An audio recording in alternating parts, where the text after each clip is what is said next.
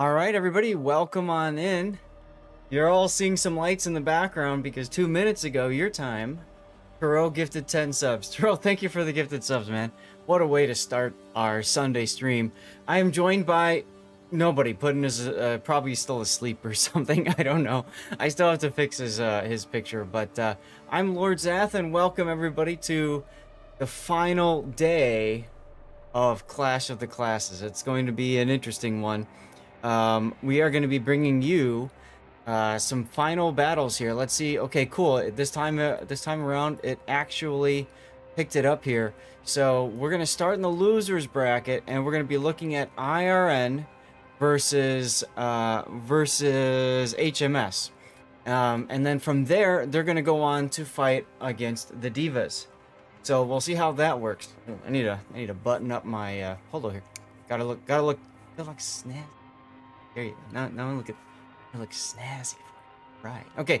Anyway, so we've got IRN and HMS, and then from there we're gonna continue to see the Divas versus whoever wins there. Let's see if I can zoom in a little bit, make it easier for you guys to see. Yeah, I can. There you go. Now it's almost too zoomed in. But we're gonna be going in there, and then from there, we're going to move on to the losers bracket, and then the losers bracket final, and then the winners bracket final, and then the grand final. Guys, whether you're watching me, Stats, Bo, or anybody else, aside from our first two matchups, everybody's going to be in the same page. Everyone's going to be together. So I do hope that you guys enjoy the show, whether you're here or elsewhere. We do have codes to give away again today, so please, of course, make sure that you jump on in for them and that sort of thing. For us, we're going to be doing the usual giveaway after each matchup. A match is defined as a best of 3, best of 5, or best of 7. Lights are going crazy still, because in addition to that, we also just got an awesome raid as well from Silent G1. Y'all, we're on a 2-minute delay, so but thank you for the raid, and thank you very much, Flammable, for the follow. Welcome aboard, everybody. We do have the giveaway going. You have to type !ticket to get into the giveaway, which means you have to be a follower. So feel free to smash the follow button if you want. It's a free thing to do, and yeah, hope you have a good time. And afterwards, we'll of course do the usual after party stuff and things, you know. So let's see, we've got IRN and HMS. So I guess we'll go to IRN here. We caught IRN yesterday against VF-119. And it looks like they're getting ready to go.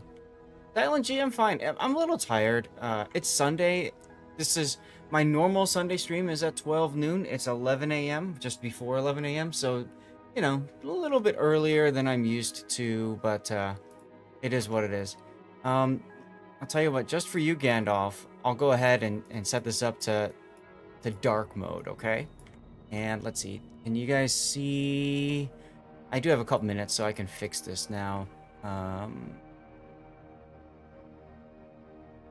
Need to be able to see the far right side of the screen. You don't really need to see the left side of the screen anymore. So that's probably about good there.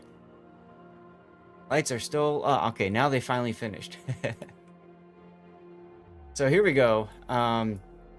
We are doing losers bracket round 5 to start, then losers bracket round 6, then losers bracket round 7. And I think we go to the winners bracket final afterwards. And then after that's done, we go to... yeah, losers bracket 5, losers bracket 6, losers bracket 7, winners bracket final, losers bracket final, grand final. Now, to make things even more confusing for you, losers bracket games are best of 3, winners bracket games are best of 5, and then the grand final is best of 7. We don't even have a scene built for best of 7. But it is what it is. And yes, awesome guy, that torpedo bounce is such an annoyance. But it is what it is. Let's see. Losers bracket, best of 3. Yeah, okay, I just mentioned that. Okay, cool. I'm just checking a ping on the announcement. So yeah, so we should be bringing you guys games soon. Couple of housekeeping things. I am also running Stream Raiders in the background. I can't show it to you guys because this is an official wargaming tournament and I can't have other games on display at the same time. But I am running it off stream. So I always run Stream Raiders. If you do Stream Raiders, that's an opportunity for you. I pretty much run it whenever I'm awake. I'm running it. So good opportunity to get some battles in if you want. I think I've run through the current event like 4 or 5 times now. And when does it end? It ends in 3 days. And I'll probably finish this one more time. One more time. Alright, so close out of that. Big thanks to Semi-Auto62 for the follow. Welcome on in. Jake Shuffle just won 15,000 coal on the rerun stream. So we do have a rerun channel, and I want to mention too, if you guys are looking for codes, looking for prizes, that's a great place to go. Last night when I did my draw, we had 40 people tuned in on the rerun channel. Get this, 3 entrants. Only 3 entrants to the giveaway. Really good odds. Really good odds. Alright, teams are starting to filter in a little bit. I'm going to see if I can find the picture that Puddin sent me. A really dark picture. I don't know if it's going to work well, but whatever. I'll save it and see what happens. Save image as... let's see, where would I put this? I think I'm going to put this in my casting folder.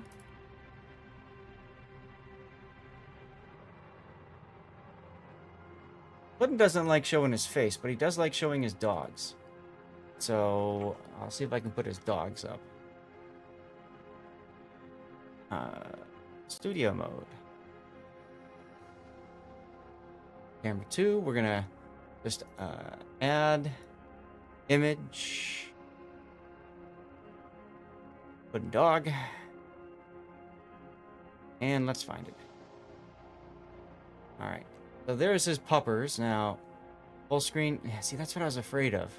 I told him this before, like, but I can do this. Is that good enough? A little line showing on the bottom. On the side. Is that it? That's about as good as it's going to get. We'll turn off animated GIF, and you guys won't even see the dark line. Okay, cool. Now that I said that, you can't unsee it. There we go. So there's Puddin for you. IRN has shown up. HMS is starting to come in. Asking if they have a map rotation. Other housekeeping things. We are on a 2-minute delay, as always. If you guys have a question, please ask. If there's something wrong, please let me know. I will do my best to fix it as quickly as possible. I made a change from last week. Yesterday, I tested it out. People said it was okay. I shrank the size of the overlay ribbon on the bottom middle of the screen by 50%. So you see more game and less of the overlays. People seem to like that a lot, so we're keeping that up. And beyond that, what else? I will let you guys know when we have a game that's going to be starting up. And I'm going to run an ad now, by the way. I'm going to let you know when a game is about to start. You'll see that in chat. And, yeah, that's about it. So we are doing Islands to start. And then we are doing Trident. And HMS has to pick a map for the second round. So let's go to this screen for a sec. There we go.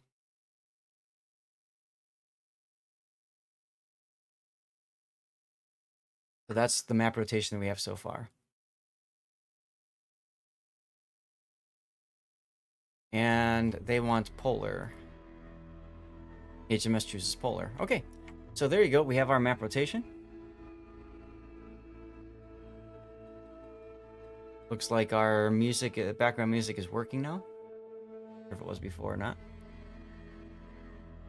All right, we're about to tune in.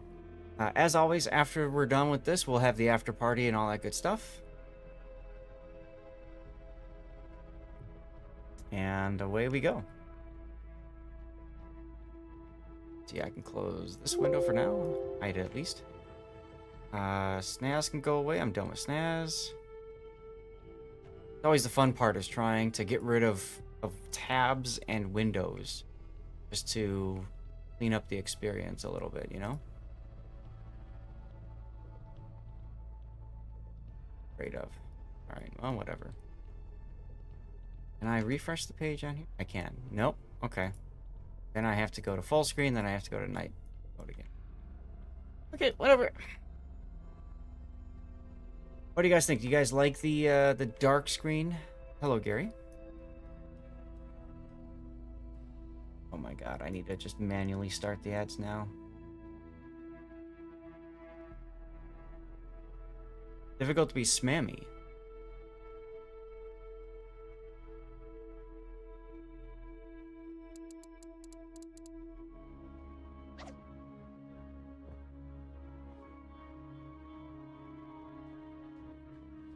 Checking.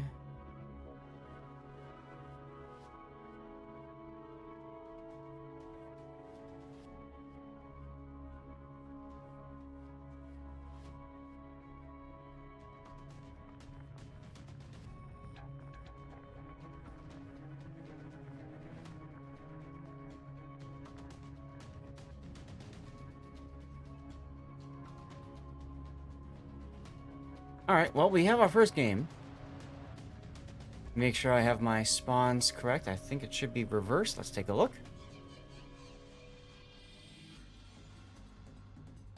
Yes, we have it correct. HMS is in the green on our first look of the losers bracket for today. And we have HMS and IRN. HMS for Statsylvania bringing Hot Carl. We like to call it the Hot Carl now.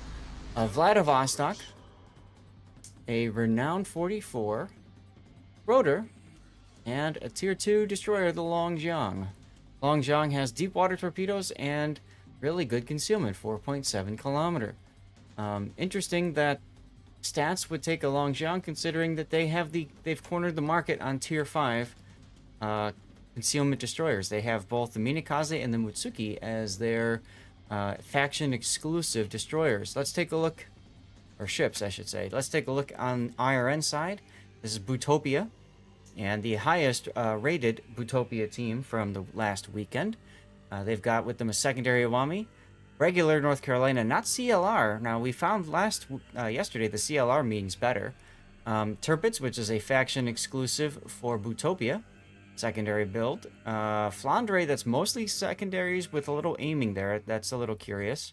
And a Fiji with Pack-a-Punch.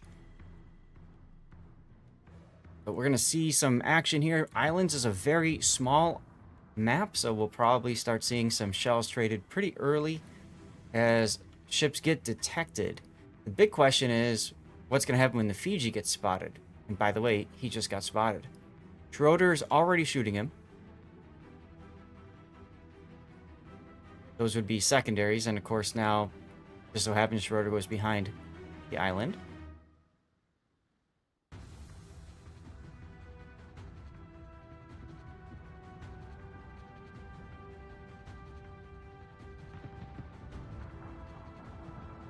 Hey.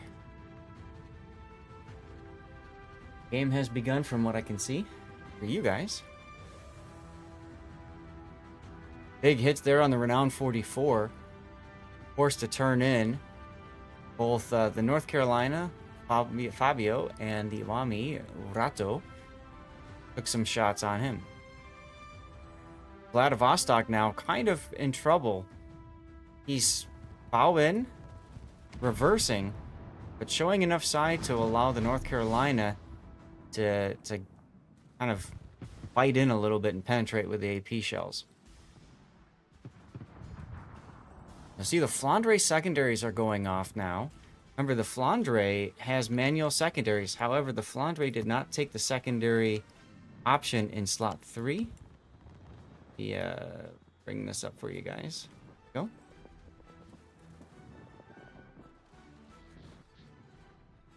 Now North Carolina's coming under Schroeder attack as Helldiver puts down the smoke. That's going to allow the Schroeder, that's Sparrow 9, to get into the looks like the B cap now after they've secured C.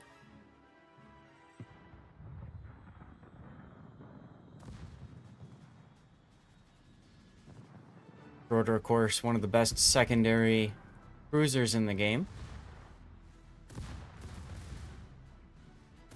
See how the secondaries go now. He's not shooting his guns for obvious reason, and that is he could be spotted in the smoke. His smoke fire penalty is 9.9 kilometer. So if he fires his main guns, the Iwami will detect him, and even the Fiji would detect him.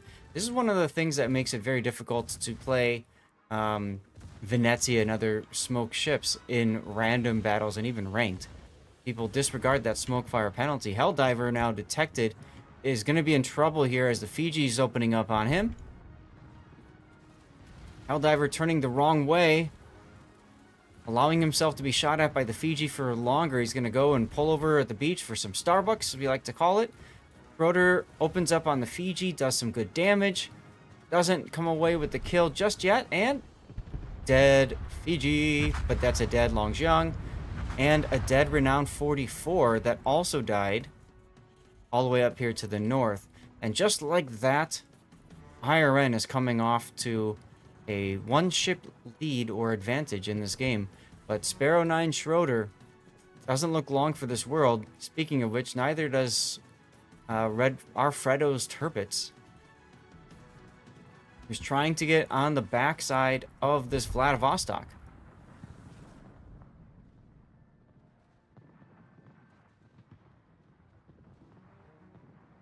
Some shells coming in from the Hot Carl on the Turpits don't really do much.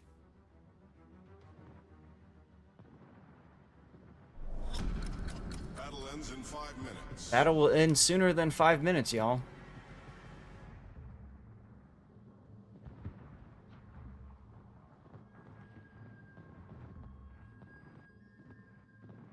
And Turpits gets Hot Carled.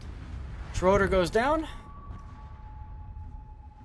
Coriohan taking some big hits from probably looked like the Iwami in order to get into these positions. Now look at the score. Technically, HMS is still in the lead with 4 minutes to go because of those caps. That being said, Hot Carl is getting wrecked. Flandre secondaries. Now's the time for the Flandre. If I'm the Flandre, I'm thinking maybe, or if I'm the Carl, I'm probably going to try to duck into this island here so that the Iwami and the North Carolina can't shoot me. But I can still keep shooting Silverstorm. But, let's see if that happens.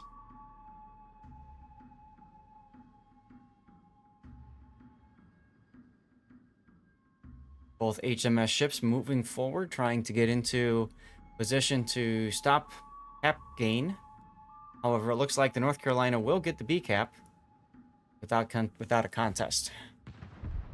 That shell is going to be too late, probably. See? Yep. It's too late, but Fabio does take some hits. Carl going in. Throwing out some Luckchuck Torps at the Flandre. Flandre had his side, took one shot. Wasn't enough. Now we're going to see if the Iwami finishes the deal before the Hot Carl can ram. He's going for the hero play. He wants to ram and torpedo two ships.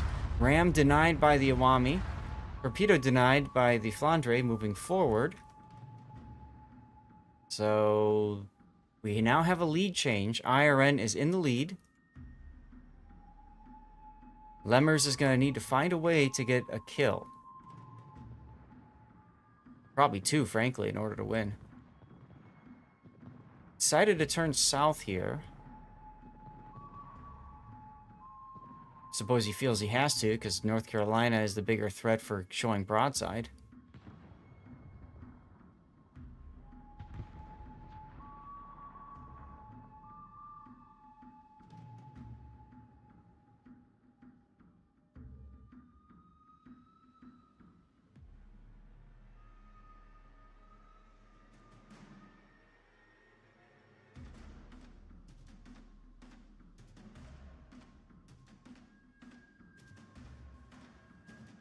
Well, clock is ticking, yo.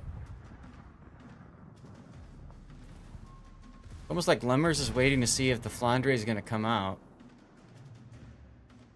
But why would the Flandre come out? Silverstorm detected. And I'm going to go ahead and preemptively put IRN up 1 over HMS. But I don't forget to do it later.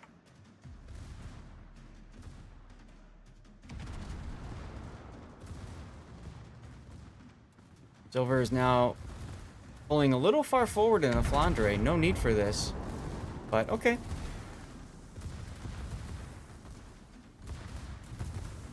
One minute to go.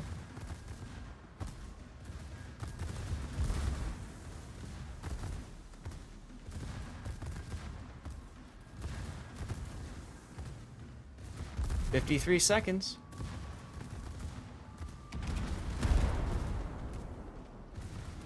Silverstorm trying to take out the Vlad turrets does manage to incapacitate one bow turret.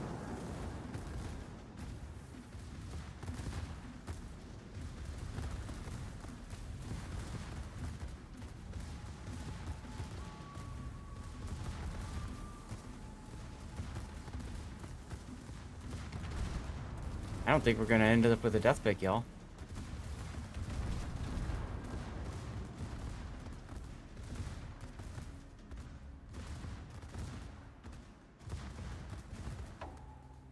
Nope. 10 seconds to go.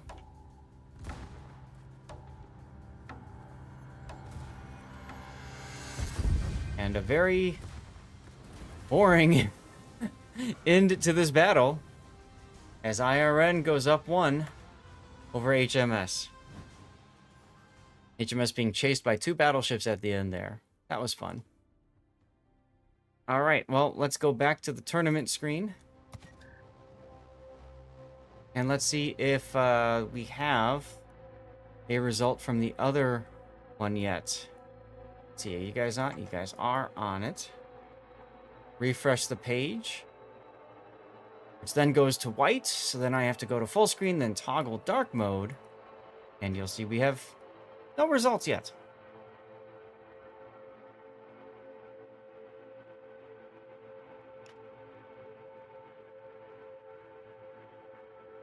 Okay. And yeah, if you guys are happy with the replacement of Puddin', that's fine. I'm going to put the next ad break on now because I have a feeling they're going to start quickly. The nice thing about this is it's one less thing for my PC to have to work to render. What I can do is actually I can go to camera 2 and I can just turn off Puddin' sperm is what you guys were calling it. Weird. Anyway. Next map we're going to bring you guys is Polar. Or the best of 3 screen. Oh yeah, I need to update to IRN. Boink. Which totally helps you guys understand who won because both teams did not submit a logo. Oops.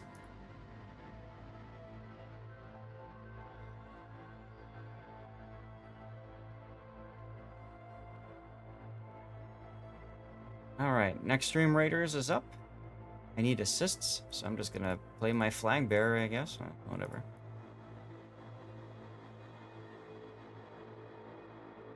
Oh my god, these guys want to start already? Alright, I'm gonna have to turn off the ad break. And I'm gonna have to do an ad right away.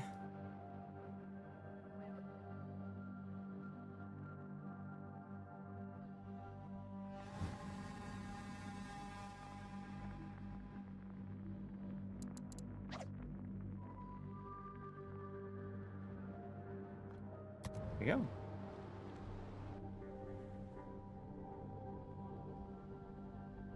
Okay, so we do game reversed again. Yep. Here we go, ladies and gentlemen. Round 2 of HMS and IRN. IRN up 1 game over HMS. We're on Polar. This is do or die for HMS. Either win or you're done for your Sunday. HMS bringing with a Hot Carl of Vladivostok, a renowned 44 secondary build. Cool. Rotor. And there's that Longjiang again. Missing one flag. Whatever. Opposing them to the south is IRN with the same build we saw before. Flip through them real quick, but too spectacular there.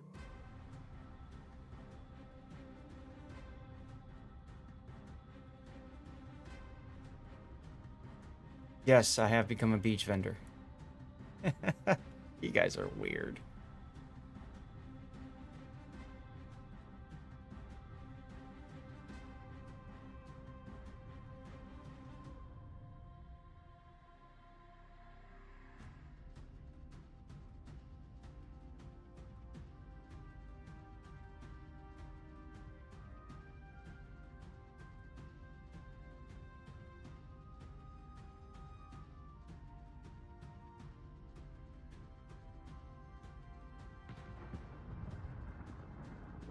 All right, well, Vlad showing, taking a quick pot shot at Silverstorm's Flandre. He wants a little payback from the last game. Now, this is a small map, a very small map, deceptively small map.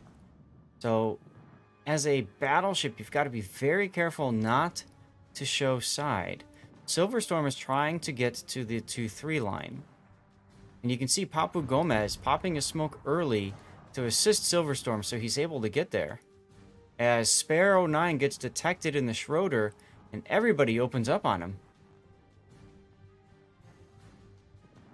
Meanwhile, North Carolina for IRN sitting in the backfield here is kind of playing goalie. He's going to shoot whatever he can see on either side of the map. Follow his shells into the Schroeder. One penetration hit. But wait, there's more coming from the flank. Sparrow 9 is in trouble.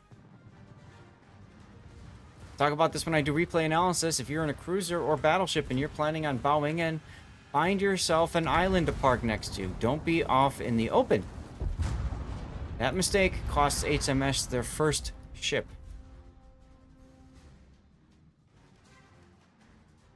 That being said, Fredo's Tirpitz is coming up. Lemmer sees the problem. He's trying to run away. He's in such a hurry, he blocks his renowned 44 teammates' torpedoes.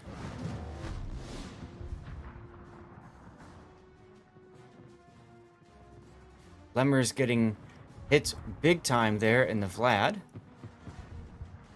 Tirpitz getting smacked in return. HMS will likely lose the Vlad here. And IRN will likely lose the Tirpitz, so once again we'll be in a situation where IRN is up a ship. Big hit there on the Renown.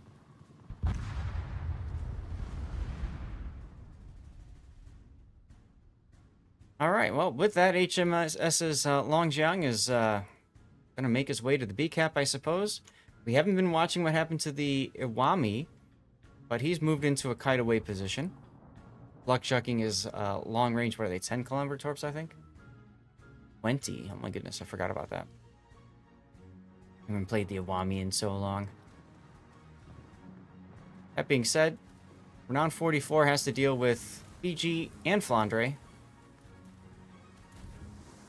Now, pulling over here for some Starbucks is okay for now. It's just a temporary reprieve until Silverstorm gets on the side.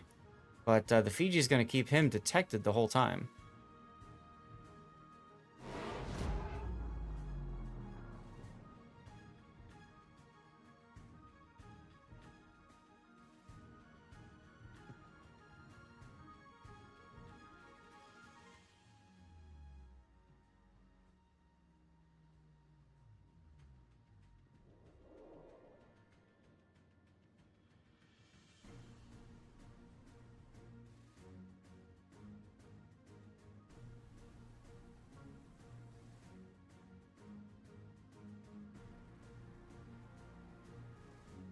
Torpedoes. One hits the Iwami.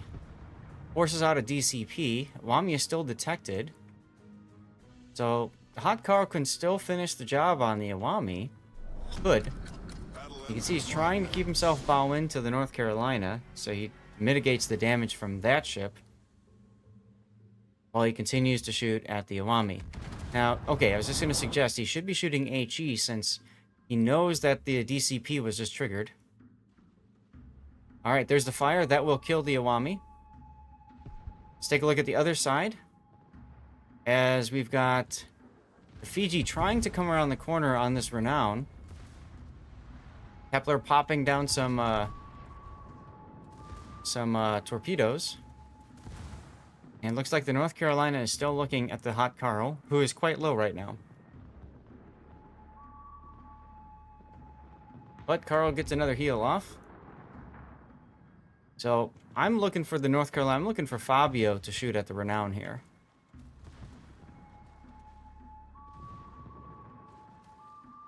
Papa Gomez trying desperately to only get his bow turret shot, and he finally says, "Ah, to hell with it. He's just going to come out."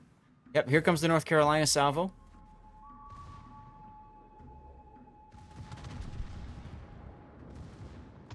And Fiji?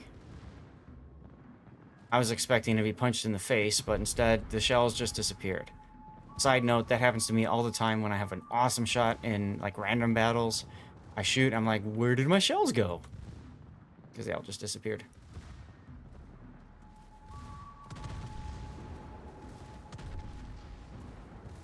See, those connected.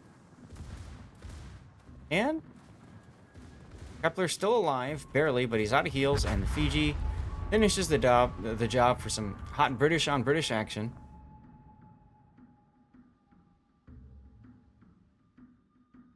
This ought to pretty much do it.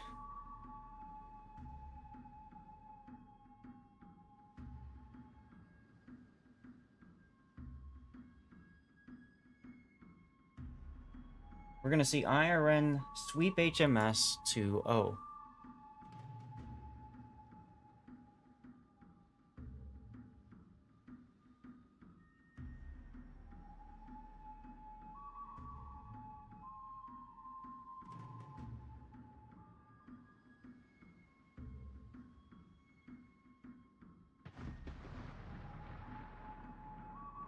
Longjiang deep-water torpedoes don't really matter too much. Oh, nice hit on the Fiji there from the Hot Carl.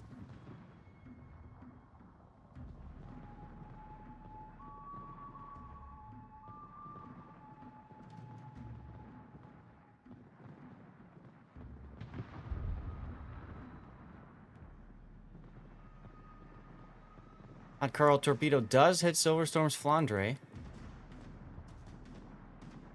Possibly he's flooding. Looks like he's burning too.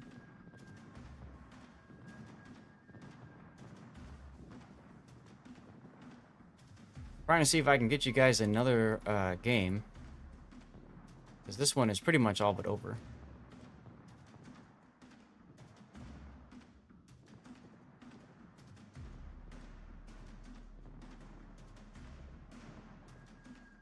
And the answer is nope. We're going to have to wait. I'll bring you IRN versus the Divas next.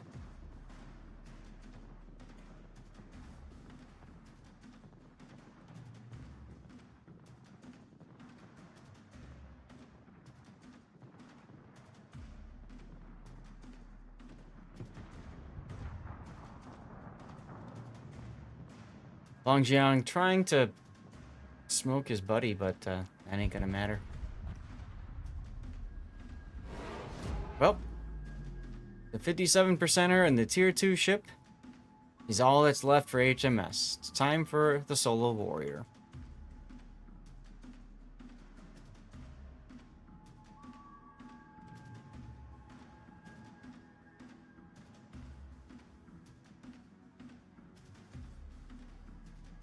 $30 remain. He's gonna run out the clock. Unfortunate, because I might not get a death pick that way, but we'll see what happens. You know what? To hell with it. Screw you, Longjiang. I'm taking my death pick. There we go.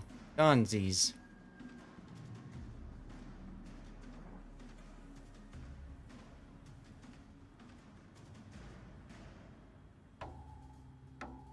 And there you go. Helldiver survives and says, well, at least I lived. and saves a star, perhaps. I mean, think of the base XP gains from a tier 2 smacking tier 7, 8, maybe even a 9, right? That can work. It's naked too, by the way. Anyway, congratulations to IRN.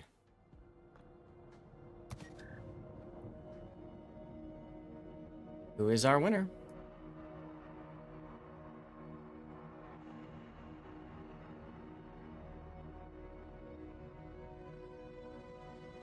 All right, well, let's get out of here.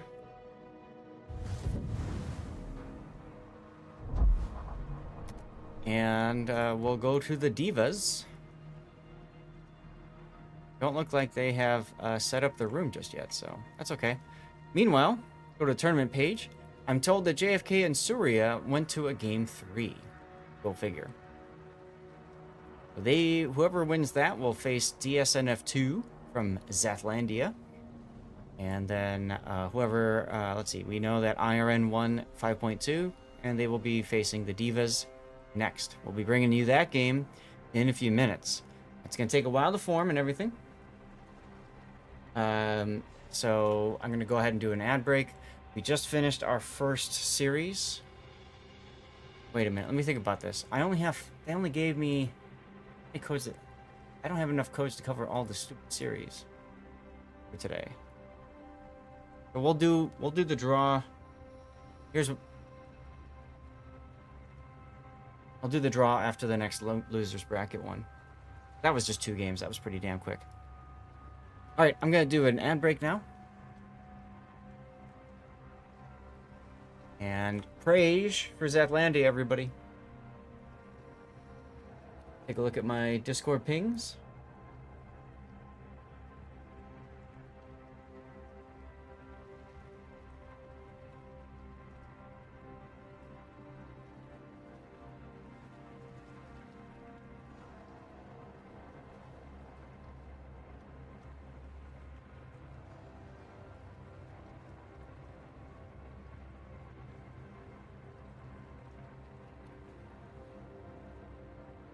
Installer code has been optimized for ASLanes. Interesting. Speeding up startup time by 50%.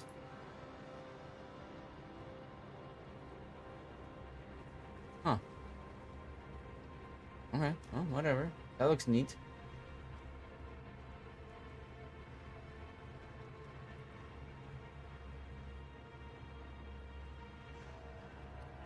All right.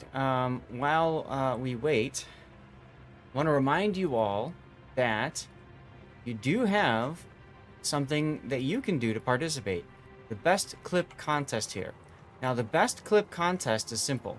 You get a clip from any streamer of the tournament, and if you get the best clip, you get 3 Distant Voyage containers. Pretty sexy. So make sure you're aware of that. Be on the lookout for epic moments, and be prepared to clip them. Go back to full screen. Okay, let's refresh the page. Let's see if that's, they just did W and L. Okay, well, whatever. See, I have to go up to the top, I have to go to full screen, I have to go down here, and I have to go to night mode. There you go.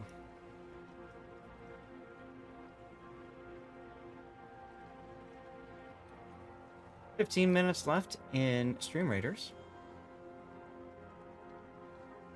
Brew 2016, thanks for the follow. Welcome on in. Did I miss anybody else? I got semi-auto earlier. I got flammable. Alright, we're good.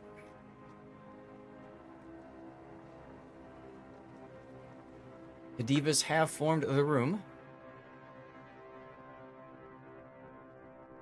Divas versus IRN. Reset the maps. We don't know what the maps are going to be yet.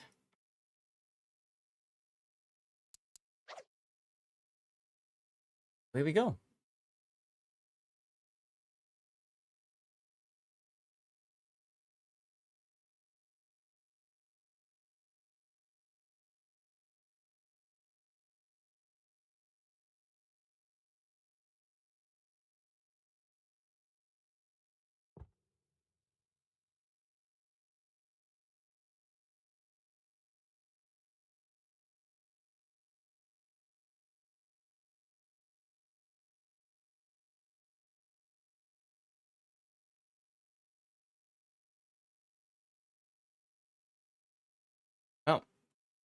Puddin missed the entire first showing, so he's a forfeit.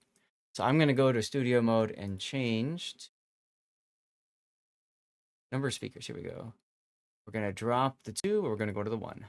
You're all just stuck with me, baby. Aha. Something else we can do when you have time. We're gonna start with Archipelago.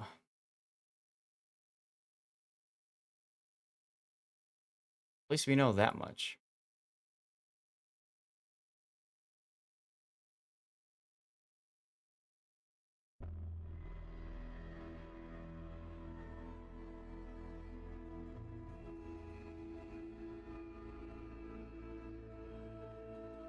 Cool.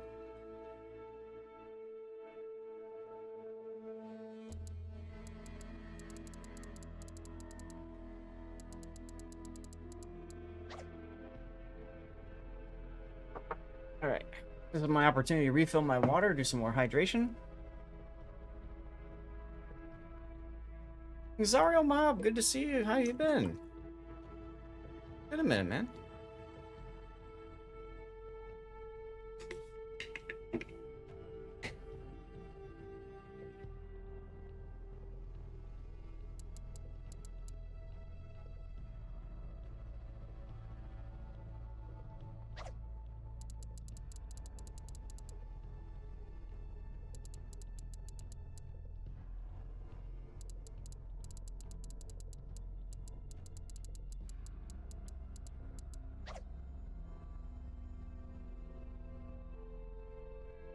Let's see.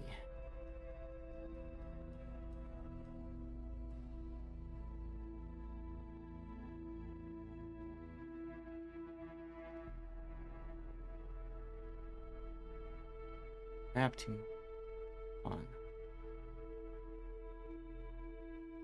Ah, I see. Lower seeded team starts. Okay, I see.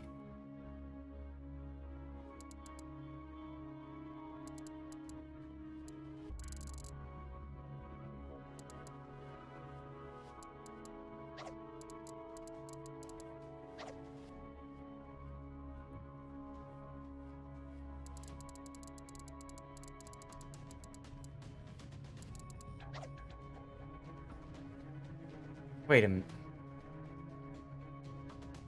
The hell?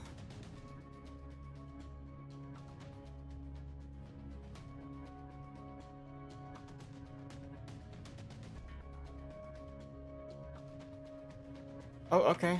All right.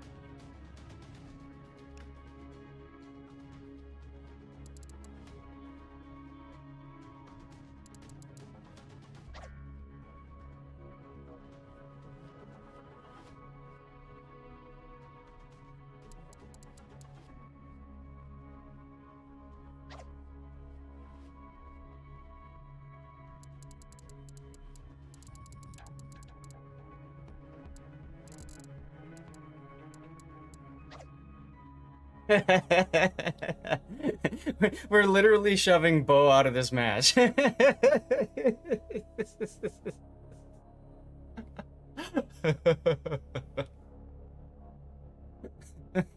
is too funny.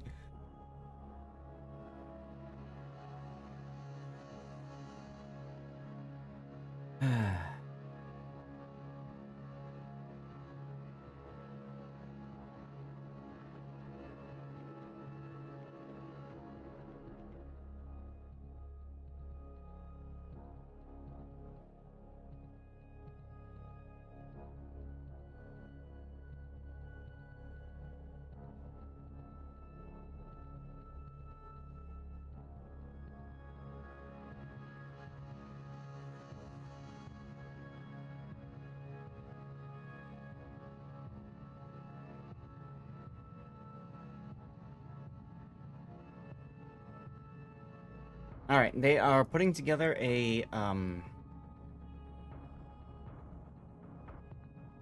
Okay.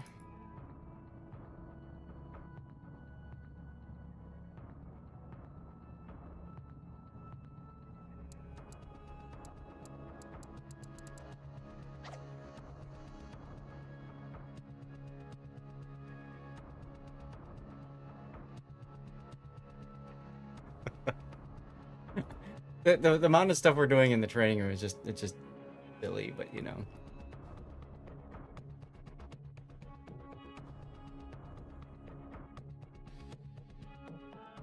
All right, I got it written down.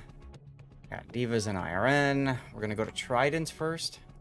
Here's our best of 3 lineup. After this series, I'll do a draw for you guys, okay?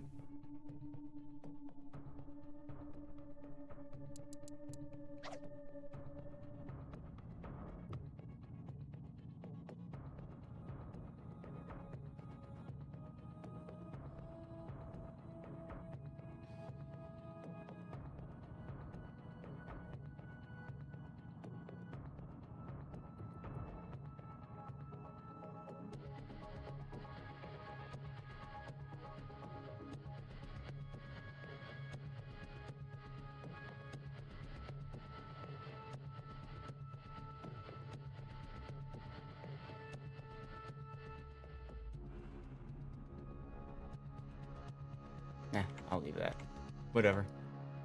Cobra with your Twitch Prime sub. Thank you, Cobra. Lights going nuts. Good times. Okay, we are ready to go. Game 1. Iggy button. Iggy button. What's the Iggy button? Game 1 of Divas and IRN. Here we go.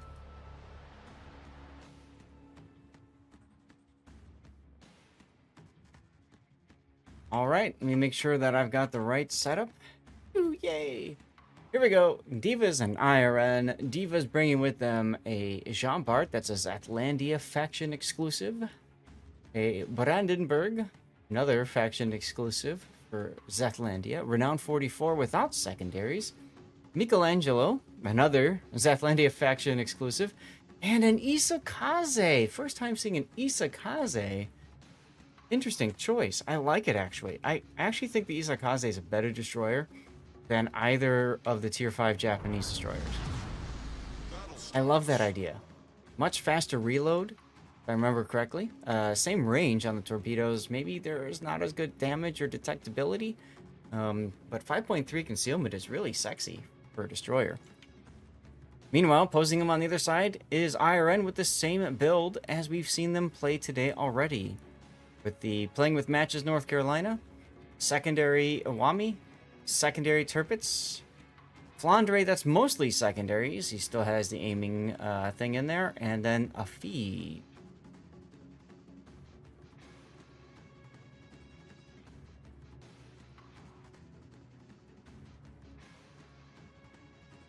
Still don't know what that means, but okie dokie. Moving on.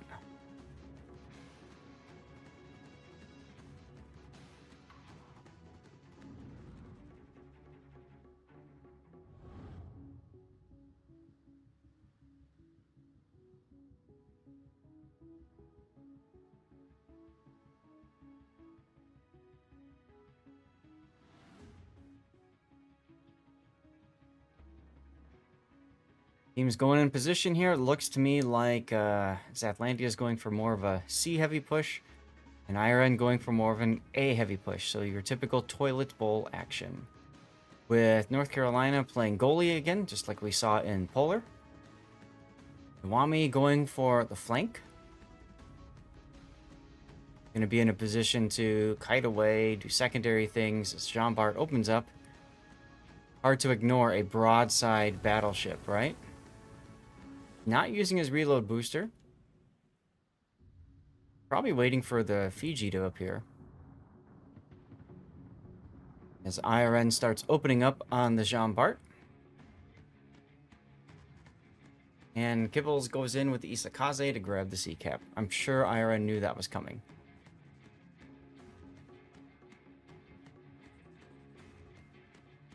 Uh-oh, the Tirpitz is putting the plane up, everybody. Watch out.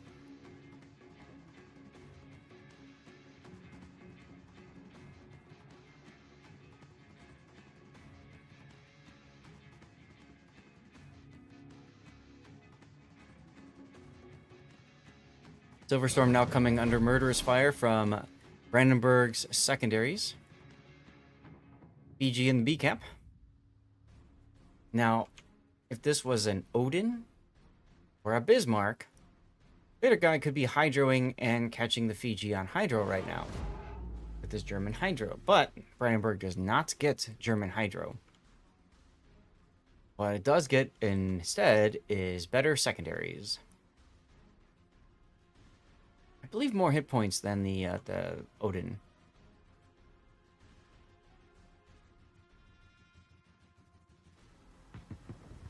Alright, Renown 44 Elite Delta has gone into a kite away position here as he smacks Silverstorm's Flandre. And Alfredo's Tirpitz continues to advance into the A cap. Bitter Guy detected now by the Fiji's Hydro.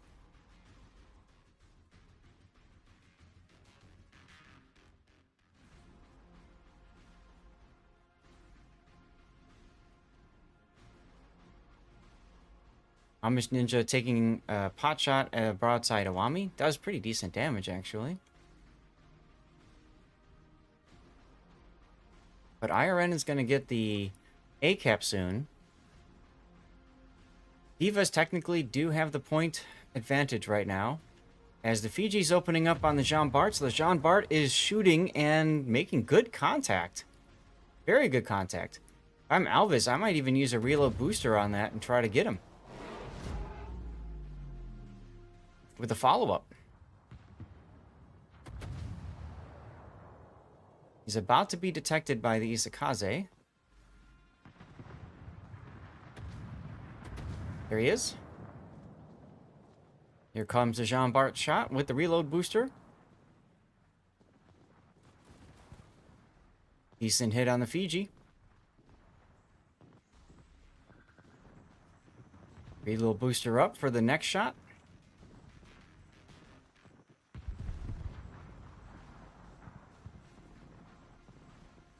And Papu Gomez, quite low. Speaking of being quite low, our Tirpitz guy and Flandre are a bit on the low side of things too. Renown 44 Elite Delta firing off torpedoes. That's a bit of a head scratcher because he ain't got the range on those torps. Well, maybe he does. They're 10 kilometer. He actually does. Look at that. Isakaze in smoke, taking advantage of the opportunity to get some free shots as Alvis is forced to go into cover in the C-cap. And Amish Ninja and Michelangelo is trying to advance on the Awami with the Jean Bart's assistance. Amish, we've talked about this, Put and I, how very few times these guys don't like to use their consumables, even though they could easily run Superintendent. Tirpitz goes down. I'd really like to see Amish using the smoke here. I mean, why wouldn't you take advantage of that of that free smoke? Bitter Guy goes down. Amish really needs to smoke here. I still don't get it. You gotta smoke. You can't let the North Carolina take pot shots on you. There's the smoke. Did he fire recently though? Looks like he... Nope. Okay. Now's his opportunity to maneuver.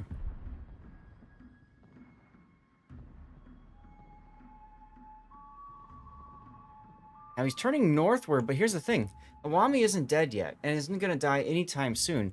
I don't like this maneuver. I would rather see him maneuvering like down to here, because then he can use the island to keep away from the North Carolina while he continues to get secondaries on the Awami. Turning northward here kind of feels bad because he's not going to get the kill off. Meanwhile, Flandre versus Renown 44. Papa Gomez is healed up a little bit. He's continuing to shoot at the Jean Bart. He's actually managing to arc the shells over that little bit of the island there.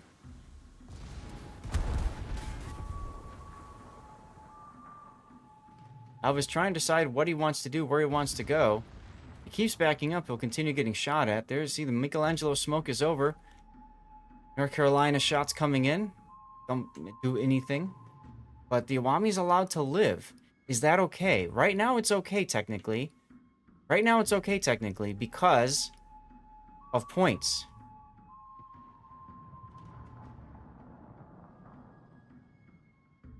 Papa Gomez coming out into the sea cap. He was spotted for a little bit there. Not spotted anymore. As Isakaze is just going to walk into the A cap, I think. Basically saying, fine, you take B, I'll take A. And we'll be in the same problem. Be in the same situation.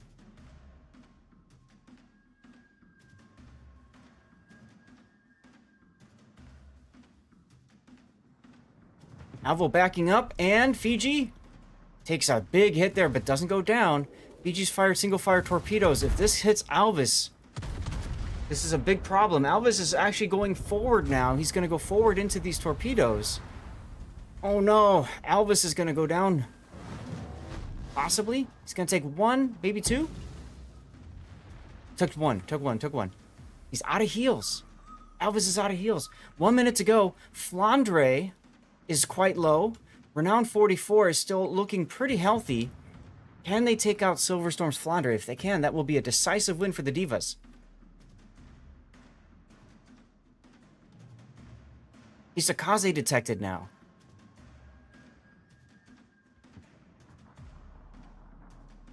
Silver trying to heal up. That's his last heal. Here comes a North Carolina salvo on Elite's Renown 44, who's sitting broadside to him. This could be pain. Oh. They get him. Isakaze gets the kill. That'll secure it with 40-odd seconds to go. I just don't see a way back in it for IRN. And we see our first Zathlandia win in quite some time. Totally not biased, y'all.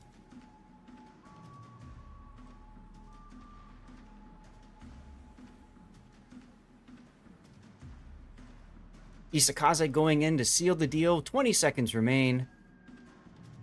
That's going to do it.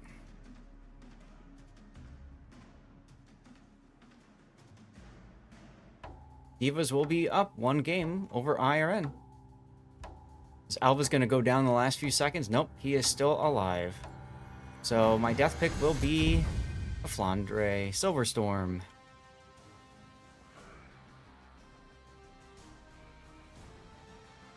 What a game. Alright, there's a high chance that they're going to want to start again very quickly. So here's what I'm going to do. I'm going to run the ad break now. There's always a possibility, though, that they start before the ad break triggers. If so, I'll try to trigger a manual 1-minute ad break, okay? In addition, don't forget, I am also streaming this over to YouTube, so you can catch the action on YouTube in case an ad goes down. I'll put the YouTube link in chat here.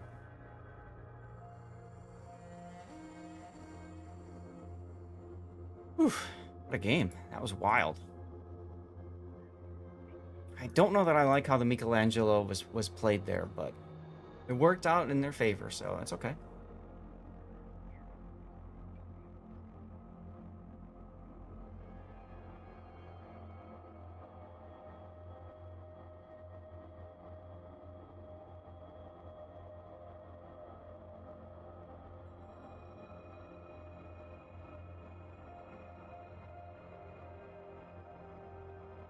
They are setting some stuff up. Do we have info on the other game so far? Let's see. No.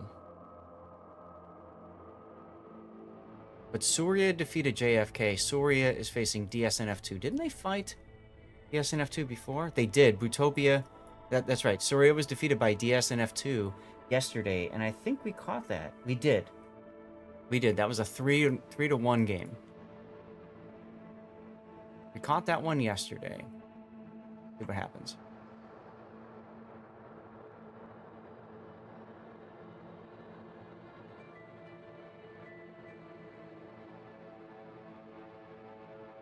I might use this opportunity to turn on my fan.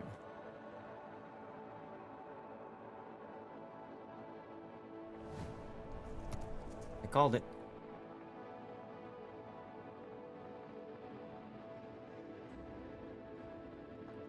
Called it. They wanted to go. All right, here we go.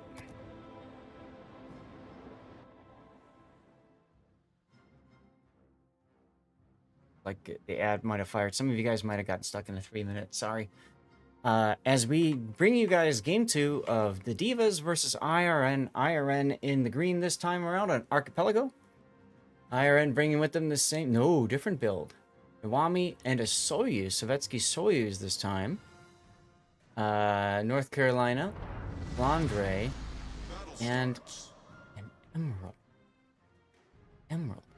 So because they bring a second tier 9 battleship, they have fewer points to spend. So they bring an Emerald because it's cheap and can do the similar job, I guess, as a Fiji. On the opposing team, the Divas, bringing with them a very similar team, except the Long Zhang replaces the Isakaze. Interesting choice. Interesting choice. All right, well, we got our usual builds here. Jean Brandenburg, Renown, Michelangelo, and Long Zhang. Now, why Long Zhang, you might ask? Mainly because of the concealment advantage, I would say. 4.7 versus 5.3 with the Isakaze. Although, honestly, I think I'd still rather see the Isakaze, but that's all right. Iwami detected. Gomez has a really good spawn, actually. He can just walk right into the B cap. Soyuz also in a really good position to the south there. He can just butt up to the island. I'm surprised he's not doing that. Instead, he's being a little bit more aggressive. Spotted now. Flandre's going to maybe push with him. An interesting decision. Papu in the B cap, smoking himself to make sure he gets the B cap safely. Once again, North Carolina playing goalie in the backfield, looking for opportunity shots. He sees one here on Alves Jean Bart. Shells do not connect. Now, if you're Kibbles, here's the question. Do you go for the Emerald next, or do you go for the Iwami and try to get him off the board? Tough one to decide on.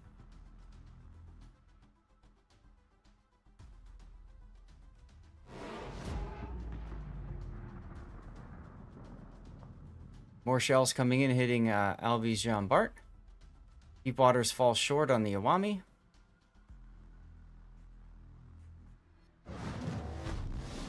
Gomez firing off some torpedoes with the anticipation that Kibbles is going to go into the B cap.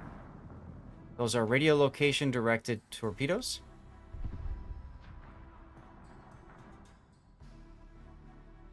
Jean Bart continuing to just spam out HE. Trying to get Rado's Iwami on fire. There it is. Also, HE has an opportunity of breaking torpedo tubes.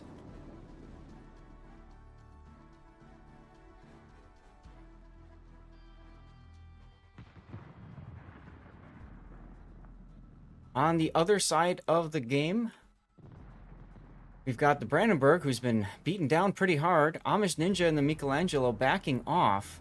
I really don't like that. I think Amish actually had a really good opportunity to be aggressive. He could have worked his way forward, gotten on the side of the Soyuz with the smoke perhaps, and got some good AP shells into his broadside. Instead, he's backing off, playing it safe, but playing it safe means he's going to lose his teammate. You see that Bitter Guy is forced to show broadside to the North Carolina now. And he's going to go down right here with this salvo. There he goes. So now Amish is by himself with 2 battleships bearing down on him. That's got to feel good. Meanwhile, Kibbles does go into the B cap.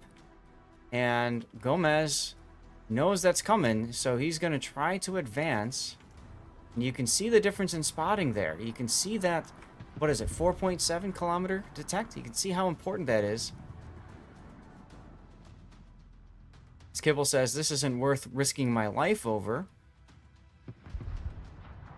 It looks like the Jean Bart has left that spot. They don't care about the Iwami anymore. They want this Emerald dead. Frankly, I can't blame them. Looks like the North Carolina has switched sides as well. Okay, now the Michelangelo smokes and charges? This doesn't make any sense to me. This doesn't make any sense to me, but okay.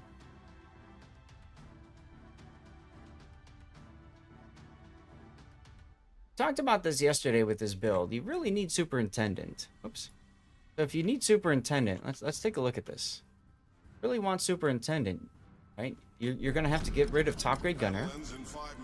And I would even argue get rid of the shell switching and pick up priority target. Be good to do. Or you could even try going for maybe heavy AP. There's no room for that. Never mind. Anyway. Smoke expires. Amish Ninja will expire shortly. Alvi and the Jean Bart has taken additional hits. Amish is going to try for the hero play. I guess. Torpedoing both. Just not going to go too well. Nah. See, there he goes. His opportunity to charge was wasted earlier. When the Brandenburg was at 50% health, that's when he needed to charge. Not after his Brandenburg is dead. Because guess what? There's nothing left for your team. So we will most likely be going to a game 3. Well played by IRN.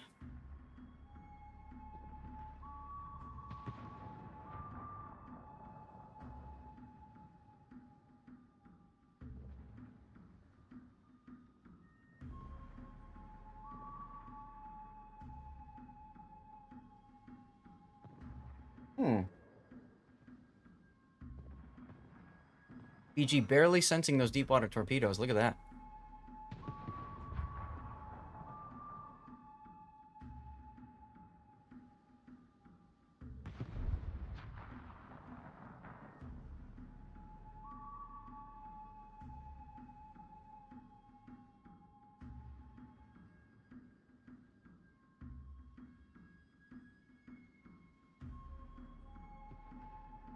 And there goes the Jean Bart.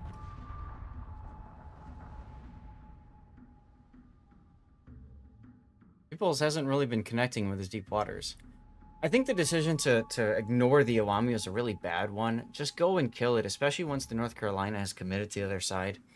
And the decision to turn the Michelangelo around and just essentially yeet him into 2 battleships, not a good one. So, 2 big mistakes for the Divas, but there's one more game for them to play. They have one more opportunity to bring this back.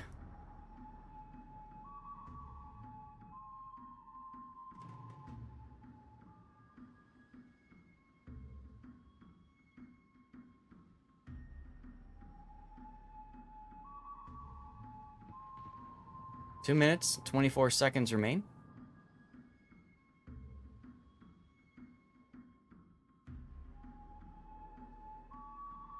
I really feel like the Isakaze would have been a better pick. Just far more torpedo weight.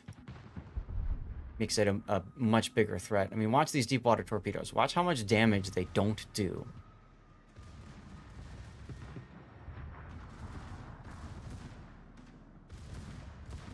You know? Just not enough damage.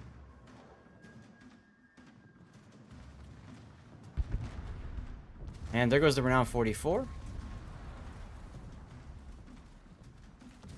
Oh, see, Biggles, the problem that I've been seeing so far is that the ships that aren't taking Superintendent are very, very cautious and not using consumables. They're not using Hydro like the last game. Amish wasn't using Hydro when charging against the Iwami. Didn't take the torpedoes, but I mean, hey, come on. He had 2 smokes available, too, when he was charging the Iwami, and still didn't want to use one of them. So if you're not going to use your consumables, because you have so few of them, that's a problem. Superintendent gives you the ability to use one and throw it away and not care, essentially. And there goes our tier 2 destroyer.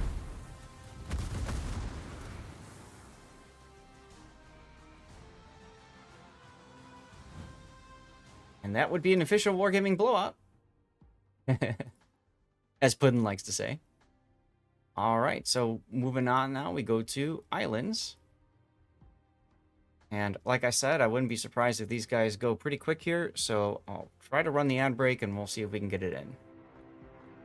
After this game, y'all, we'll be doing our draw when we figure out what's going on with our next game. Do I have a score to report to you guys? No. Surya won 1 game over DSNF2. DSNF2 brought a Fuso, John Bart, Renown 44, Alaska, and a Brandenburg.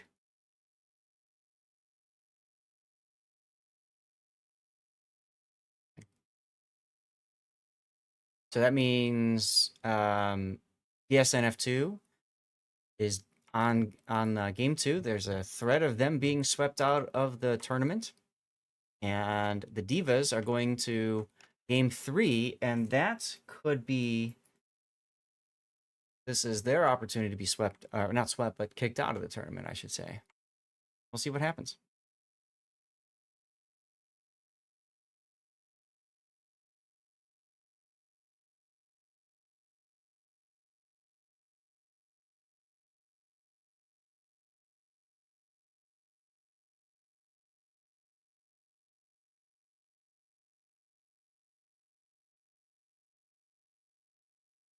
Being told to hold this game for a minute, so that will help with getting the ad break caught up.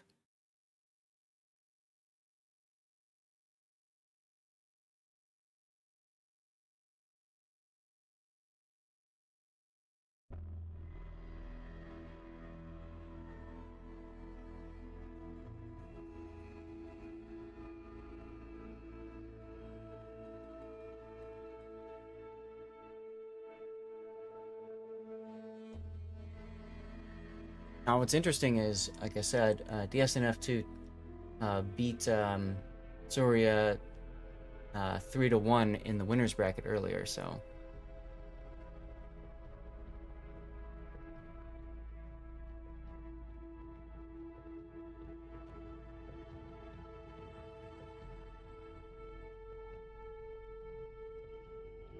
Alright, we'll see what happens over there. It is hard to get through the consumables in the time limit. That's true, Biggles. Like I said, if you're not going to use your consumables at all because you only have 2 and you're afraid to use them, then what's the point? So you either use them or you don't. And I think that's one of the hardest things about Michelangelo is knowing when to use those consumables. It's kind of like golf. If you're a golfer, most people say that they would rather miss the hole by going past it just a small amount than going short. And it's the same idea with the Michelangelo, in my opinion. You'd rather go down saying, okay, well, at least I used my consumables instead of having a full rack available. Exactly. Players should be using what they have. Agreed, 100%. And that's kind of the point I'm making. And I wonder if Superintendent, the lack of that, kind of puts a psychological impact on the player saying, well, I want to conserve, right? I don't want to use my consumable right away because then I only have 1 left. Right? That 1 left part is a huge psychological impact. Get some more wata. As we are being told to hold, most likely because the game 2 of DSNF Surya is on. If that's a 2-0, then they'll bring everybody over here. If it's a game 3, then we'll go and they'll go. So that's the reason why we're being told to hold right now. See, he's nuts. Bingo. See? There you go. There you go. That's the natural idea, is I want to save my consumable. The natural idea. And there's nothing wrong with that. I'm not saying that that's a problem to, I think one of the hardest parts about playing a tournament for people who don't normally play tournaments is you have to break free of the random battles habits that you've learned. Random battles habits like, I don't want to get shot at ever if I can help it, right? I only want to take opportunity shots. If I can take a shot at somebody and not be spotted and shot at in return, I want to go for those kinds of shots. I want to save my consumables until I really need them. Like, those kinds of things, you have to throw those away. You have to look for opportunities to maximize your use of your consumables. That's the hardest thing. Zucaro Jr., thank you very much for following. Welcome on in. Make sure you... Yeah, you did the ticket thing. Perfect. After this game, we'll do our first draw, okay? I only have a certain number of codes, guys, and that's the reason why I can't do... Historically, we've been doing 1 each match. We got through all of our codes yesterday and then some, and I have to conserve because otherwise I'm going to run out, as always. Speaking of codes, again, if you are looking for really good opportunities to get codes, check out the rerun channel. It's live. There's 24 people hanging out over there right now, and I do draws on that channel twice a day. Last night at 10:30 p.m. my time, when I did my draw, we had 40 odd people tuned in, and we had only had 3 people entered in. Really good odds for that winner. Hey, King or North. And that winner walked home with some blue boosters to help with grinding up tech tree lines and stuff. So that's pretty nice.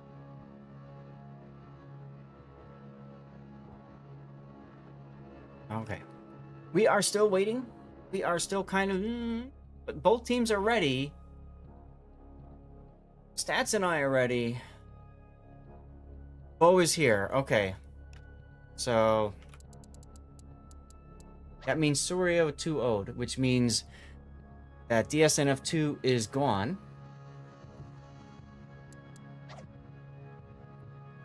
That means that the Divas are the only remaining team for Zathlandia in this tournament. The only remaining team. If they win, they get to face off against Surya. Up next. We'll see. Whoever wins this goes against Surya. We know that much.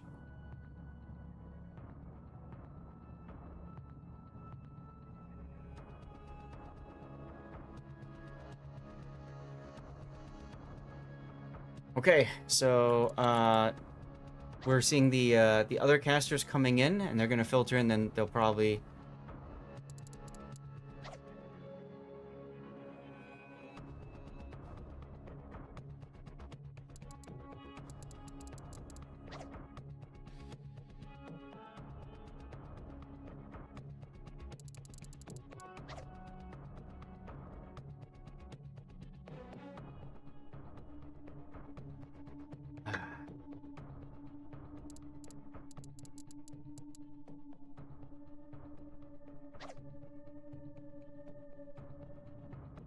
Bravo, it's 1-1, Trident, Archipelago.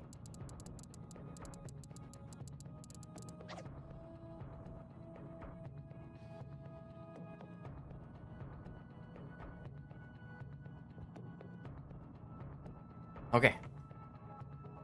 We are readying up.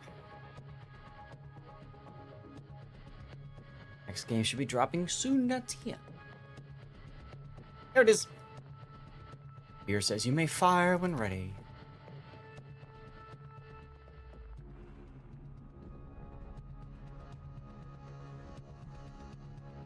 Let's see, I think I do game reversed again. Let's see. Yay! Here we go. Welcome everybody to game 3 of Divas versus IRN. IRN and Divas are tied up 1 each. This is win or go home for both teams. Whoever wins advances to play against Surya.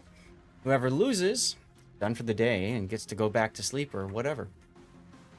IRN is bringing with them an Iwami, a Soyuz, a North Carolina, a Flandre, and an Emerald. So, in other words, the same exact build as last time. Opposing them, in red, are the Divas, with a Jean Bark black, Brandenburg black, Renown 44, Michelangelo, and this time, Fubuki.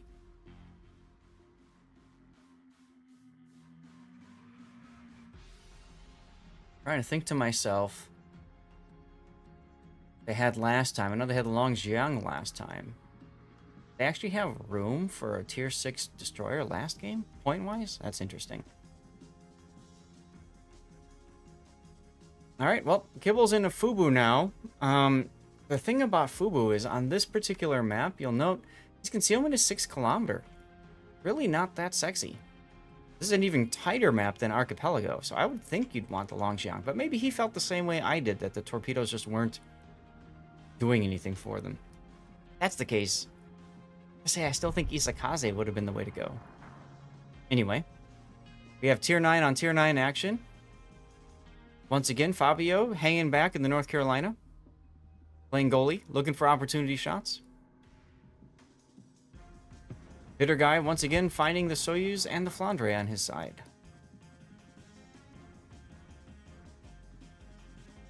Fleet Delta engine boosting to the island up here so that, I don't know, taking some big hits there in the Renown 44.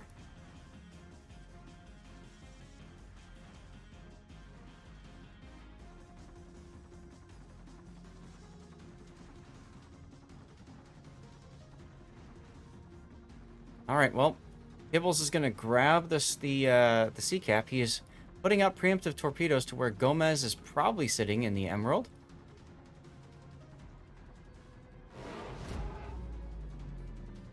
Amish was detected momentarily.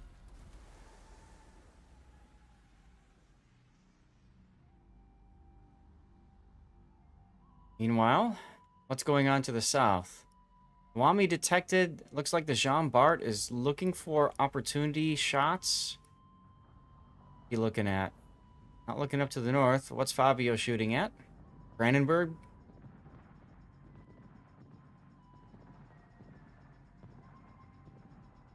All right, Michelangelo's been spotted. Here, for example, is where I would smoke and then just move south. Because I've got Hydro, and I've got the Soyuz on Hydro, and I can secondary him to death and torpedo him even. And you know he's coming out, so smoke? Okay, there's the smoke. Now, don't shoot your guns. That's the big thing. You can't shoot your guns in this situation, even though you've got a broadside Soyuz right there. Soyuz taking a guess shot, really good guess shot. Ninja decides to shoot back. Really don't like that decision. Torpedoes hit the Soyuz. Emerald now shooting the Michelangelo. Flandre shooting the Michelangelo. Bitter guy not really in position to finish things off on the Soyuz. But the Emerald is now detected. So that's excitement there. Meanwhile, Jean Bart and Wami going on. North Carolina has switched his guns to the Jean Bart.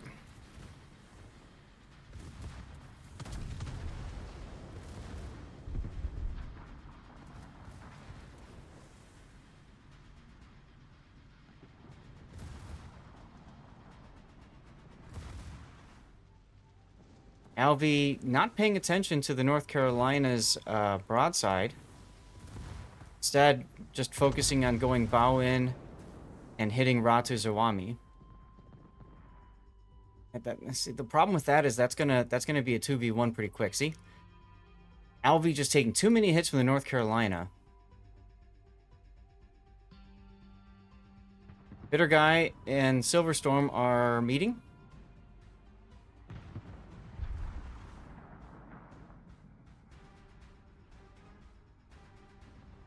Silverstorm might get underwater featured. That could allow Bitter Guy to get past and fire off his torpedoes. Let's see what happens here. This is going to be crucial because I'm pretty sure Alvey's going down pretty soon here. North Carolina repositioning to support to the north. Bitter Guy with a very early, far too early torpedo drop. Too soon, Junior. He only hits 2, and they're both on the bow. If he would have waited just a little bit longer, that would have been a very dead Flandre. Instead, he blew his opportunity and then turned and got wrecked by the Soyuz. He would have been far better off going sideways to Silver and then firing off his torpedoes like this. You fire them widespread so that you spread out the damage. You spread out the damage because as torpedoes hit one spot, that one spot gets saturated. Your torpedoes do less damage. That was a really bad attempt at a drive-by there by that Brandenburg player. And that might very well seal the deal for the Divas. Papa Gomez needs to get killed if there's an opportunity for the win here, but no, Wami does that, so that will be it. IRN is going to move on, and with that, Zathlandia is out of the tournament.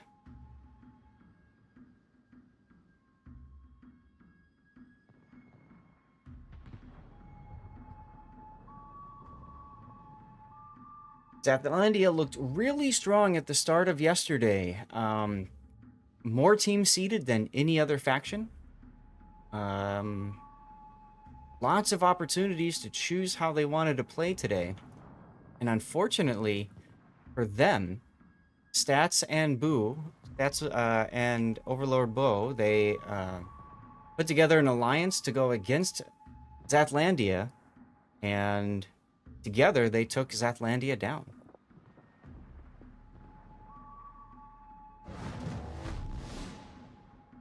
On the bright side, knowing that it took 2 factions against 1, I'll take it. Nicely played to IRN.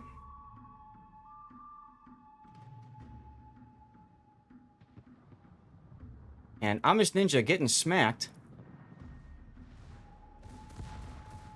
Is he going to go for the broadside shot as people continue to fish in the smoke?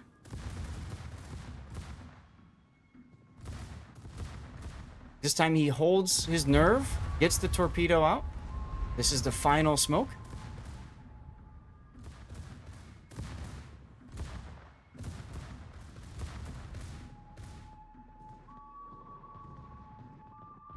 Nice torpedoes on Silverstorm.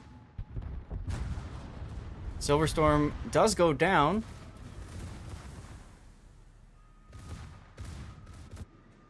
And now it's the North Carolina versus, and Kibbles is stuck in the FUBU, being chased down by an Emerald. That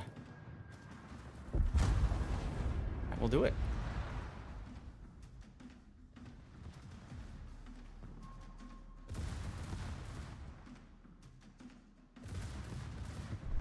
Yeah, but then, nope. Indeed. Indeed. All right, there's our final death pick. And with Zatlandia out now, I'm gonna go get some dirty water, and we're gonna drink. Cheer to toast Zatlandia. All right, IRN winner. There's the screen.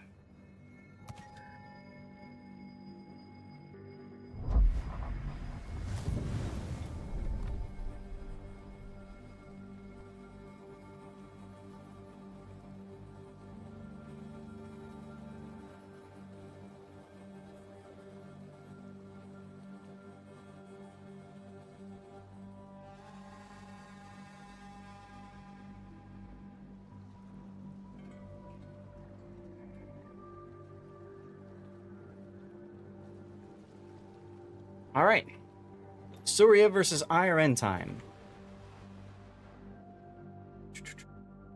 Tournament page.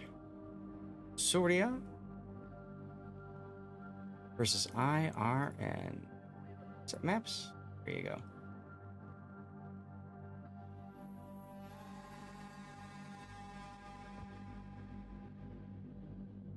All right. Refresh the screen. And, well, you guys can see. Can you? Do I have it up? Okay. Ad break time, dirty water time. I will be back. And we will celebrate Zatlandia for what they were. Be back in a moment. I need to put my AC on, too.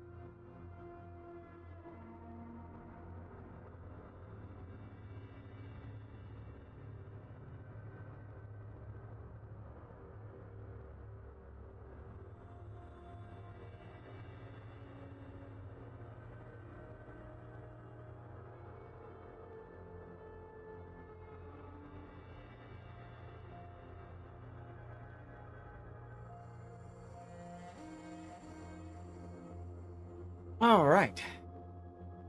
We are back.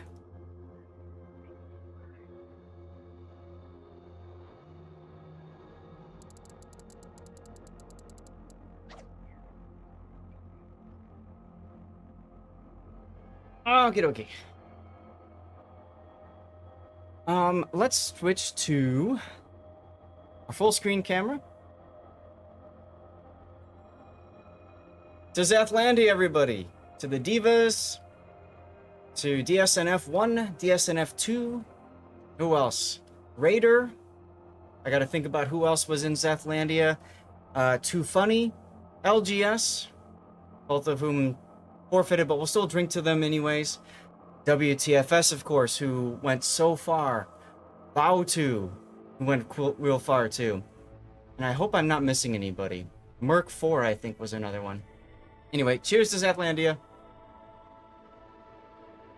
I hope you guys had a good time. It was an honor to be the god chosen for all of you, whether you chose me or not. And we had a good time. And I hope you guys had a really good time as well.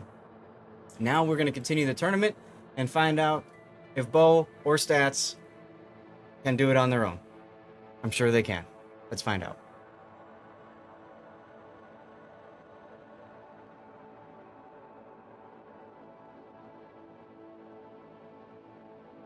Okay. Looks like they're trying to pick out some the maps and stuff. It's going to take a few moments.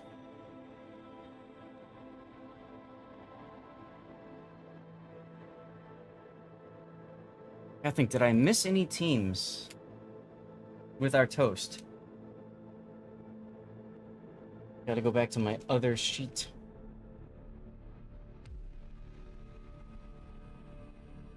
Is that on the kid? I got confused and used the wrong notebook earlier.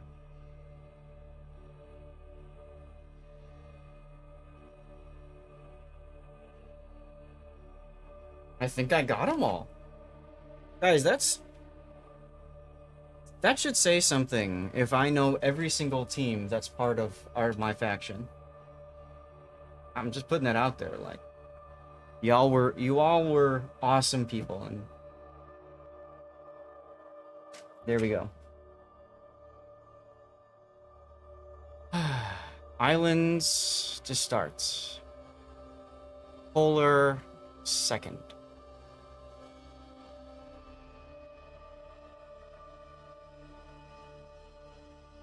Right then.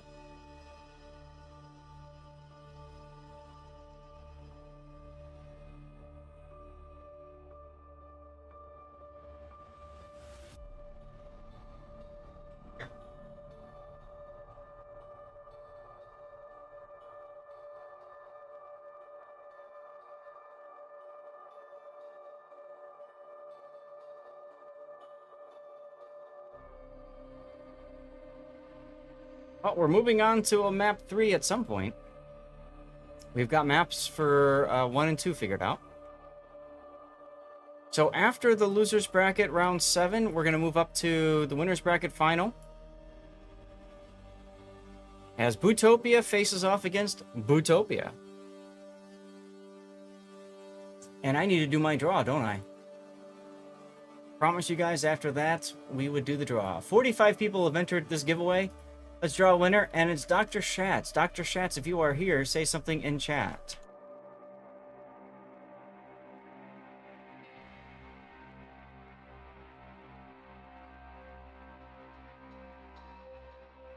Archipelago third. Okay.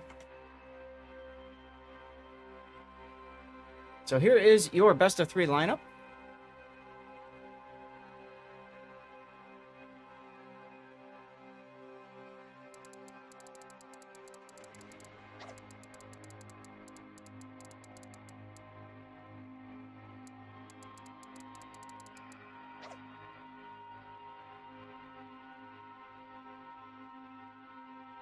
I'll hold on that for a little bit later.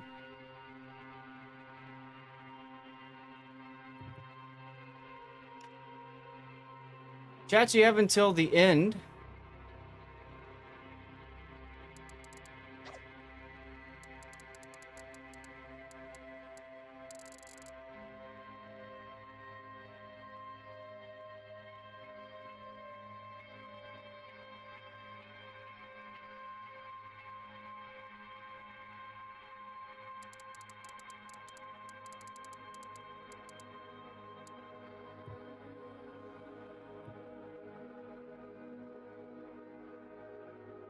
Huckman said he wanted me to have it. Ah.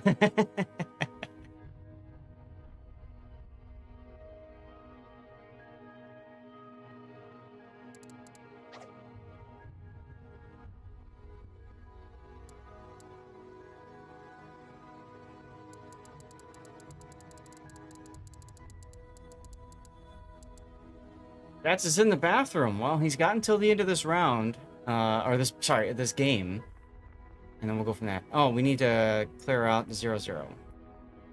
All right, 0-0. First game has begun.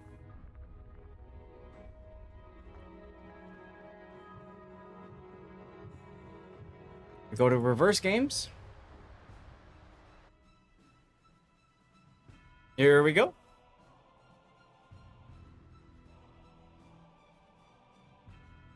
All right.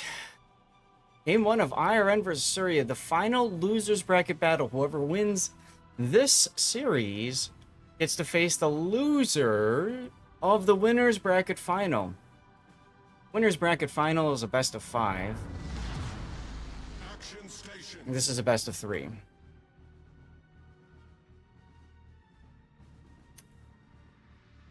All right, here we go with IRN, Iwami, Soyuz, North Carolina, Flandre, and Emerald. This is the same map they just defeated the Divas on. Let's go take a look at the opposite side. Surya, who took out DSNF2 in a 2-0 sweep earlier, is bringing with them a Giuseppe Verdi, a Borodino, a Renown, which is a faction exclusive, by the way, Schroeder, and a Vaquelin. Both teams are part of Bootopia, so whatever that means.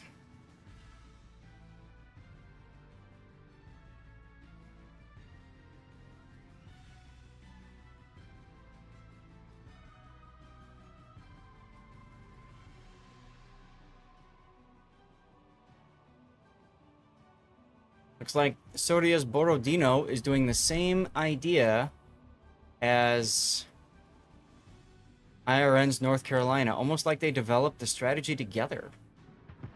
You can see the Borodino's radar does not cover all of A or all of C, but it does cover all of B, where they would expect Papu Gomez to be in the Emerald. Hey, Brew, you're good, no worries. Thanks for tuning in.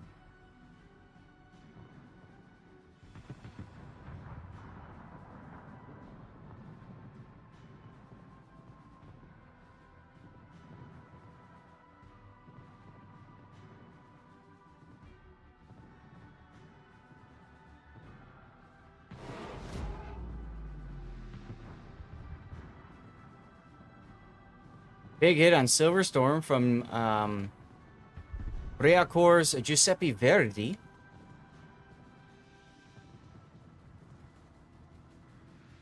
As Luffy Cha's Vaquelin looks like he might go for the Iwami kill, but he doesn't know that the Iwami has changed course.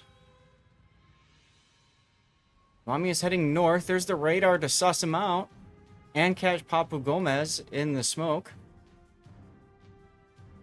And not that much damage on the Emerald.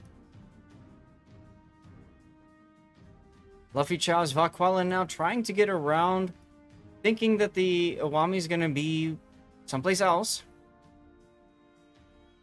He's about to proxy spot the Iwami. As soon as he does that, he's going to say a couple of choice words. Wolfie, hello, thanks for the lurk. And hello, Ghost Front. All right, Iwami detected. Renown surprised by the Iwami's position, as well as Vaquelin. Vaquelin's going to have to turn all the way around in order to yeet himself into the Iwami. Nice hit there from the Giuseppe Verdi up north.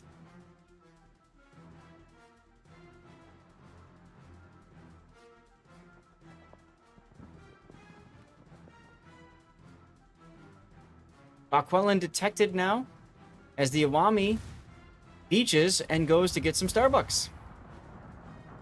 He has to know what's coming next.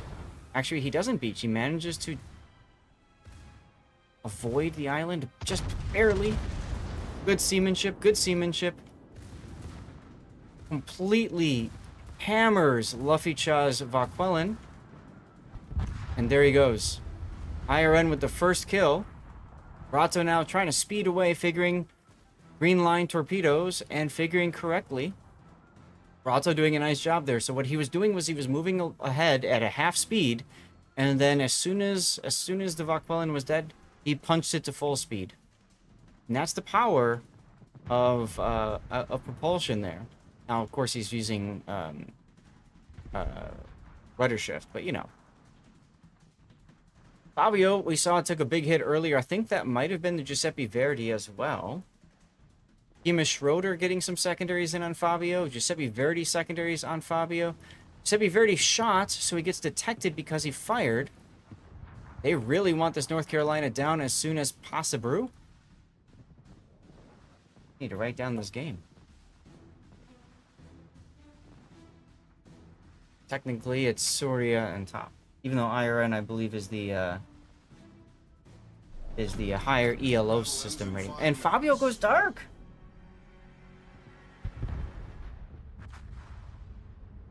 Fabio goes dark. And Bebop's renown goes down. But not before the Borodino manages to kill the Emerald who charged him.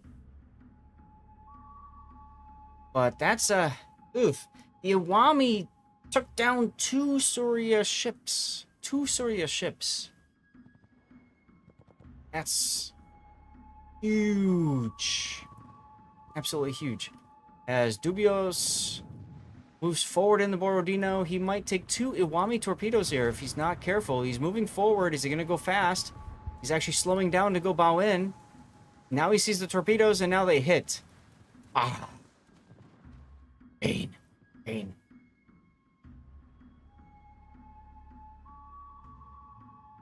And Dubios is going to end up coming out broadside in front of the North Carolina, possibly. That's a... Oh, this is not looking good for Syria, folks. This is not looking good for Syria.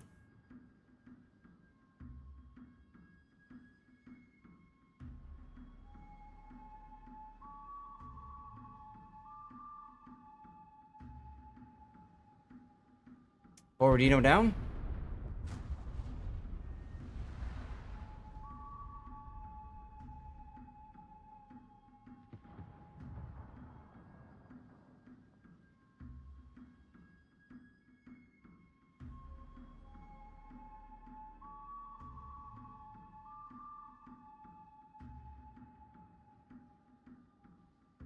Oh, big hit there on the Giuseppe from the Soyuz.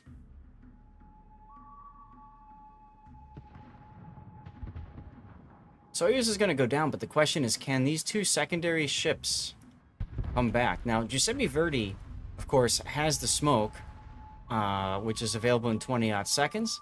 He's got SAP secondaries, SAP secondaries. They absolutely chew into, like, say, for example, the Flandre's 32mm armor plating. So that'll be fantastic against that. But the problem is, Wami is there.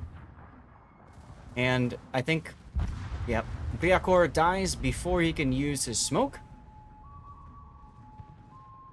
And that will be a done deal.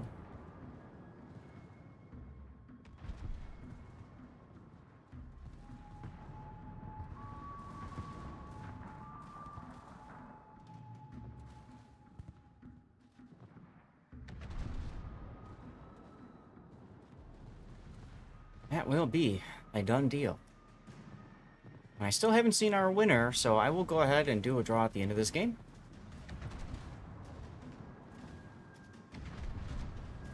It's looking pretty bad, though, for Surya.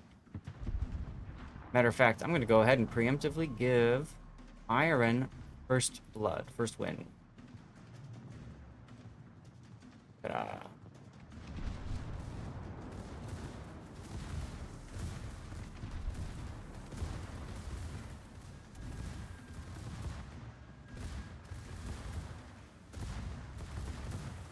Now, a ram will do it. Rotor gets the kill. He's out of heals. No engine. We're going to get a triple death pick. to finish off the round, and the hero of the battle, the Iwami right there, Rato, is on screen as well. That is a very fitting final picture for our first battle. As a matter of fact, that might be the best of our screenshots at the end. Rato, the sole survivor. All right, let's get back to it. Let's do the ad break, and let's go ahead and draw another winner. Because Dr. Schatz was not here, but Pockington might be here. And we will wait on that for a few moments. I need to go and hit the bathroom and check on my AC, make sure it's running properly. Yesterday, my AC was making noise. Okay, it's working.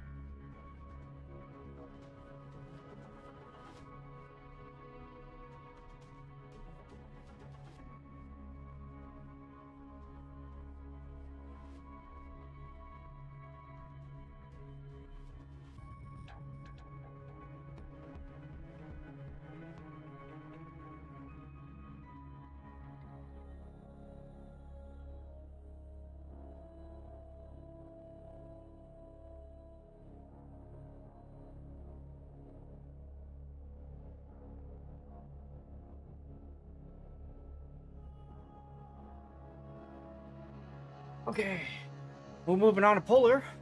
Pockington is here. Excelente. Pockington is our first winner. So I'll do the draw after the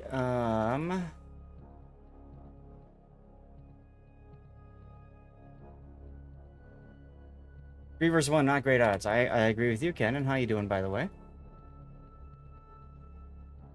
Let's mark this giveaway as complete. And we'll get another one going. Ad break just started. They are readying up. Don't forget, I have YouTube going.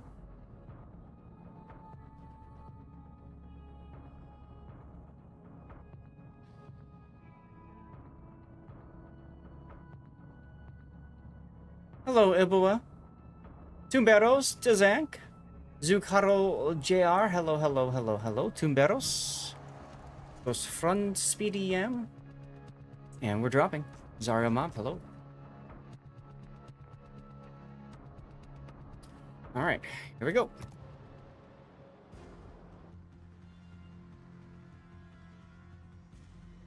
Alrighty, ladies and gentlemen, round 2 of Surya versus IRN. Surya, down a game. This is do or die for them. This is, I believe, their pick on Polar. Beer, thank you for your Twitch Prime sub, man. Let's take a look at Surya's setup here. We've got a Giuseppe Verdi, Borodino, Renown, Schroeder, and Vakwellen. In other words, the exact same lineup. What do we have for the other side? We've got an Iwami, Sovietsky Soyuz, a North Carolina, a Flandre, and an Emerald. In other words, the exact same setup.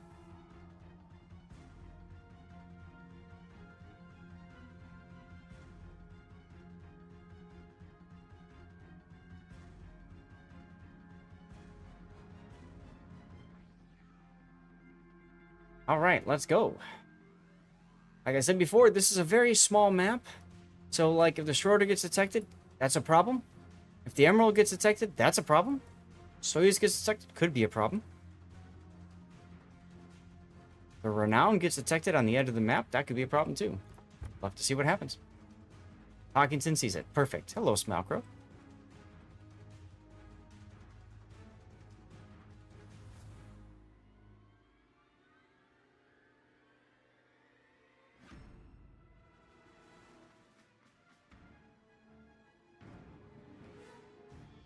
All right. Giuseppe Verdi seeing the Iwami taking an opportunity shot. I don't know if I like that idea. Because he invites the Soyuz to shoot him back. Emerald detected. Emerald detected.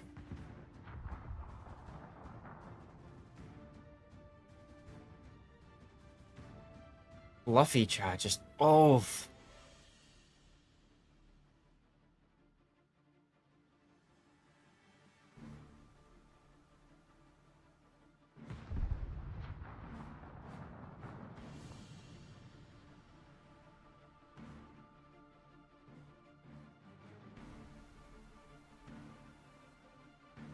Well, the Iwami, though, who was the MVP from the last game, is clearly being worked down. Here comes North Carolina. Shells on the Verdi.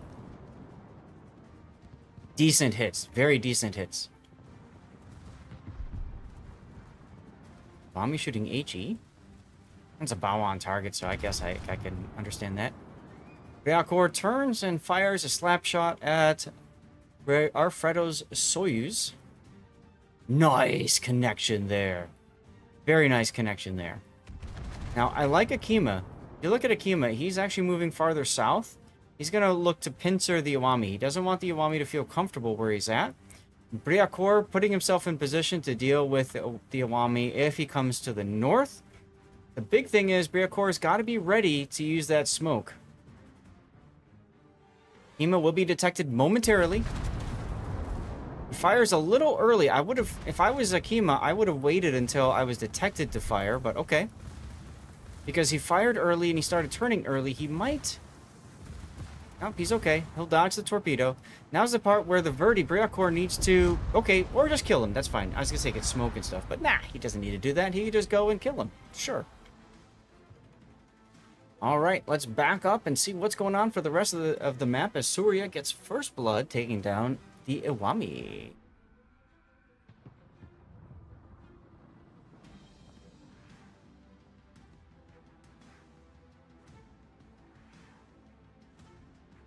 Borodino quite low. Vakvelen quite low.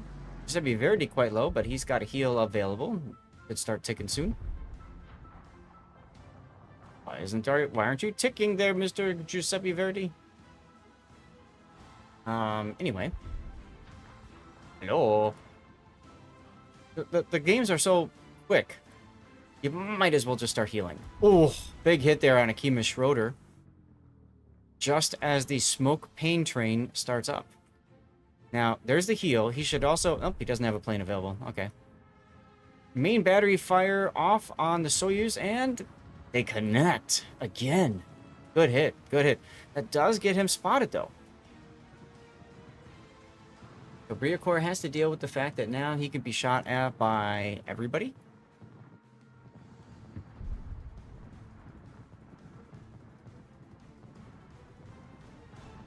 Another big hit there on the Soyuz. He's down to 7K.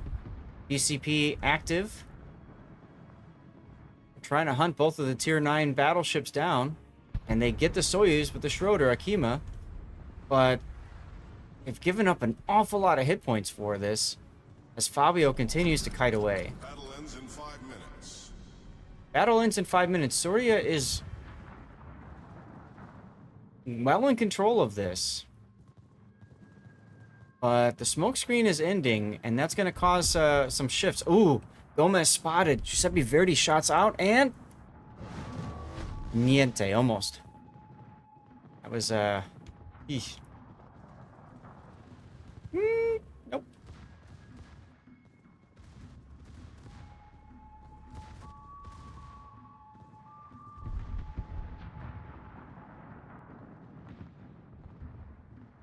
There we go. Gomez goes down to the Borodino. And I think, guys, we're going to a game 3. I'm going to go ahead and call it now. Where's my cursor? There's my cursor. Archipelago is going to be our final map as we go to a game 3. Briakor will probably go down, but I can't see everybody else from Surya dying. I mean, Vakvalen's going into A. He's going to get the cap. That's point gain for them. Yay. I think they'll be fine.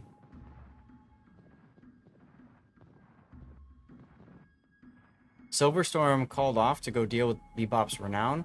Means that it's a 2v1. Fabio versus the two Surya ships. This is why he should have healed earlier. Briacor wasted some time with his heal. He could have gotten another heal off. Now, he could be ticking right now. Does that matter in this engagement? Probably not. Probably not. But we'll see. Briacor continuing to just open up as Fabio chooses to shoot at Akima Schroeder.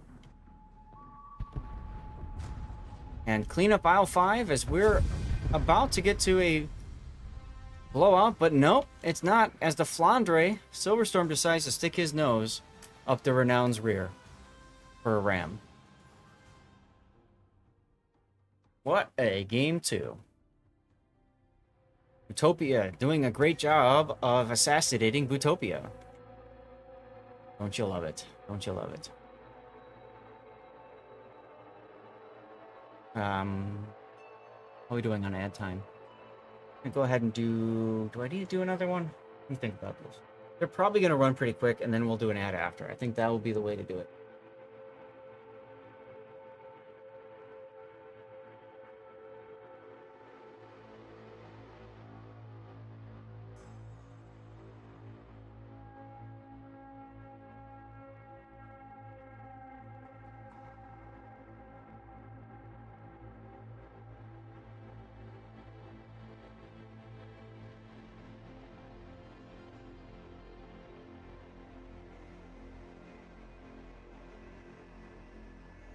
We'll wait on that one. Oh, Dr. Schatz is back. Schatz, I'm sorry you pooped and you lost earlier. Pockington won the code because you weren't here. Instant Cthulhu, you redeemed a Cover My Replay for the Felix Schultz 2 days ago, and you also did another Cover My Replay for the Felix Schultz 1 hour ago. I'm guessing you want me to do your Tiger 59 game instead. I don't know if I'm going to do replays today afterwards during the after party. I could. But as I've already begun the dirty water, I don't know if it's worth to do it or not. You guys can tell me what you think.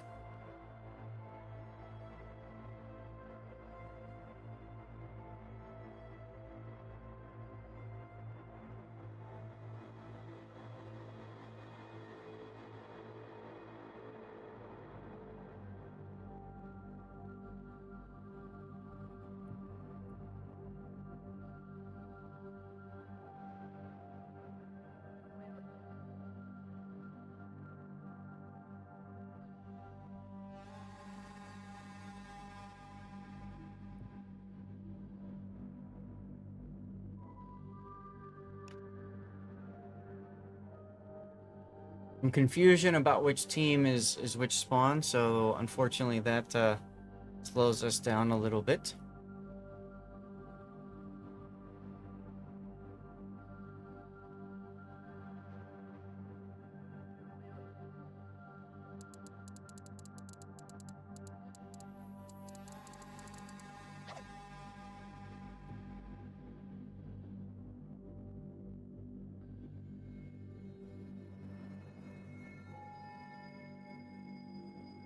All right.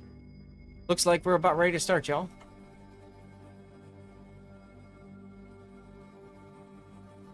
As we go to Archipelago.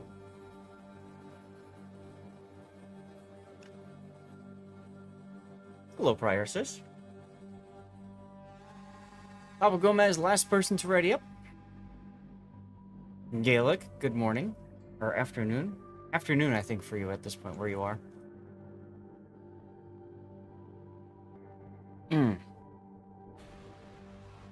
Go have a little bit more dirty water? Yeah, why not?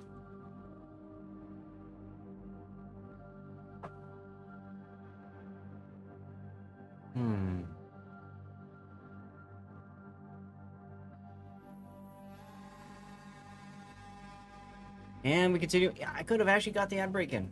Oh well. I'll do it after this round because we have to set up for... the winner's bracket final might be already set up because they've already got their crap going. I'm going to do an ad now.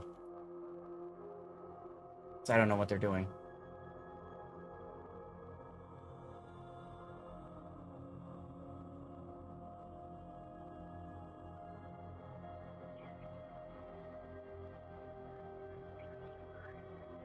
Oh, and now he readies up after I hit the after I hit the add button. Oh, well, you guys won't miss anything because by the time the ad finishes, we'll be right on time. Right on time. Trust. All right, everybody.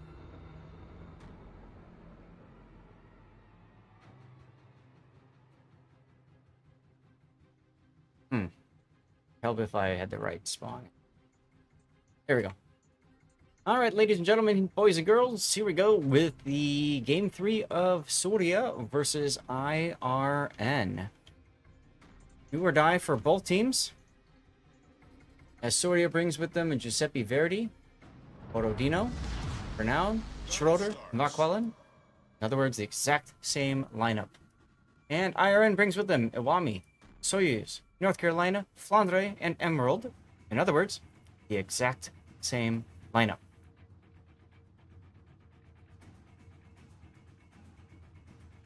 And Stream Raiders is ready, so let's get that going.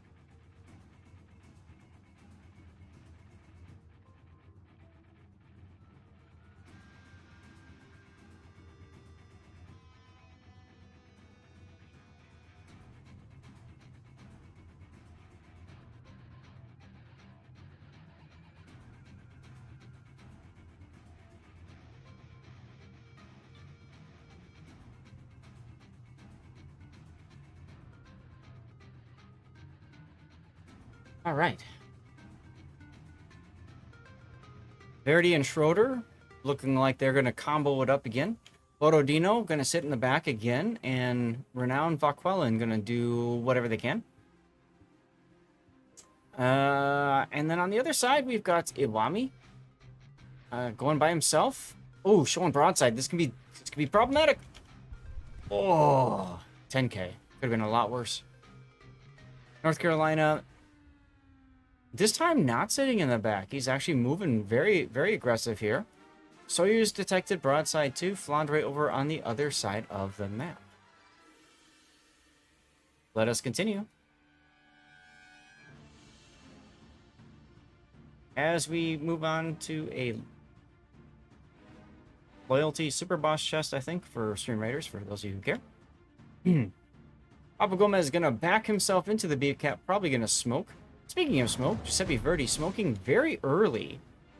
I'm curious about this. Maybe he thought that he was within secondary range. It's going to take him a few extra seconds to get there.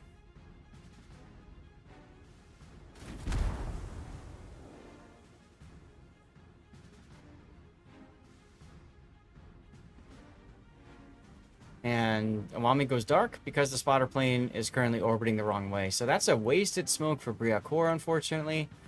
He knows it. It's just going to open up. Try to take the advantage on the Iwami, but Fabio was ready. Fabio was ready.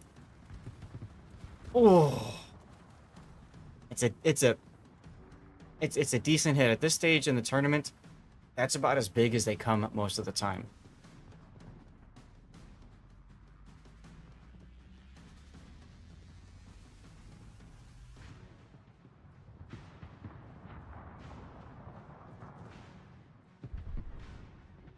Rato now in trouble.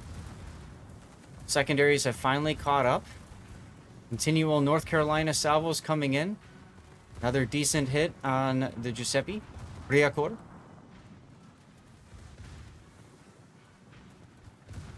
Now this time around, Soria ships have kind of separated a bit.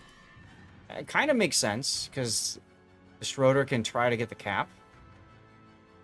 On the other side of the map, we've got Fabio, who's starting to get shot at by something else. I like the Schroeder as well. Iwami, look at how quickly the Iwami is just melting under two secondary ships, the Schroeder and the Giuseppe. That's impressive, guys. That's very impressive.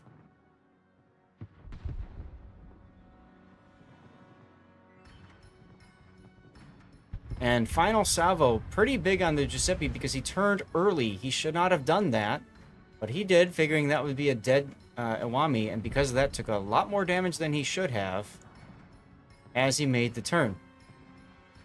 Ryakor turning again, overturning too far. He might die here. Oh, he doesn't. He saves the ship barely, but he's on fire. Can he get the heal off? I'm sure he's tapping that key as quickly as he can. Tap the key, tap the key, tap the key. Healing up while burning. Now what he needs to do is he needs to stop. He needs to beach in the island here and just stop. It's time to stop. He absolutely needs to stop. There's no point in continuing to go forward. At this point, Surya has the advantage in terms of points, in terms of ships.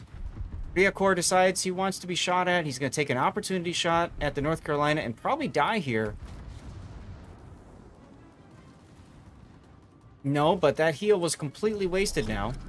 Battle ends in 5 minutes. Very aggressive play by Surya. I don't like it. I don't think it was necessary. But okay. Schroeder is gunning down the North Carolina. Yep, there goes the Giuseppe.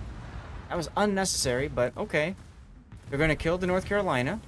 And then I'm sure they're going to look at the Emerald next.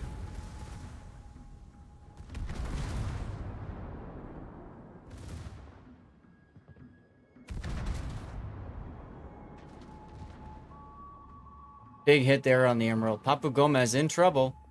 In trouble. And at this point, it's looking pretty good that Surya will continue and IRN will be knocked out of this tournament.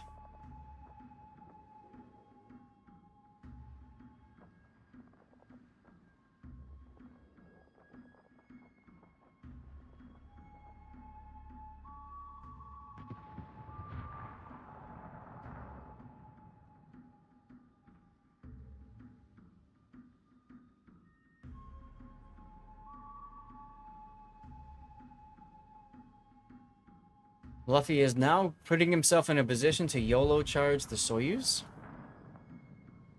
Maybe? No? Yes, no? I mean, if I'm Luffy, I'm going like this, but he's not. Okay, dokie. I think that's a big mistake. YOLO charge the Soyuz, just knock him out of the game. Helps to keep your Borodino alive while your Schroeder gets back into position. Instead, he comes out like this, which allows the Emerald to get an angle on him and ensures that the Borodino goes down. Borodino will die to a ram. If I'm IRN, no. Wow. I would have thought that the Soyuz would have shot the Vakwellen, but he doesn't. And instead goes down nearly full health. That was a good ram by the Borodino. Schroeder secondary is now going out on the Flandre. Emerald detected, so Schroeder's probably looking left. He is. He is. Is he going to take the shot even though he can't see Papu? He is because of shots from the Vakwellen. French radar is a thing. Unfortunately, all those shells fall short.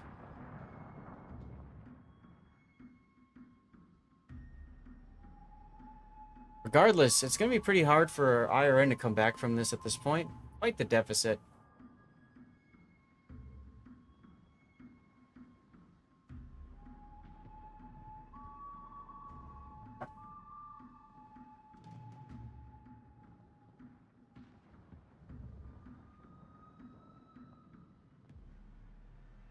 I'm running out of water. This is going to be a problem because I'm going to have only one other thing to drink afterwards. Oh well. Big hit on Akima and the Schroeder. I don't like this. The Schroeder is basically left to just do his own thing while the other two ships are declaring victory. In my opinion, they should be working together. Bebop is kind of turning around the Renown. And the Vakwellen's going to grab the A cap. Okay, okay.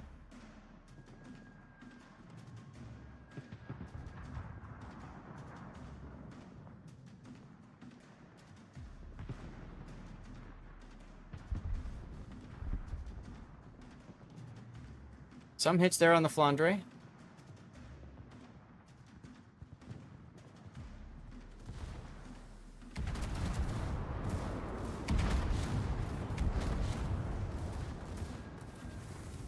Flandre will probably go down here. I don't see. He got 20 seconds until the next heal. I wonder, do I see secondary HE pen? I don't. I believe the Schroeder's secondaries will pen the Flandre's 32mm armor. Emerald detected. Papu knows he's dead, and he will be assassinated right there. And that will do it for IRN. Their tournament hopes are gone. They have been taken out by Surya. Congratulations to them. Let's put the winner screen up.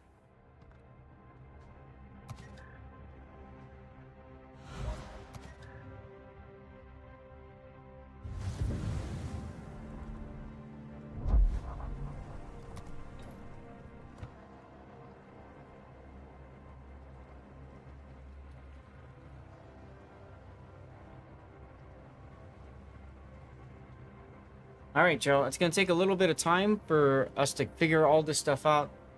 I'll go ahead and do an ad break now. What we'll be bringing you guys next is the Winners Bracket Final. Statsylvania's only remaining team, DFS 35 versus Glocka. Stay tuned. Dirty Water Gaelic? Are you joining me? Is that what that's all about? All right, Beer's got the room. Let's get in.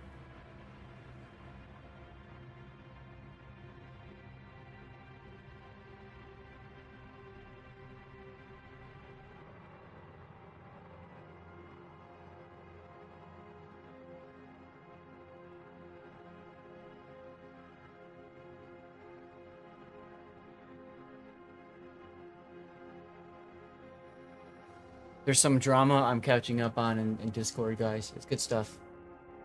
Good stuff. Good popcorn.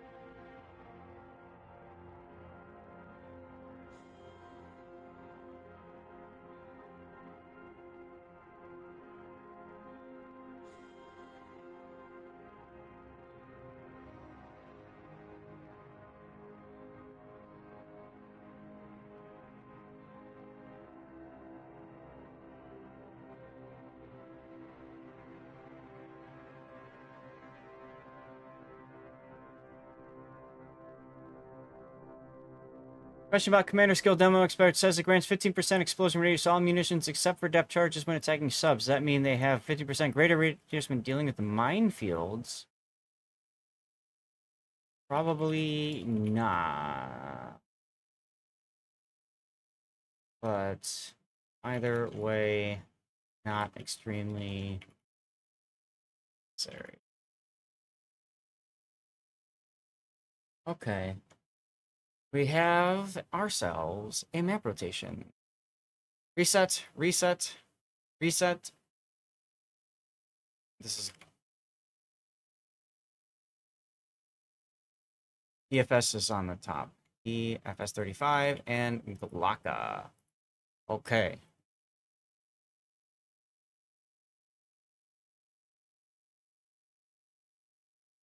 Polar Islands. Trident. Trident again. Solomon Islands.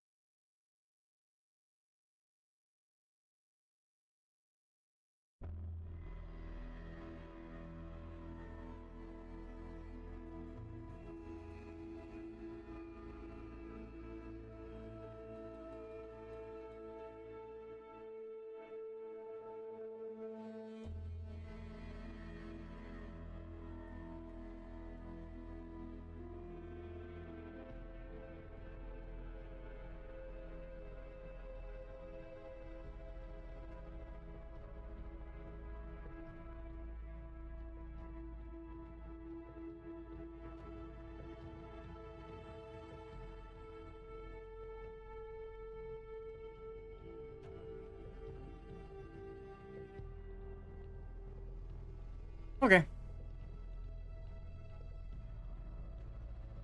Ah, yes, I said I was running. That's right. Evan, hey.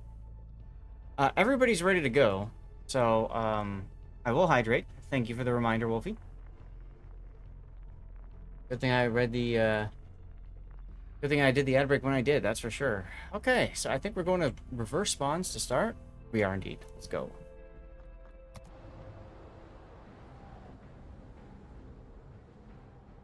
All right, ladies and gentlemen. Winner's bracket.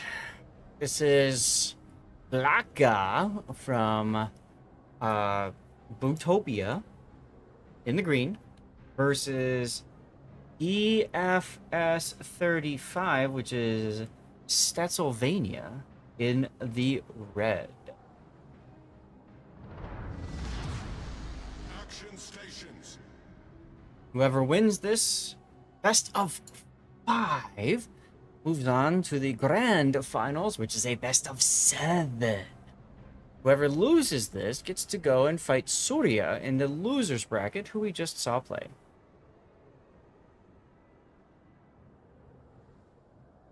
Lanka is bringing with them an Adorata. First time seeing an Adorata.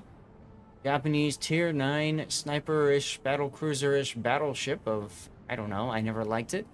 We've got a Hot Carl with secondaries of Vladivostok with all the survivability. Renown with playing with matches. And a Sirocco, who chose to leave 2 flags behind because he doesn't need them. He's so good. On the DFS side of things, there is a Sir Duncan with playing with matches. A Borodino, who wants to play with matches, but also safely. A Richelieu, who wants to safely play with matches. And Alaska, with Demo Expert and Mutsuki, which is a Statsylvania exclusive, faction exclusive ship. And right out of the gate, Sirocco in trouble, detected, trying to run away from the Borodino radar. As the Borodino gets punished for his insolence of even trying to radar his opponent.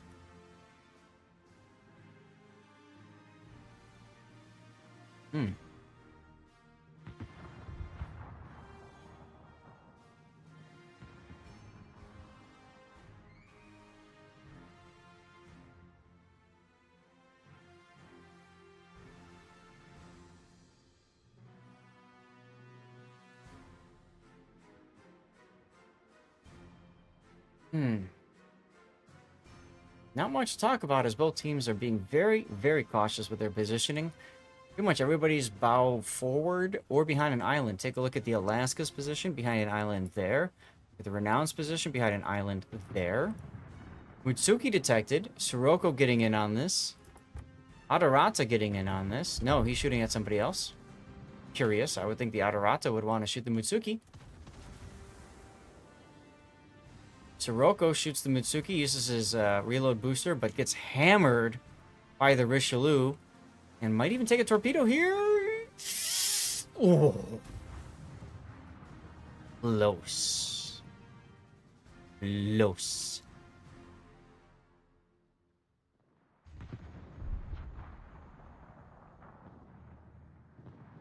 Meanwhile, DFS's Duncan gets to play with the Hot Carl and the Renown.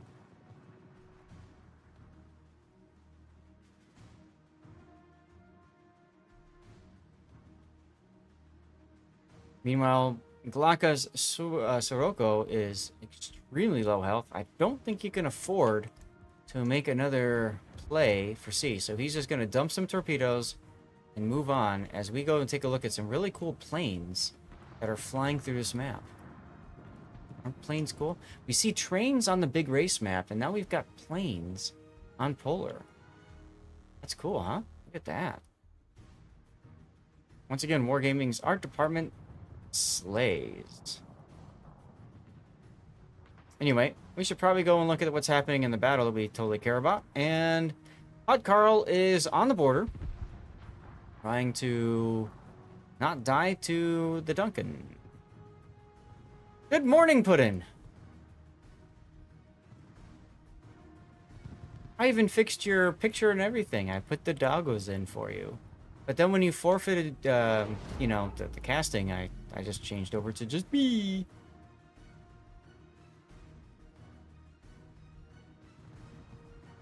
Radar Abuser is, not looking too good.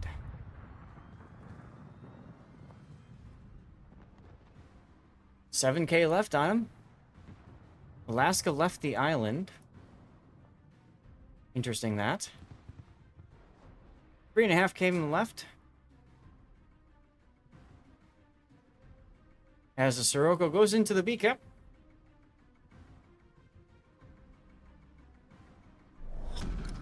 Battle ends in 5 minutes. 5-minute warning. Alaska shells coming in. Oh, big hit there on the Alaska. While he tries to dodge torpedoes from Radar Abuser's Hot Carl. That's the thing about the Carl. That's why we call it the Hot Carl. It's got all these torpedoes, and these are European, pan-European destroyer torpedoes. They move very quick, so relatively hard to dodge them. Sirocco spotted. He's about to get yeeted right here by the Duncan. Nope. Maybe the Alaska? Nope. Maybe the radar from the Alaska?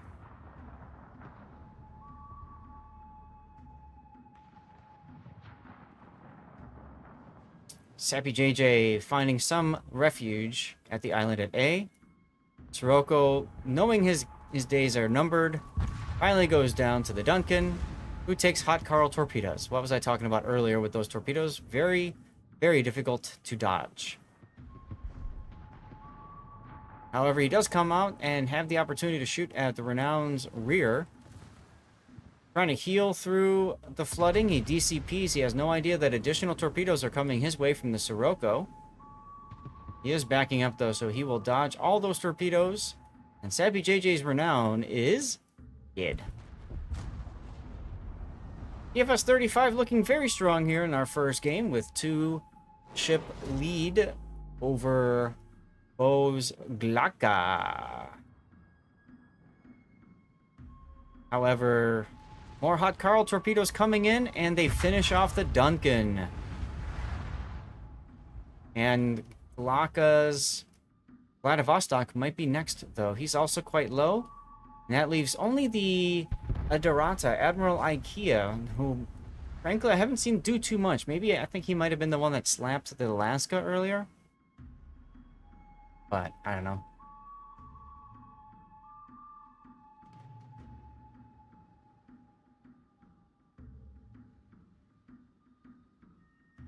Borodino able to move up now. Radar Abuser continuing to just toss down Luckchuck torpedoes where he thinks the enemy's going to be. Richelieu getting some shots in on the Adorata. No, he's taking him. Oh, nice hits there. But Richelieu will respond. Give him a moment. He, of course, needs to charge his furiousness. He's got to start playing with the matches, but carefully, because he's got fire prevention. They did like Dorniers. I don't know exactly what they're. Dornier? Whatever.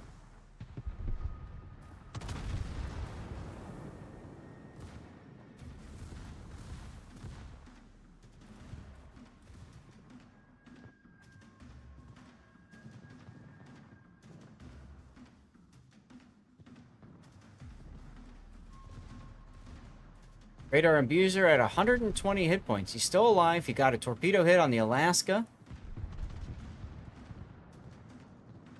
And Adorata fires one last defiant salvo at the Alaska. He's going to try to line up one further shot. He can't afford a ram here. There goes the Carl. But Hot Carl's going to take out the Alaska. And just like that, the Richelieu Octoise on the Adorata. I just had to say it. All right, here we go. GG's to DFS 35. Winning game 1 We are going to move on to game 2 in a moment. Let's put the best of 5 screen back up. Once again, everybody, this is the winners bracket final. Best of 5.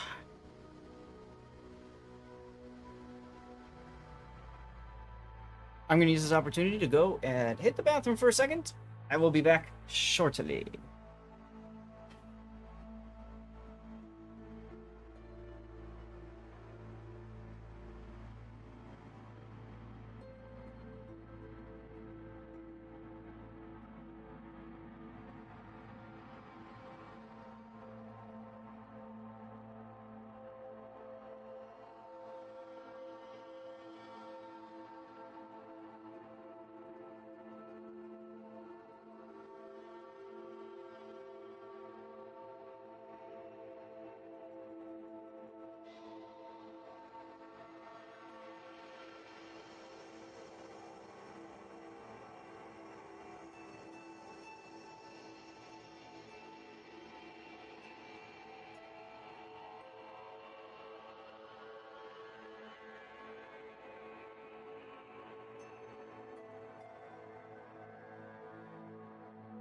Okay, we're back. Teams are rating up.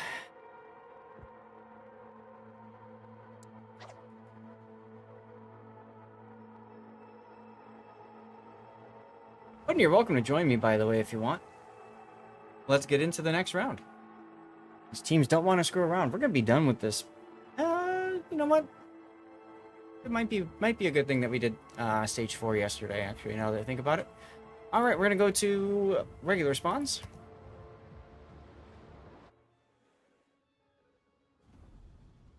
Here we go. Game 2. DFS 35 versus Glaka. DFS 35, Statsylvania, Glaka, Utopia. And Statsylvania bringing with them a Duncan, Borodino, Richelieu, Alaska Black, and Mutsuki. In other words, the same damn lineup. On the other side of the map, Glaka brings with them an Adorata, a Hot Carl, a Vladivostok, a Renown, and a Sirocco. In other words, same damn lineup. Roxdale, thanks for the follow. Here we go on Islands. Very small map. Should see people spotting each other relatively soon.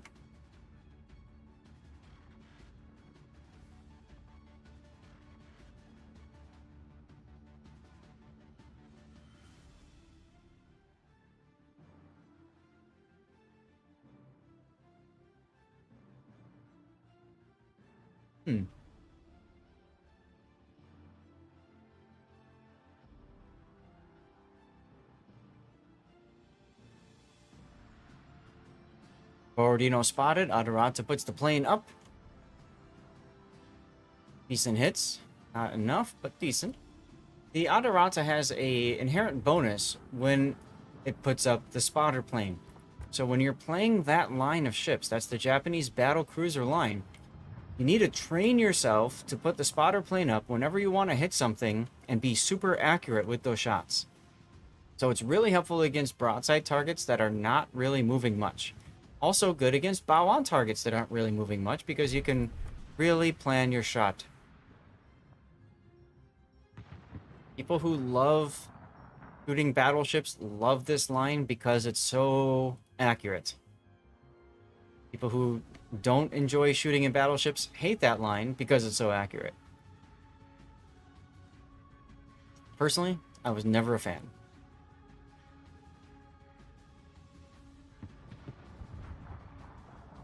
Alright, we got the Hot Carl trying to get into a defensive position this time with the Renown over on the northern side of the map.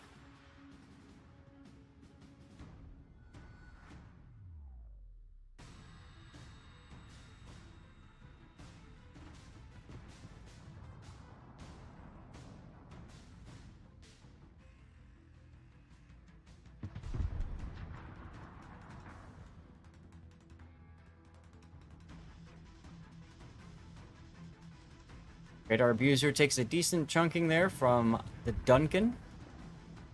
That's Genok.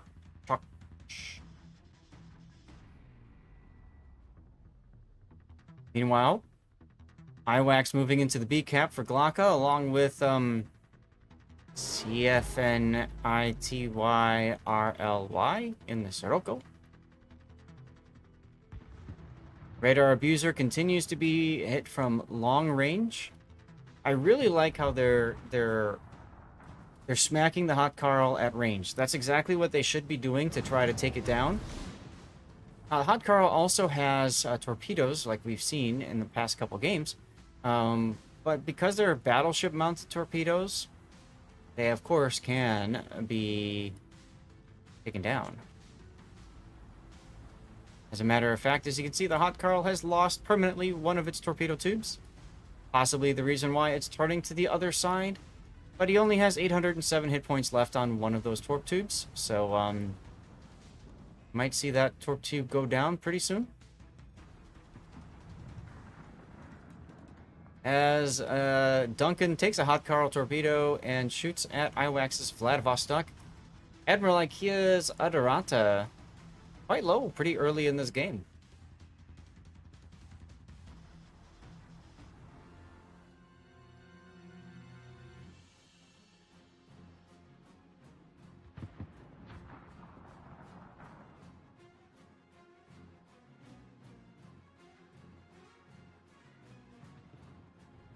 And Adorata firing now at the Alaska Black.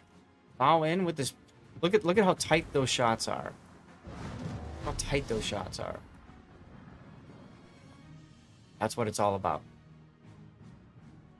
Well, Radar Abuser probably needs to rename himself to Corner Abuser as he's moving to the corner of this map. Sappy JJ joining him over there in the Renown. That's going to allow DFS to focus on 3 ships instead of 5. And you're going to see what's going to happen here. IWAX is going to evaporate. As a matter of fact, he just lost like a third of his HP pool. Jenna Chach and the Duncan is going to take another Hot Carl Torp. Forces out the DCP. Battle ends in 5 minutes. And Mutsuki Torps on the Vlad. 2. Forces out the DCP on IWAX.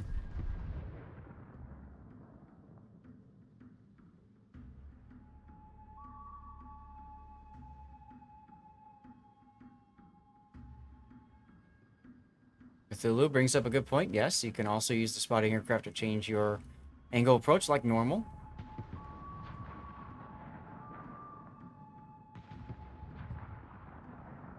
Duncan continuing to reverse now, realizing he probably doesn't want to go in A. Plus, they don't need to go in A. They already control A. DFS 35 is currently up just a few points, but they are capping B.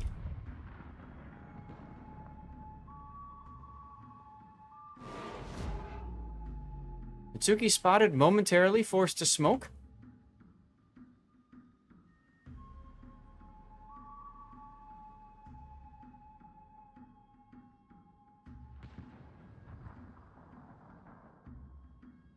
Alaska doing a nice job on the Adorata. There goes the Renown.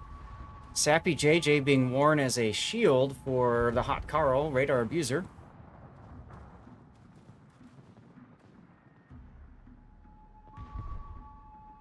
And IKEA is at 1,000 hit points. He's got a heal coming up in 30 seconds, but he is dark. IWAX continues to sail around in the C cap, trying to find some refuge. It looks like he's found a little bit of cover for now. Sirocco detected on radar. Radar Abuser goes ahead and hits the island, grabs some Starbucks. Frankly, I'm surprised the Duncan is shooting AP right here. I'm the Duncan. I'm trying to take out this guy's torpedo tubes. And secondaries, because, you know, kind of take away some of the teeth on that ship. IWAX detected. He's going to instinctively pull forward and dodge all of driving Fort's Mutsuki torpedoes.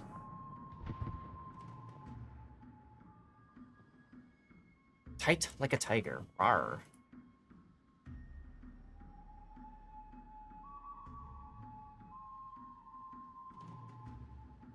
IWAX now at 6,000 hit points and healing. IKEA's Adarata was able to heal a bit.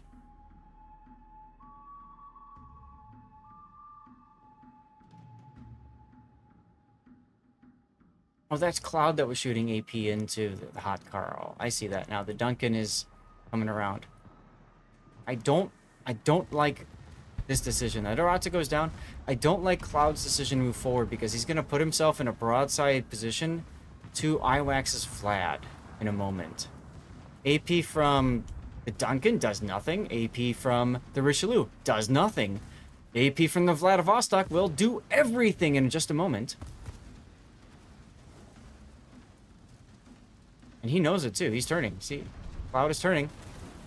And I know what they're doing. I know what they're doing. They're trying to farm potential damage for that special challenge. That's what they're doing. Cloud 117 takes down the Richelieu.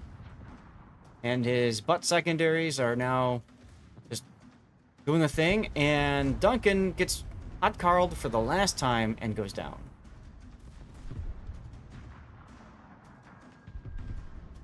Look at this Alaska just coming around, shooting Iwax right up the rear.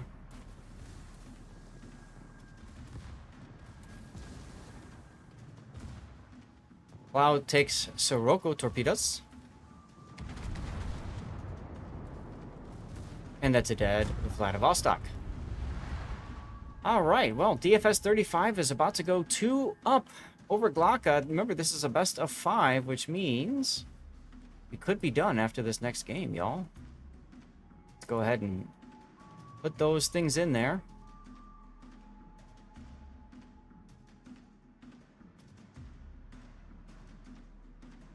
I need to get Stream Raiders ready to go here. Alright, here we go. I did my thing there. 10 seconds remaining. I need to find a death pick. Don't really care.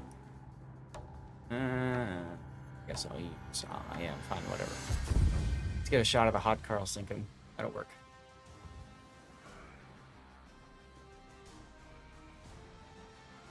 Ta-da!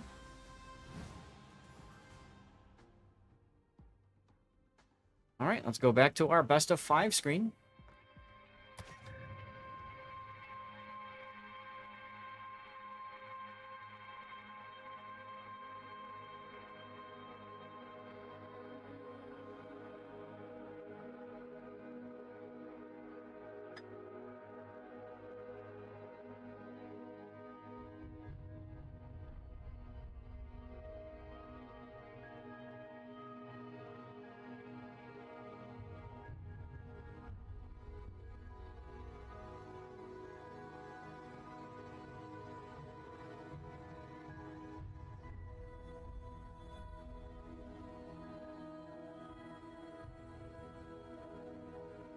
Alright, I gotta save a couple of screenshots here. In case. Always need to have receipts. Always need to have receipts.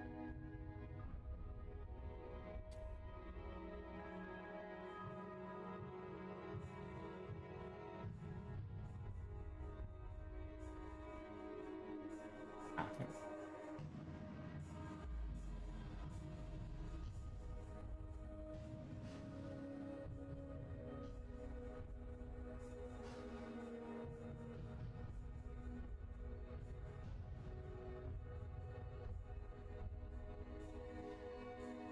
Think that'll work? Let's see.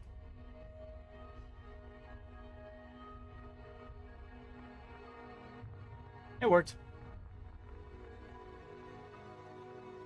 Cool. Well, I'm glad that I did the ad breaks when I did, because these guys ain't sitting around. They just want to go. Fine with me. Here we go.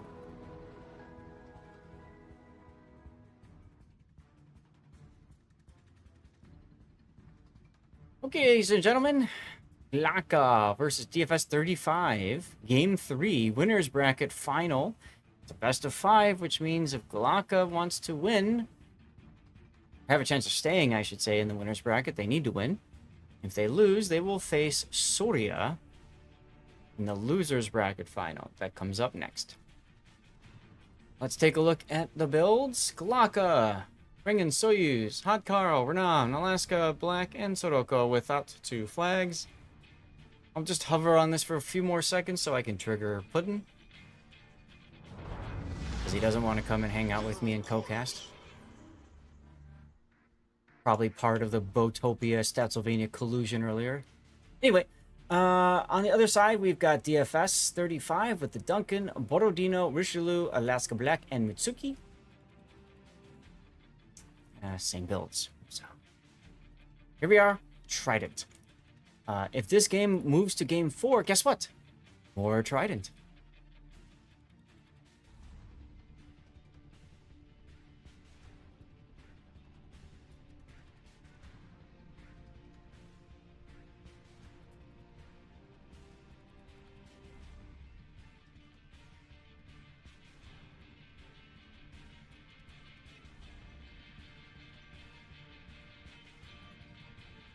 All right, well, both teams are going to jockey for position.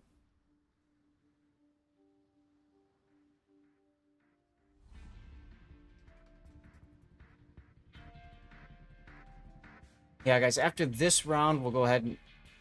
I think we'll do the draw. Gotta take a look at how long we've been on the draw for. Whoops.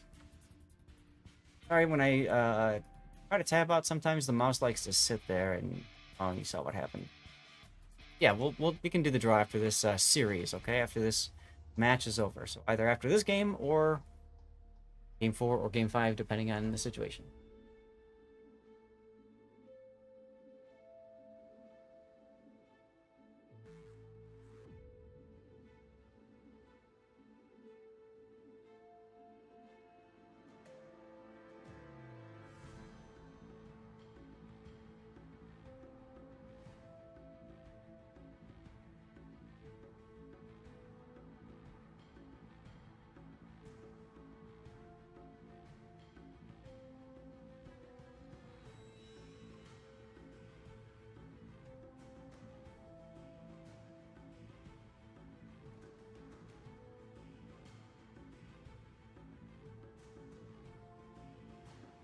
Well, look, 2 destroyers in C-Cap.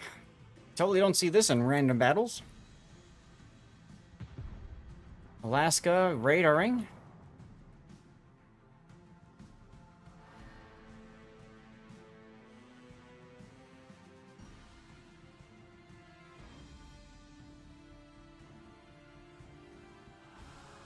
Apologize, it's actually a slightly different lineup for Team Glocka. The Adarata has been swapped out for an Alaska Black. Been a day, y'all. Been a day.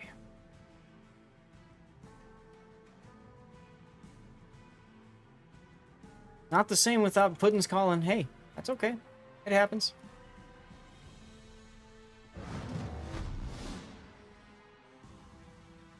Radar Abuser being very aggressive in the Hot Carl.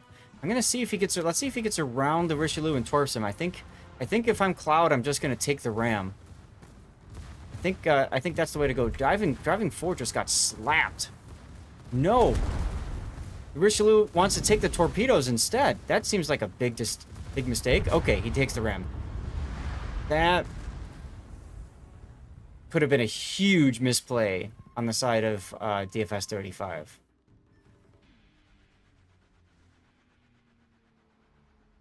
For a moment there, I thought that Borodino was AFK, but nope, he's playing goalie.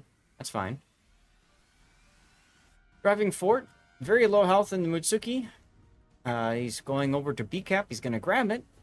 Soroko does grab the C-Cap for Glocka. Glocka is up 2 caps to 1 now. Both teams down a battleship. On Trident.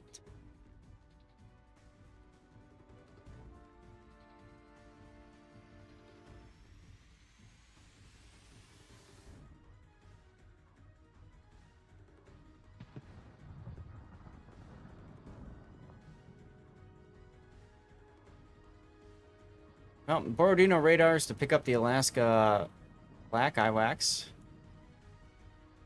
Kind of freeze him in position. Soroko might have a good torpedo solution on the Duncan here.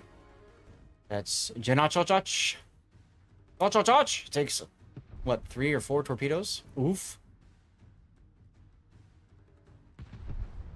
And then there's Sappy JJ's follow-up from the Furious Renown. He played with matches, and because of that, he now has, In 5 minutes. what is it, 10% faster reload, or is it 20%? I can't remember what the first tick is. Oh, there's 2 fires. Now he's really played with matches.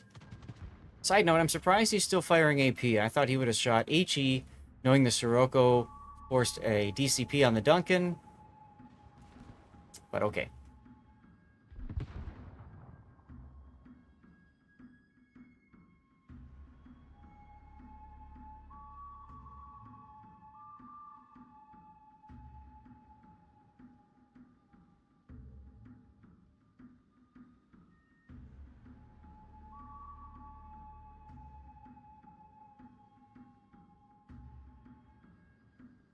Now, I gotta say, if I'm the Borodino, I'm gonna come up like this on the Alaska and just end him. He's not doing it though. He's playing way too cautious. And why is that important? Because Tamkun is in trouble in the Alaska. So the Borodino needs to get up here and end this discussion as soon as possible. It's almost like he listened to me. He just started moving forward. Might be too little too late though. We'll see. 3 minutes and 40 seconds to go. Glocka in the lead now.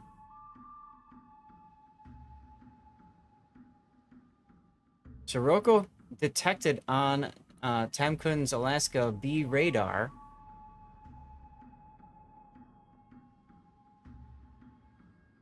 We'll have to see how this plays out. There goes IOX. Borodino did the thing. See, that's exactly what the Borodino needed to do to secure this win.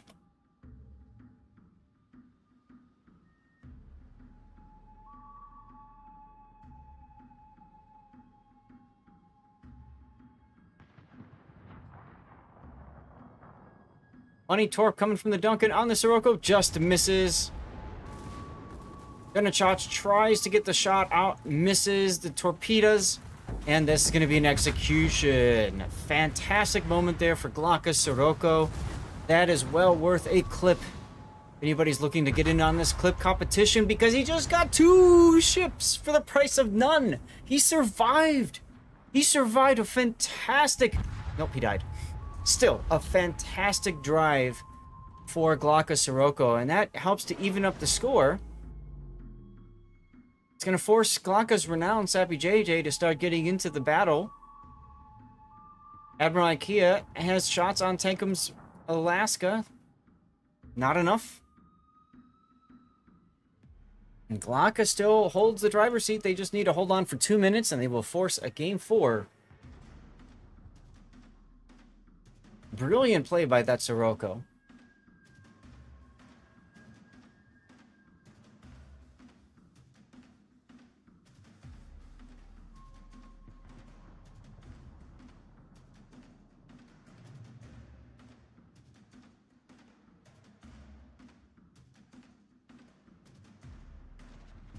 Now, they have to know the Borodino's coming. You can see the Soyuz putting out the I saw this in COTS planes. Now, if I'm Admiral IKEA, I'm okay with just a ram. I mean, especially with the Alaska shooting AP on his broad like this.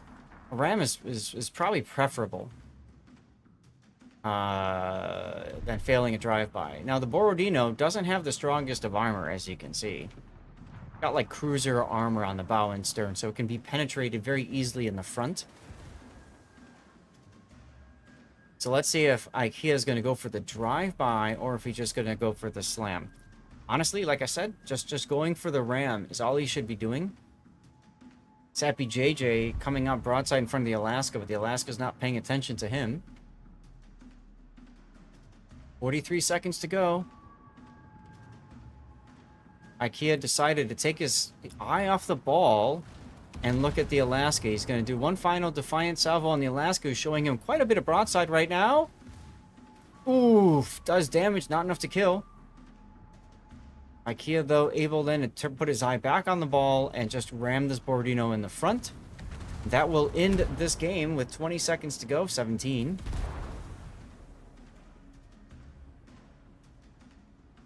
Or not. Let's see what happens to the ramming flag situation. That does it.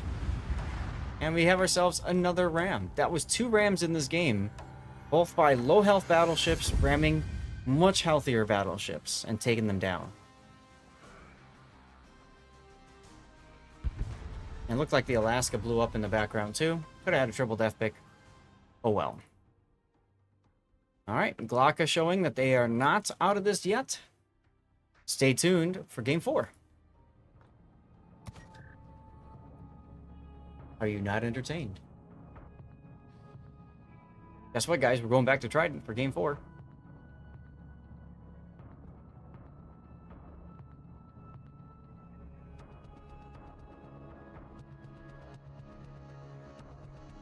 Alright, well. Hopefully you guys went back and grabbed a clip. Remember, there's a clip contest on the Clash of the Classes Discord. I'll put the class there. That's where you post the clip on the Discord right there. If you don't see it now, scroll up a little bit. It'll show up in chat from 2 minutes in your past. Teams are readying up again, so guess what? We're going to go right into this again. So glad I built up a huge ad break. And that means I should do the same for the next... I should do the same through the losers bracket. I should build that up for the grand finals, because that's a best of 7. All right, ladies and gentlemen, we're wasting no time here. Going back into it. Back into the fold we go. Here we go.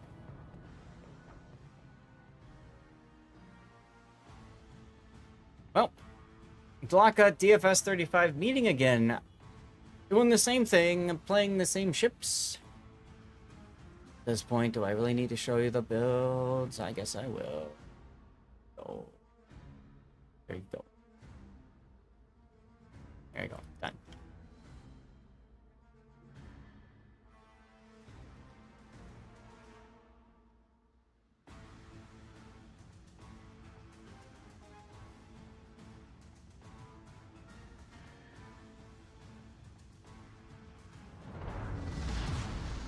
Action stations.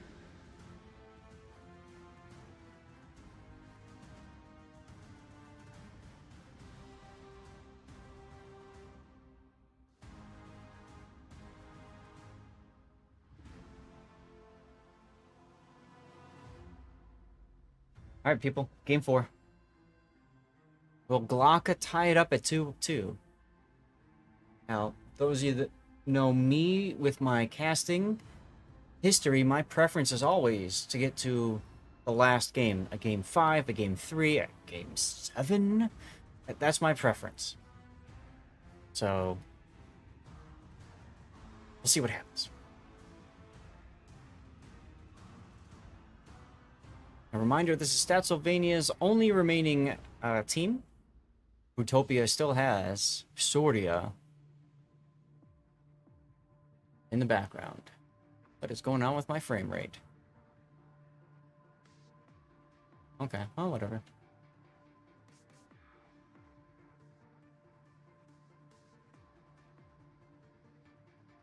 You know, I wonder, one of these days, will you guys tell me, what do you think about me just doing a cast from the map only? Just draw everywhere, you know? Just draw all over the place, you know? Could do that.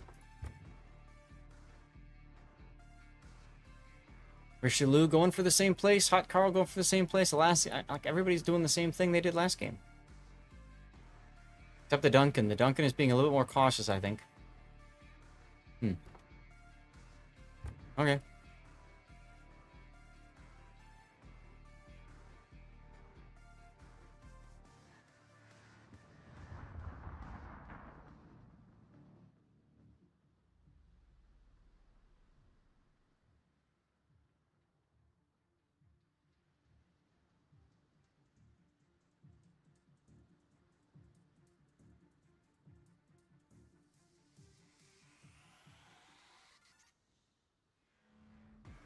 Radar up from Temkin in Alaska Black in the exact same spot he was, catching the Sirocco in the exact same place he was, catching Iwax in the exact same place he was.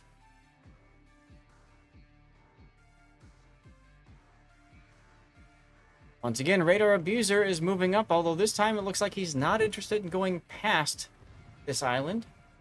Figuring that the Richelieu is probably there, and guess what? He is.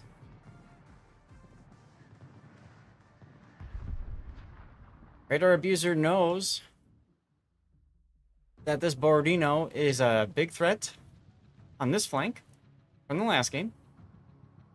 So if they can take him down, okay. And the men's is on fire. 7-7. Takes 3 hot Carl torpedoes. Forces out the DCP and the heel. Puts the radar up. He wants to see what's happening with Radar Abuser's hot Carl. Is he moving forward? Sitting still?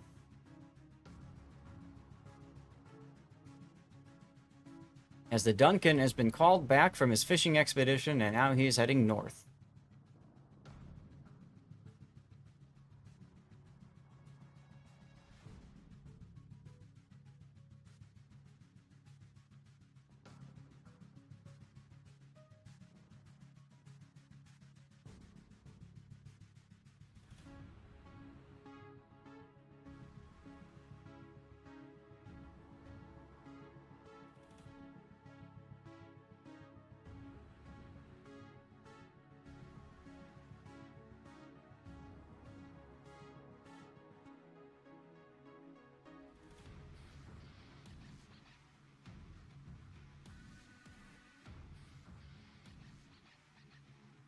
Not much to comment on.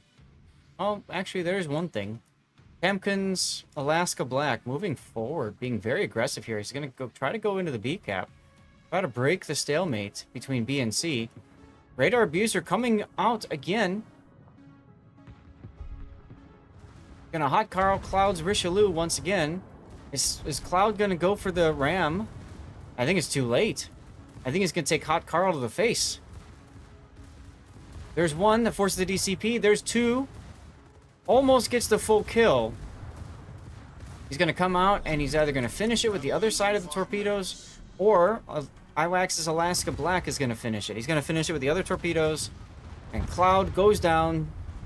3 salvos of hot Carl.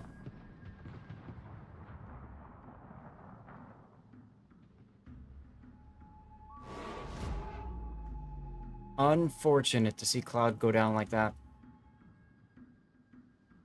Torpedoes coming in on IKEA's Soyuz from the Mutsuki. Gonna take 2. Draws out the DCP and the heel. And I'll tell you, DFS 35 is not looking as strong this game. As the Borodino now smashes Iwax in the face. Look at that hit. Ah.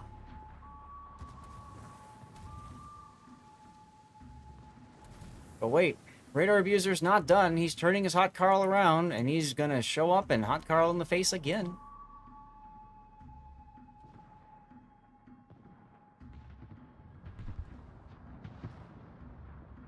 Iwax getting punched in the face again, but hey, hold on. Hold on, Radar Abuser.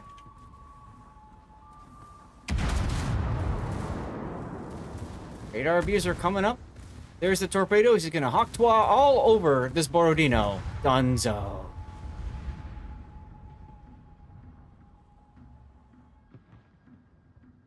Admiral IKEA, though, in trouble in the Soyuz. Once again, managing to get a DCP up. Got 14 seconds until his next heal. He should be able to heal that. Ladies and gentlemen, I believe we are going to be going to a Game 5. Very hard for Stats' team to come back from this. As Tankun decides he wants to take all the torpedoes, but fails to take all of them by 1. That's a huge Sirocco salvo.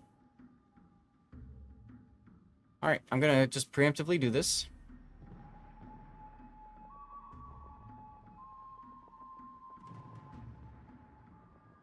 Because at this point, I just don't see a way for DFS to get back into it.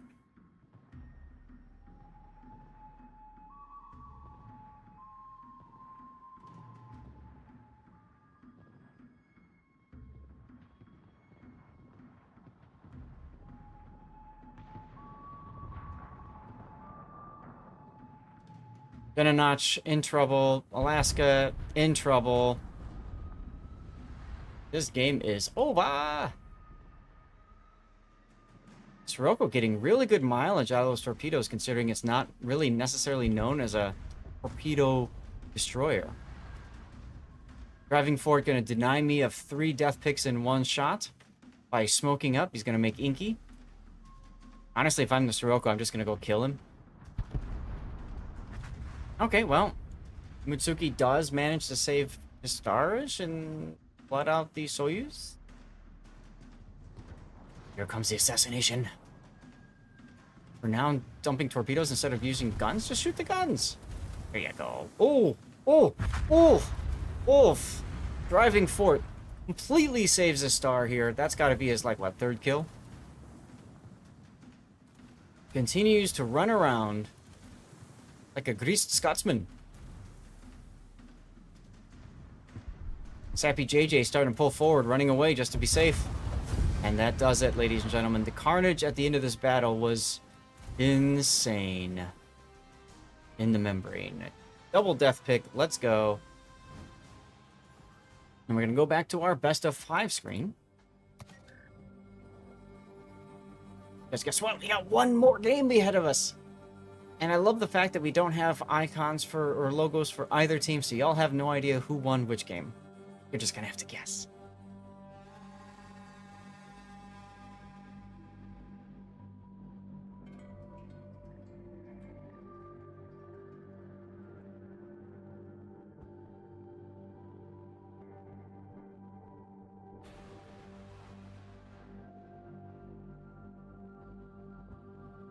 Okay.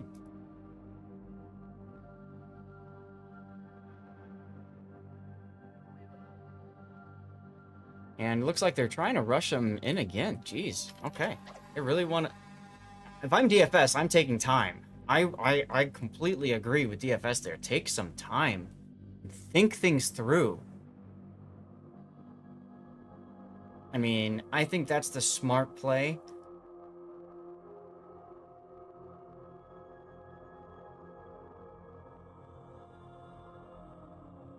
Gonna see if I can sneak in an ad break. I think I can now, since they are putting a little bit of a break in things.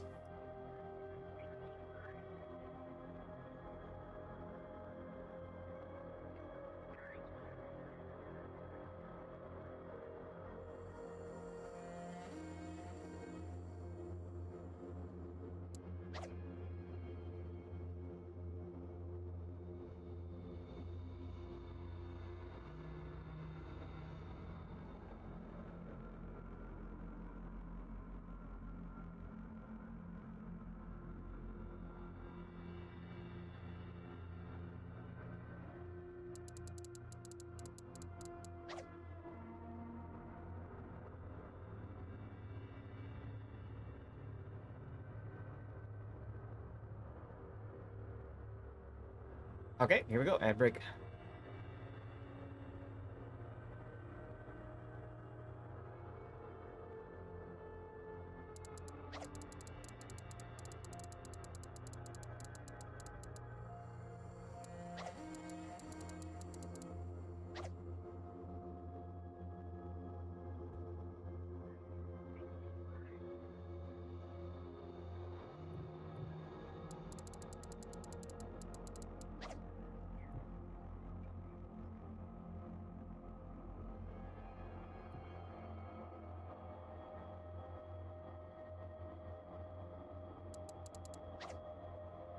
Okay, both teams rating up. We snuck it in, guys. We snuck it in. Let's go.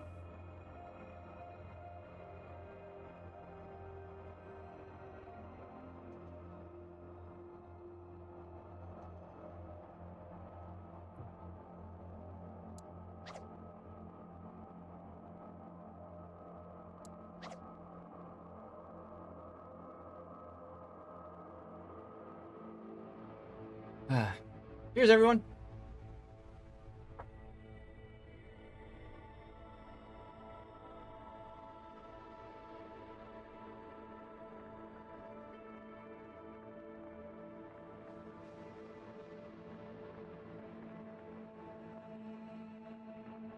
All right, well, It's our final game.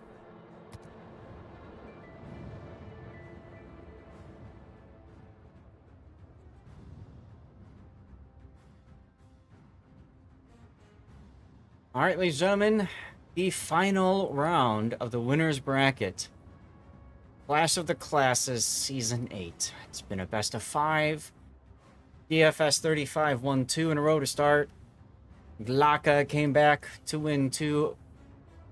And here we are on Solomon Islands.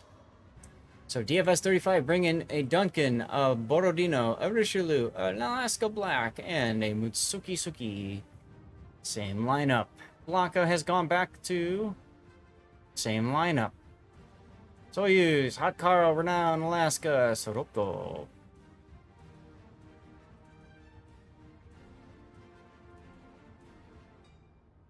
Let's see what happens.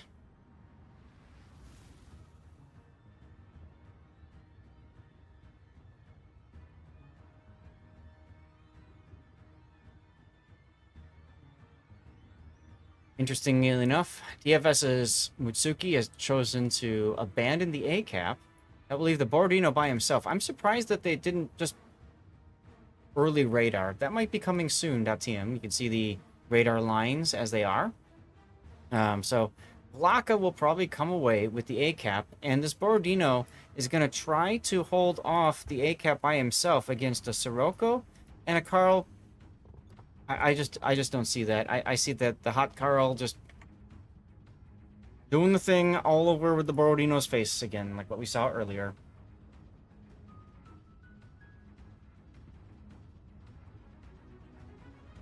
There's the radar catching the Sirocco. There's Iowax's radar, and now we've got the Venn diagram drawn on the map. Will we have a triple Venn diagram? That's up to DFS's Alaska. Grim Raiders is up. For those of you looking to get something out of watching, besides codes.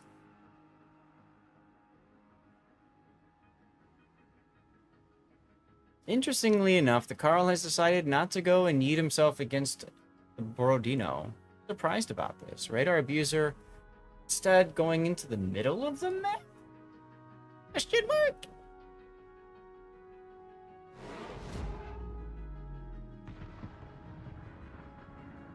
Fistful of Dollars was filmed in Italy?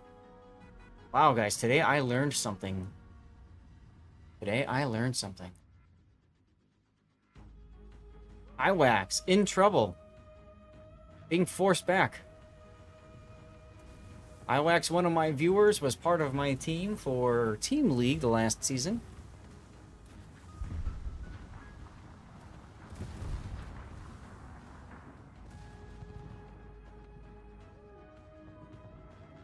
I see what they're trying to do. They're gonna keep the Mutsuki in this cap to get the cap while the Alaska and Richelieu get themselves reset. And of course, maybe even need some torpedoes. He's been spotted, so they have to know he's there. Where's the torpedoes? Ooh, look at that. The Sirocco has left too. The Sirocco has left too. There's no radar to tell this. The men's is sussing it out though, and he's moving forward. What a showdown in this channel. Let's take a look over at CCAP as Duncan gets in the CCAP for his team. Tanker's in trouble though. Iwax able to rotate out. Hot Carl coming in. Sirocco barely dodging that torpedo. Mutsuki smoking up to tell them exactly where he is. And now detected on Carl Johann's Hydro. Oof, Tomkun taking a big hit there in the Alaska.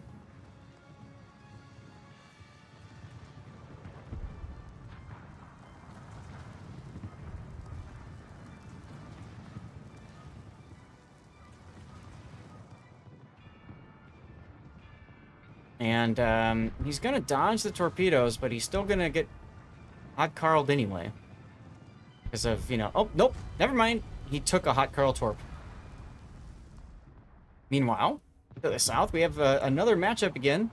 Borodino versus Alaska. We saw him punch Iwax pretty hard last game.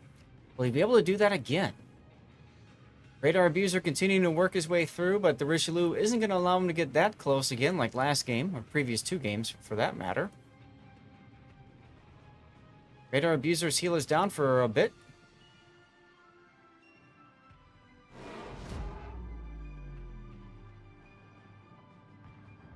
Let's see what's happening over here. They're going to go for the ram. Battle ends in 5 minutes. Now, that ram is huge because DFS-35 still has the A-cap. They are, or sorry, Glocka still has the A-cap. They are still gaining points over there. Meanwhile, the Hot Carl goes down. The Duncan goes down at the C-cap. That's a huge kill. Can diving take down Sappy JJ's Renown? Cloud is trying to keep him pointed forward to take these Mutsuki torpedoes. He's going to take one of them as the Mutsuki gets detected somehow. Alright, at this point, if I'm diving for it, I'm diving for the Renown. I'm just going to go YOLO charge him. Is it really why they're called spaghetti westerns? I had no idea. I learned something else this stream. The more you know. Alright, y'all. After this game, we will be doing the draw, so make sure you are in! Ticket. I don't know if Puddin is here or not, so I will do the draw myself.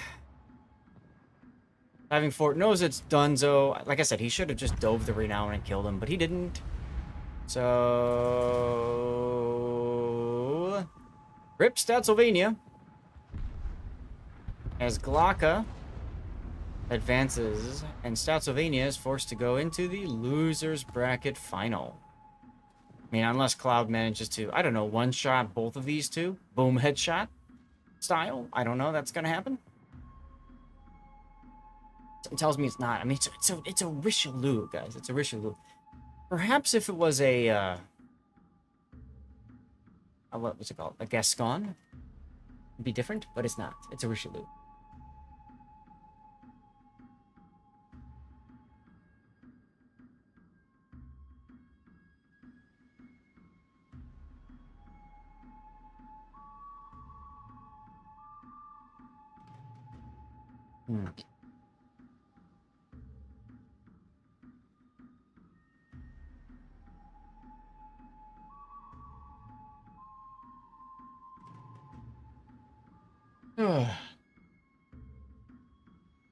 Sorry, I just yawned. Oh, I gotta yawn again. DFS-35 with a good showing. They can still come back, mind you. They can defeat Surya in the losers bracket finals and face Glocka again. Now, Glocka will be up 1 game over whoever they face in the grand finals.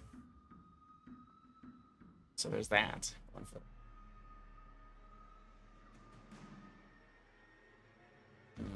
I need to put down my winner and stuff. So there's Glocka with the reverse sweep. We just have to wait for another minute and change.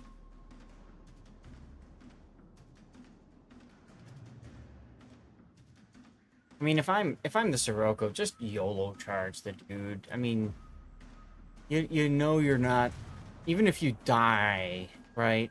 The Soyuz is there. You got the caps. There's time. We need the content. So can you please just YOLO for the content, please? It'd be a really good opportunity for a clip moment. Okay, here. He's doing it. He's doing it. He's doing it. He's doing it. Yes. Yes. YOLO. Yes. Come on. Come on. Come on. Come on. Come on. Come on. Stick your bow into his chest. Let's go. Ooh, wrong turn. Should have gone the other way. Nope, he's just gonna ram. He's doing it. The bow into the chest, ladies and gentlemen, with the horn of winning. And he just kind of nudges.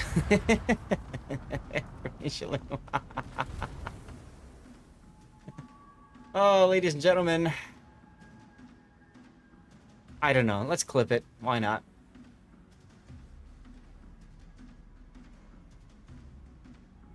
When you know you've got 4 streamers watching and nothing to do, you provide us with content. Glocka at least did that for us. Thank you, Glocka, for the content. He tried to open the pinata with his face. Pinata did not open.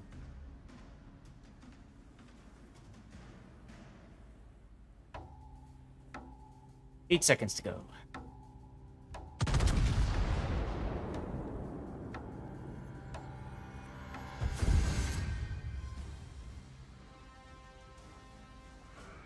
All right, well, that'll do it. To find final salvo from the Richelieu. And, whoops, I need to go to the winner screen. Glocka with the win. 2-3. Congratulations to Glocka. All right, all. That means we're going to do an ad break. We're going to do a draw. It's going to take a little bit of time to get into setup, but we are moving down to the losers bracket final. Let's go ahead and do that.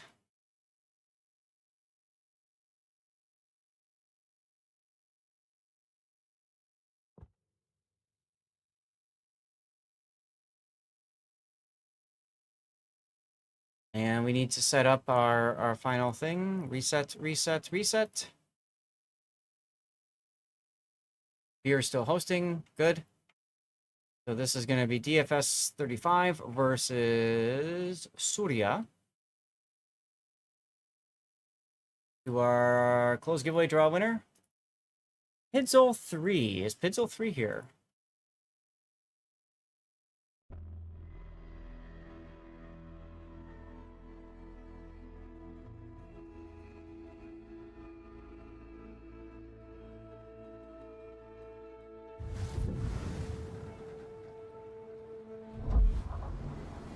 Pidzol's here. All right. Winner. Good. Mark giveaway is complete. New code up and running.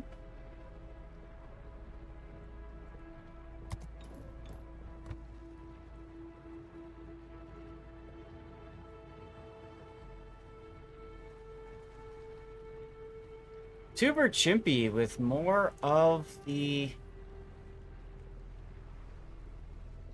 Tuber Chimpy with more of the stuff. I like it.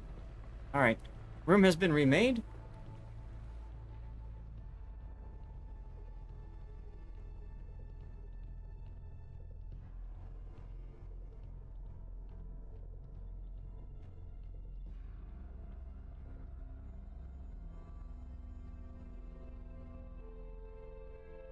All right. Well, Puddin's not here to tell me which to take, so I'm going to go with the lemon coconut protein bar.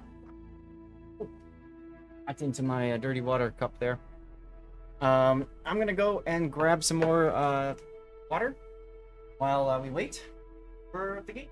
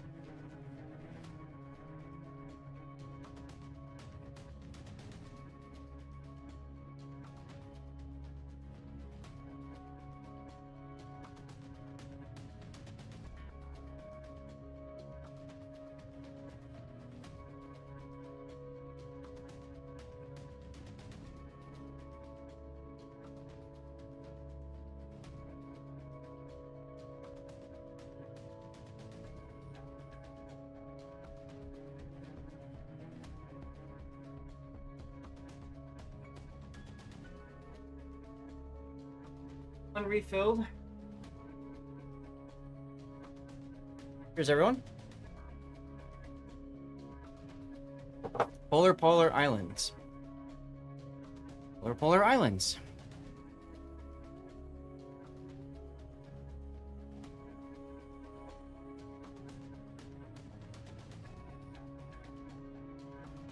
Polar Islands. Here we go. You might get started while I'm getting more drink. We'll be right back.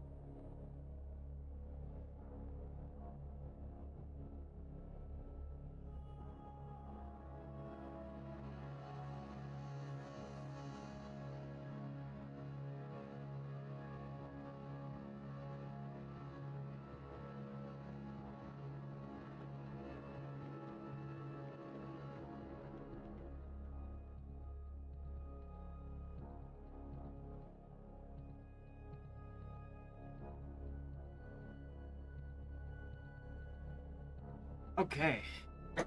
Drinks refill.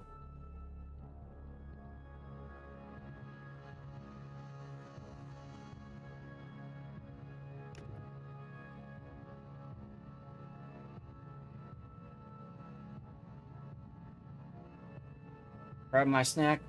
Grab myself a snack. Pactua! Right, Cobra.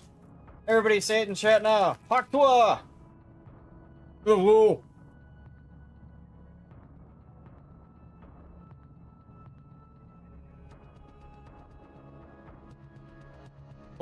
Wait. Hold on.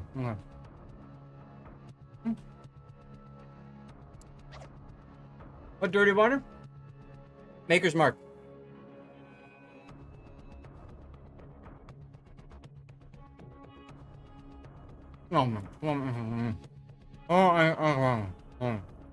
Okay.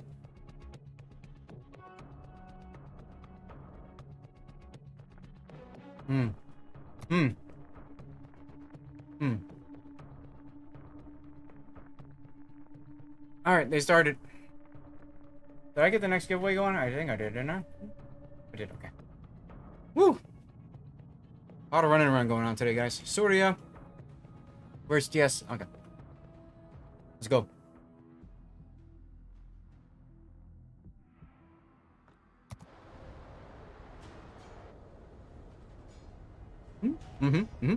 Alright.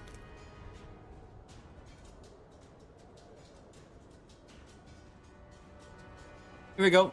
Losers bracket finals, y'all. Surya fought their way through the losers bracket. On Polar, there's a best of 3. Bringing with them Giuseppe Verdi, Borodino, missing the flag. Renown, Broder, Va Quellen. Zardos, I agree. However, unfortunately, my wife insists I buy my alcohol at Costco because it is cheaper. We've got a Duncan, Borodino, Richelieu, Alaska Black, and Mutsuki for DFS 35. Give me a moment while I finish my snacky snack. I'll mute this so you don't have to hear me chewing.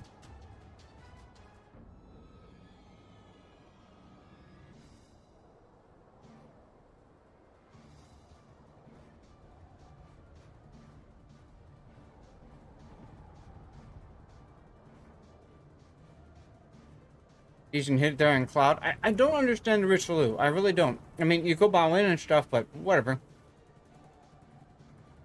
That being said, we also didn't really understand the Jean Bart pick for Zethlandia either. So, there's that.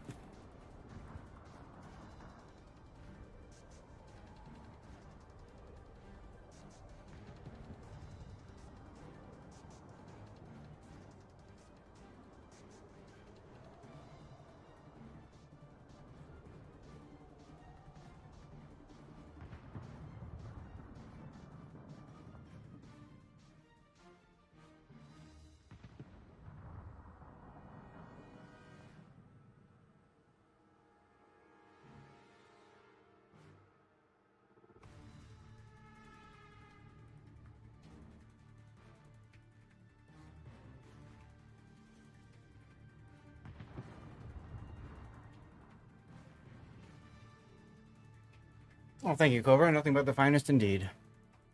Oh, well. Jeffy Birdie taking some hits? Hmm.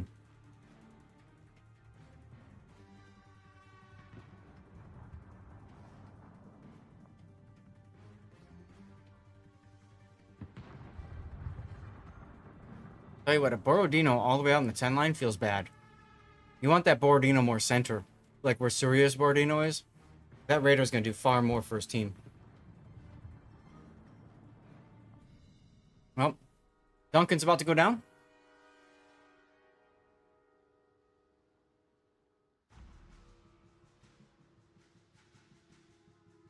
Bottle of cellar aged. Damn, nice. Clark Quillen spotted for Surya. Stuck on the beach. Remember, French destroyers do not have smoky smoke, so he is, he's about to die. Right next to this, God, I don't know what this is, but right next to this thing. He's gonna die. Ooh, Giuseppe Verdi takes out the Duncan. Kinky. Luffy Jaw with 210 hit points to his name, but he's spotted still. What's spotting? Oh, yeah, the Mutsuki, of course. Stats blokes. Unique ship. Both teams down one ship at this point.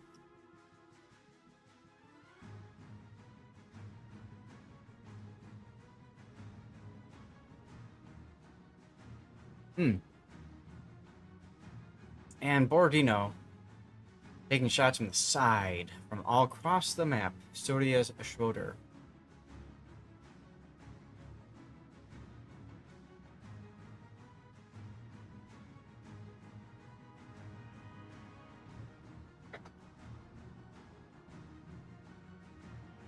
Emkun showing broadside as well, taking a Borodino hit. That's oof.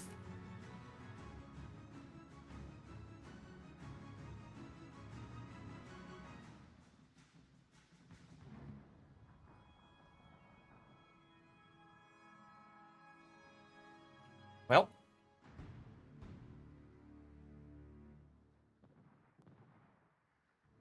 My fingers are all sticky, so I'm trying not to touch my mouse too much.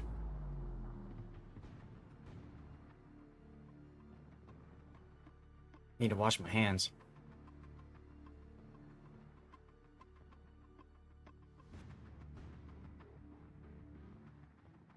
I don't know why DFS's Borodino shot there. He's very low health and he's detected now.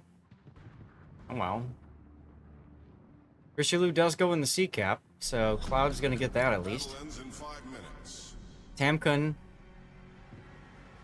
is in trouble in the Alaska. Big hit there on the Borodino. 664 hit points. Heals up in 10 seconds. And he's firing again. Don't fire again. You're gonna die.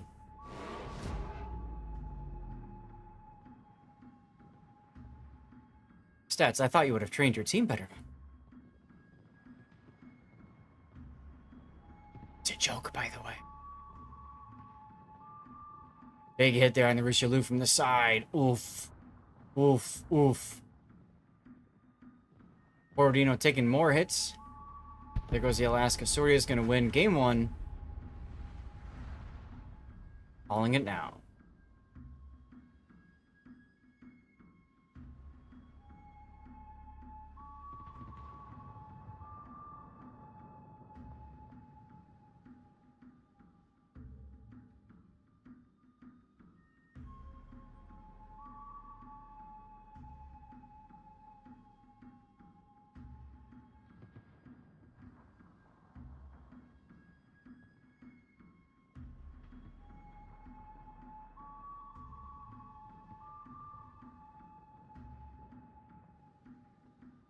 Borodino spot. I'm surprised nobody's shooting at him yet. I guess they want to kill the Mitsuki. I guess that makes sense. Yeah, there he goes. Alright, Mitsuki's dead. Probably figure they can go and kill the Borodino at their leisure later.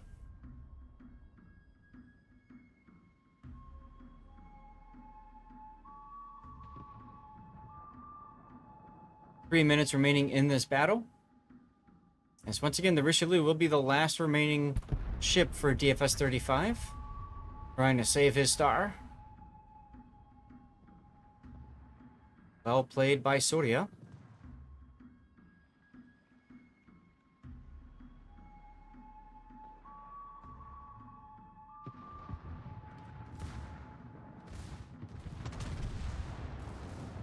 Well, alright, so the Richelieu did that. That's cute.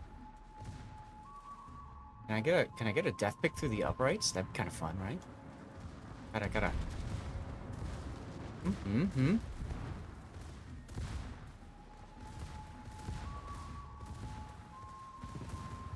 They're gonna pass.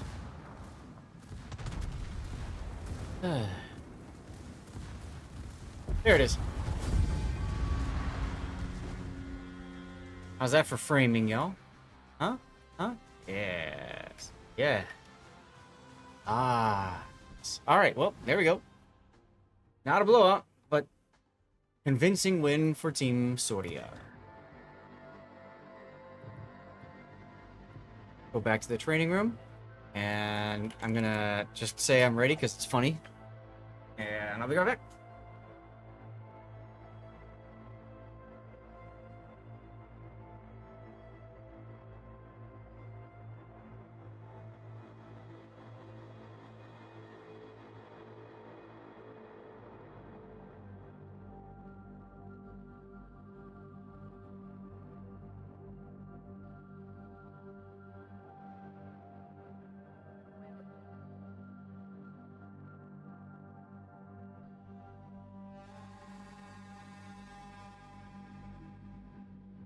Right.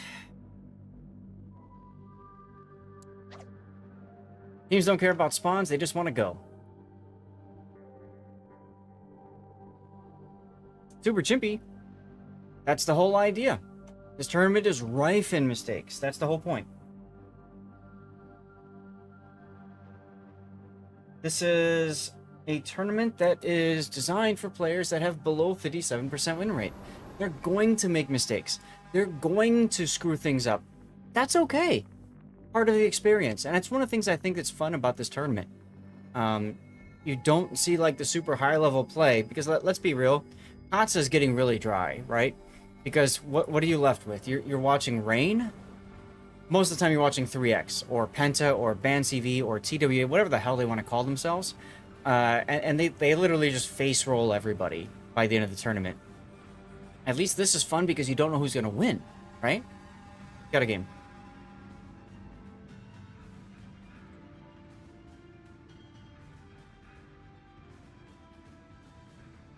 Uh-oh, the bot was wrong? Who Jam says? Filmed in Spain? Why is that a spaghetti western? Anyway, moving along. Here we go. Game 2. Soria versus DFS 35. Soria is up one game. It's a best of 3, so Soria can clinch it here and sweep StatsBloke's team out of, and faction out of the tournament completely, making it Bootopia versus Bootopia in the finals. Of course, the other possibility is we go to game 3. We'll see what happens.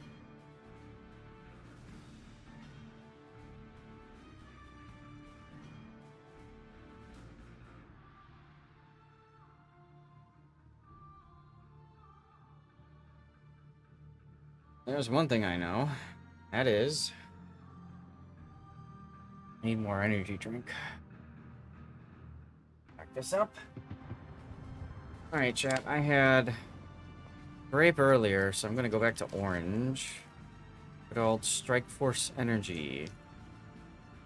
And they're, with World of Warships. I got to get rid of this stuff because I got more stuff coming.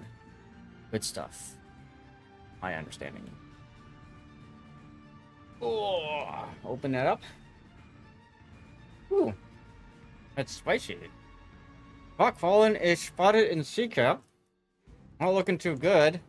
We got there's Soria, Giuseppe Verdi, and the Schroeder prepping secondaries all over the Duncan. Not good for the Duncan. He's by himself. If DFS can take advantage of this, though. Obviously, there's fewer ships to the south, so maybe they can make something happen. I don't know. We'll have to see. And in a moment, I'll get this thing out of my mouth. I apologize, everyone. But, you know, things you have to do when you're casting a tournament and they don't have much time in between games. It is indeed great for the average player. That's correct, Cobra. Forgot to do this with the last one.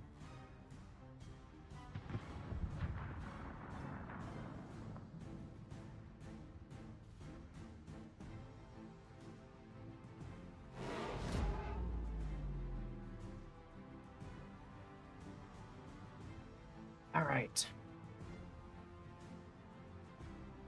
Reloaded.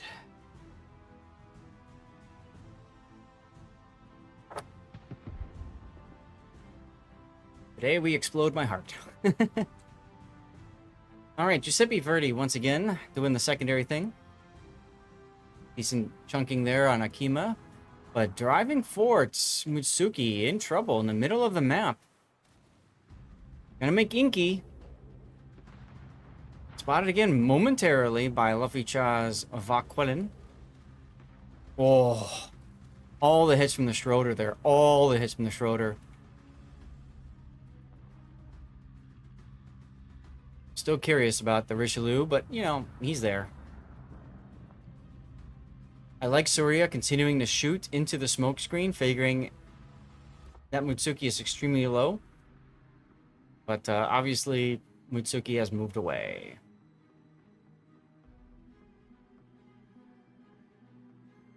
I like DFS's forward, you know, all the way to south here, doing next to nothing. Honestly, if I'm this Borodino, go up here. You need to do something to contest the C cap. But, okay. Meanwhile, DFS's Duncan is continuing to be crapped on by secondaries.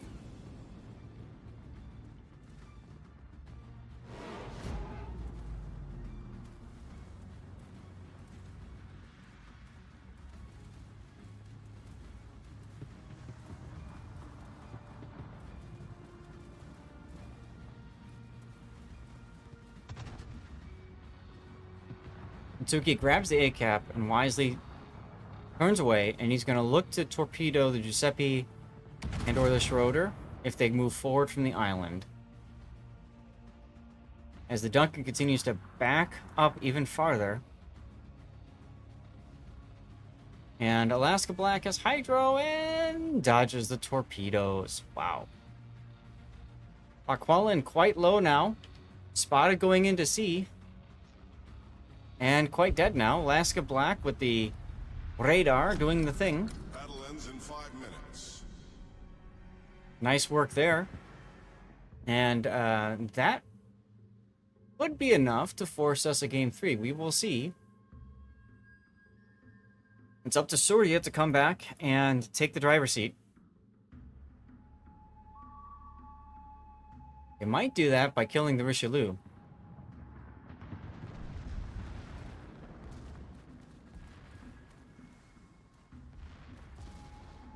Still waiting for DFS 35's Borodino to do something. The Alaska Black has taken up the Duncan's position on the firing line.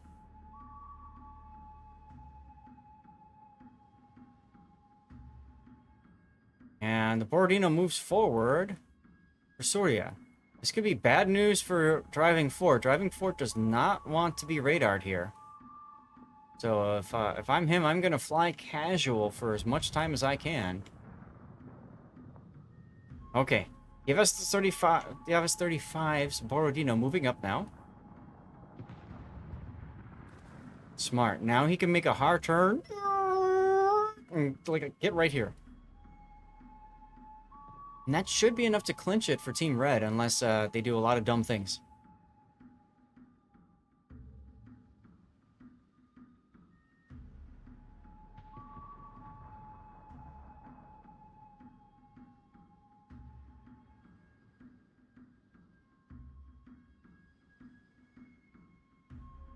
Well, Duncan is going to go down. But the Schroeder gets taken down by the Alaska, so that's a trade. That's good for DFS 35 and bad for Surya. But the Borodino just somehow lost, like, everything. I don't... come out broadside to the Renown, who had AP loaded, perhaps?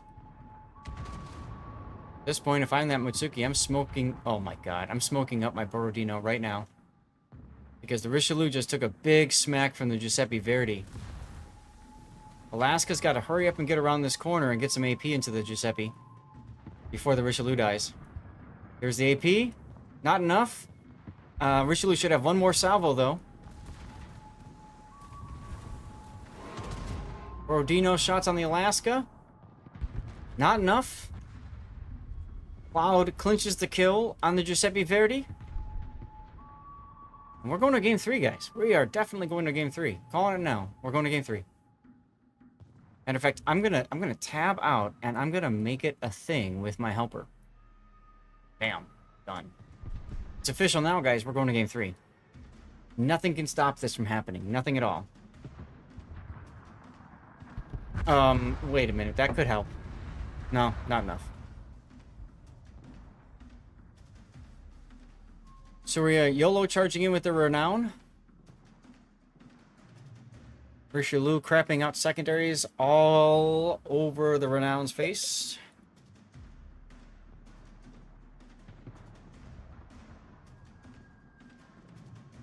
I don't like how this thing's like leaking now. It's kind of bad.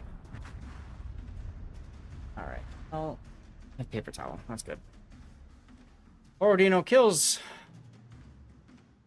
Cloud 117. Takes torpedoes for his trouble. Still, it's not enough. Take a look at the score. Soria's gonna lose. We're gonna go to game 3. Everyone will be happy, except for Soria.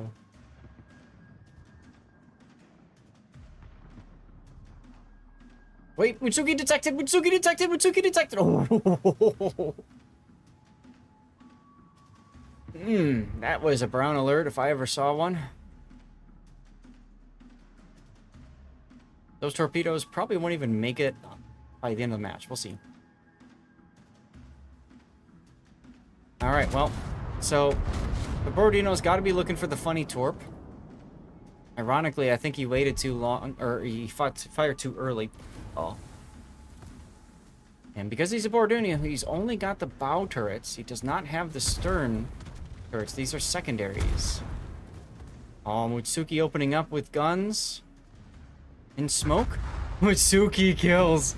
The Mutsuki. No way, the Mutsuki with the kill. Oh my god.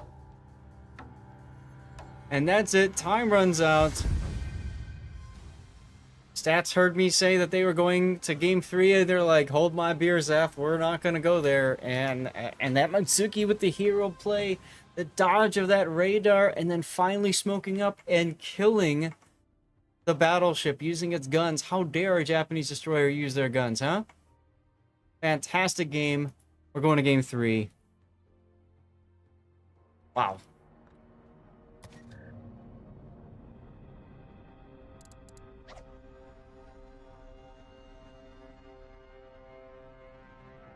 They're already asking if teams are ready, guys. Woo! That's why I snuck in the ad break when I did. Cheers, everyone. We'll hold a special toast for Stats if he gets knocked out after this game. My mortal enemy, according to him. And let's be fair, I never declared anything. I never even said he was my mortal enemy, so I don't understand. Okay? Okay. Game 3 coming up next.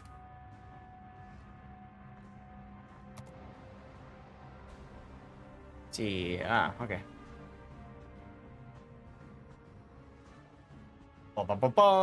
Game 3, Soria, DFS 35, tied up. Whoever wins this gets to fight against Glaka in the grand finals. And whoever loses this is done for the day. Soria is Butopian, and DFS 35 is Satsylvanian. Soria bringing with them a Giuseppe Verdi, a Borodino, a Renown, a Schroeder, and a Vaquelin. They are missing a flag on the Borodino, flag on the plate. Opposing them on the other side to the south is DFS 35 with a Duncan, a Borodino, a Richelieu, Alaska, and a Mutsuki. There you go. You've had it now.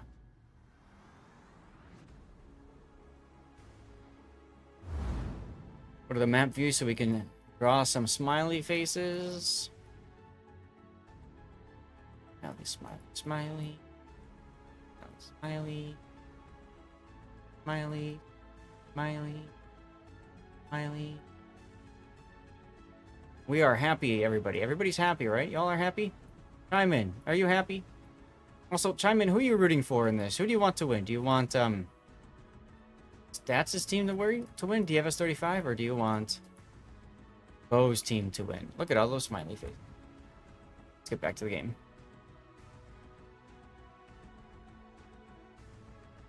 Look at that. All those smiley faces, and we missed nothing.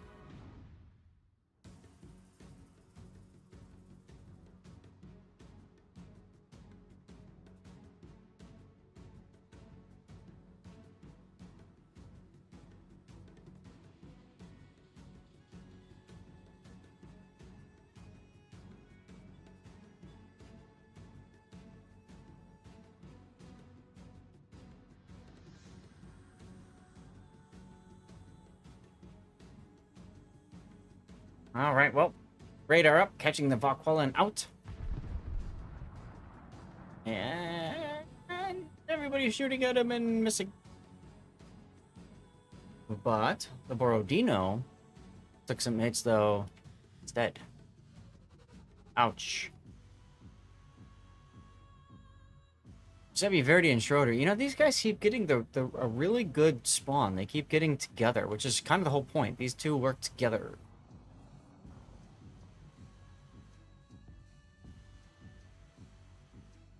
I mean, if I'm DFS 35, I gotta be like, okay, again, we got these guys again.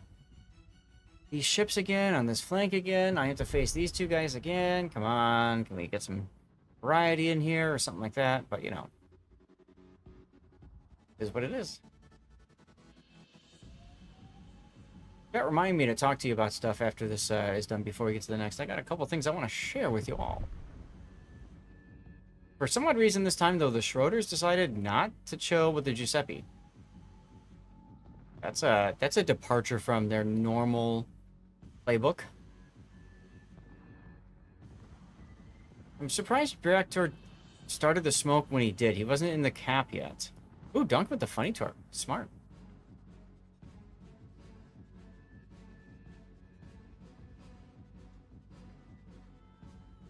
Mutsuki detected on radar from Borodino. That's going to be problematic for him with all the secondaries that are about to go. Remember, there's a 6-second delay before stuff appears. And, oh, there it is. Sibi Verdi fired his guns. And DFS 35's Mutsuki is just melting to almost nothingness.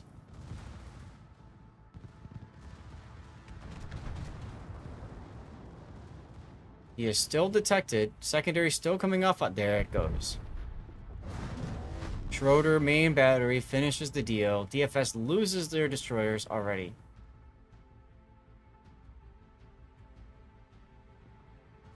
Akima takes a torpedo despite having hydro. He was obviously maneuvering. He's about to come out of the smoke. Oof, and Brocktor is going to take a torpedo up the butt, too. That was a really good salvo for that Mutsuki, despite him dying.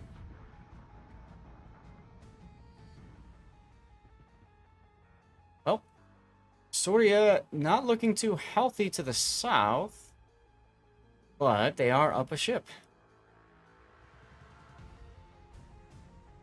And technically up on points because they have the sea cap.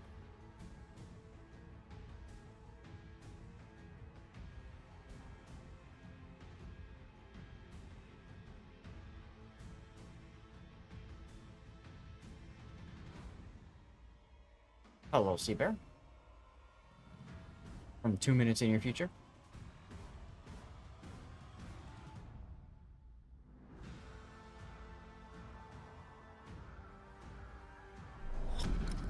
Battle ends in 5 minutes. 5 minutes until this battle is over, y'all. DFS 35 needs to do something, and they know it. They're trying to put the Borodino on the C cap, and they're going to try to put the Richelieu on the B cap. Now, he's going to get reset, but the important thing is that they're stopping point gain. for Soria. Point gain is but one piece of the puzzle, however. And they need to convert some kills.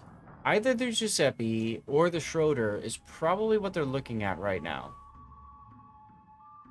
Meanwhile, Vaquelin is trying to put himself in a position to torpedo the Borodino, who is just getting himself focused down hard. Oof. That was a cheeky salvo from Luffy Cha. Trying to start a fire didn't happen. But that also tells the Borodino where he is, and the radar's ready. Honestly, if I'm that Borodino, I'm popping the radar now. He's not. He's going to take a torpedo. And then he'll DCP. And then Luffy Cha is just going to farm him down from that angle. That's a really good angle for him to be sitting in this island here.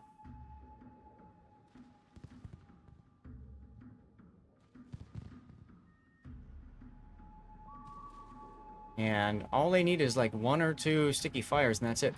The Alaska Black has gone into B. I'm a little confused about that.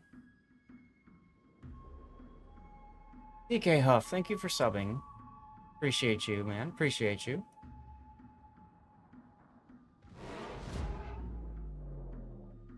So Borodino is just going to sit and die there. Cool. There he goes. Yo, it's not looking good for DFS 35. It looks like it's going to be an all Bootopia final.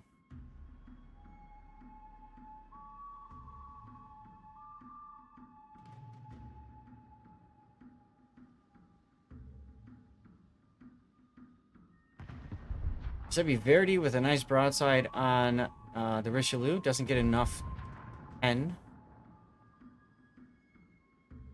But DFS is kind of screwed here, frankly.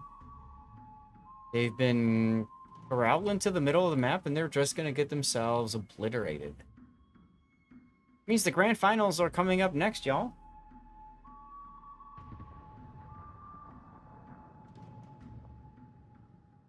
And it will be Glocka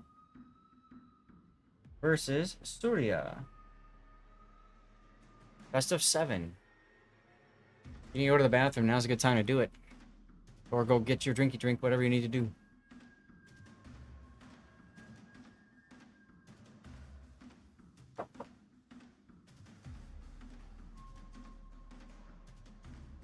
Because unless something crazy happens,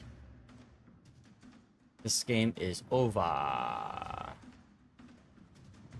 Alaska broadside to Borodino feels bad. Borodino coming out broadside to Alaska feels badder. Oof! Oof! Oof! Oof! Oh no! Big kill! Big kill for DFS! Big kill! Is that gonna be enough though? Probably not. Schroeder comes back out to continue to work on the Duncan.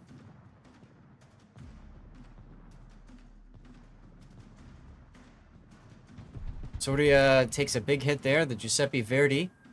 All needs to happen for that is for the Richelieu to get one more shot on him. What's going on down to the south?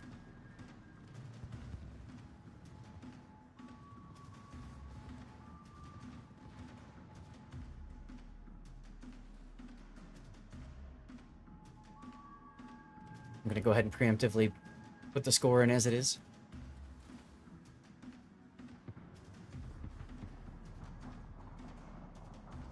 Ryakor not detected. That's huge. 30 seconds to go. Kill is a 100-point swing. I don't know that it'll be enough. More shells inbound. As Surya tries to go dark. 680 hit points left on the Schroeder with no heal.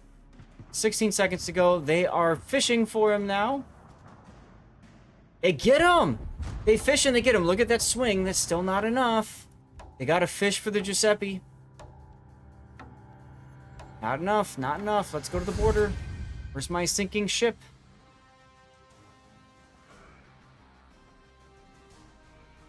There we go. Well, it is official. Surya, as predicted. We'll move on. Let's go to the winner screen. Congratulations to Soria. For the next one, I'm gonna go ahead and post ready.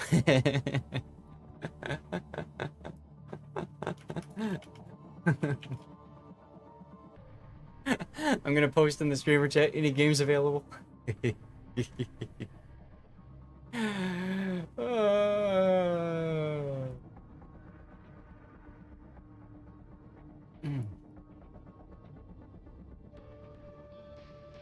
All right, let's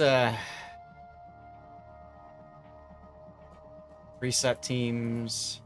It will be Glaka versus Surya. Let's reset the maps. And let's go ahead and get the ad break going because we have a best of 7 coming up. 7! Best of 7!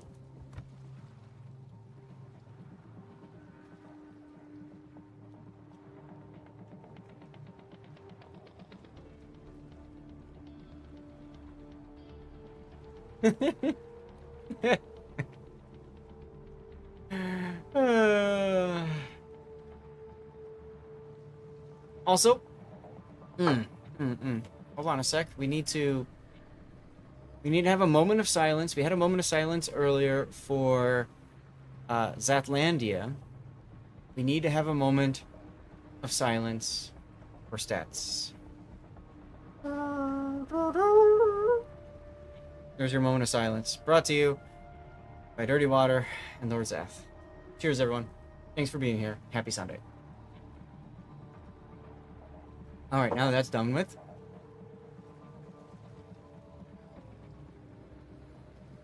DTK is the room host.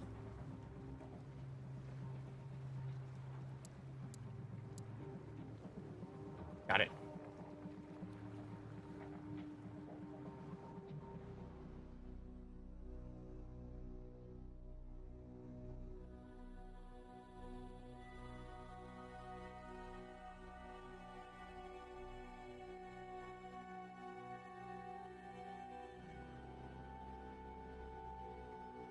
Yep. Glaka and Surya. Bootopia versus Bootopia.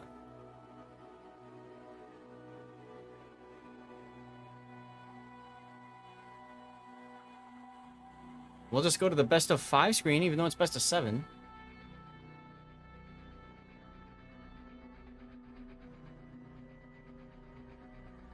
Glaka does start with 1 battle advantage.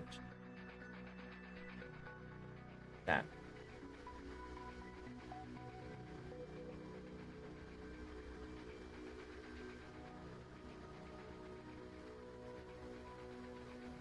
I'm gonna hit the bathroom. We have a few minutes. I'll be back in a moment.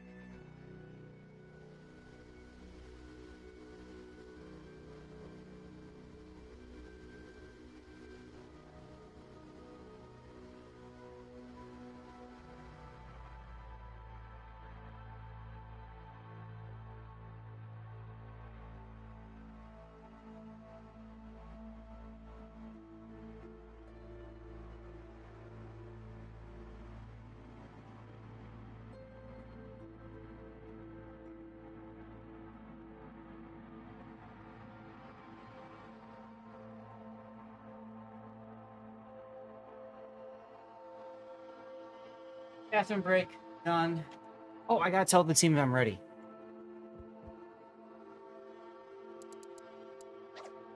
There we go. I told the team I'm ready. All is good. All is good. I told them I'm ready. Glaka starts 1-0, but if Surrey gets 4 wins, they can still get first place. They need 4, yeah. In Discord, maps and spawns.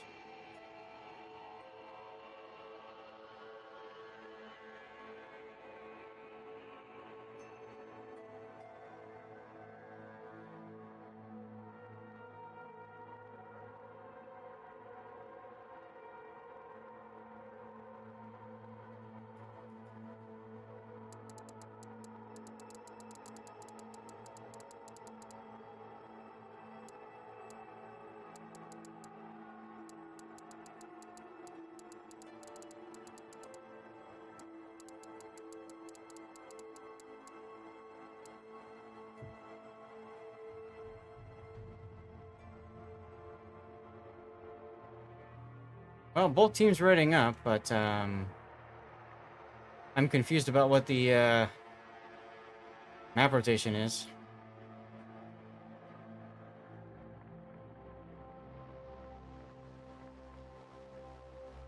So I guess we're doing Archipelago? Polar, Alpha Archipelago, and then we go to Solomon? No, we're at Solomon now. Oh, okay. I got no idea, guys. I have no idea.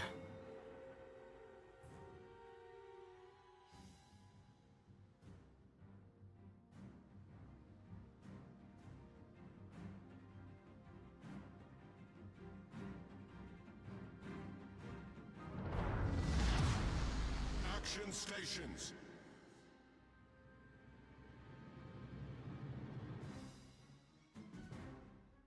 All right, well, here we go. I would have loved to have done a draw, but I just don't have time, and I don't know if any of my moderators are here to do a draw. So let's just get into it. This is game 1 of the Grand Finals, Glaka versus Surya. Glaka is up 1 over Surya because they won the winners bracket finals.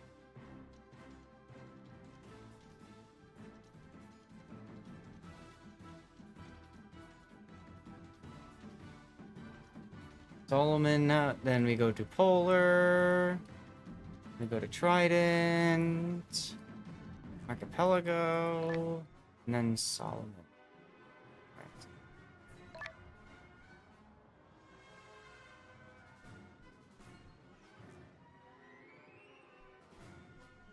Well, early contact is Sirocco Vakwalan find each other and just shoot each other.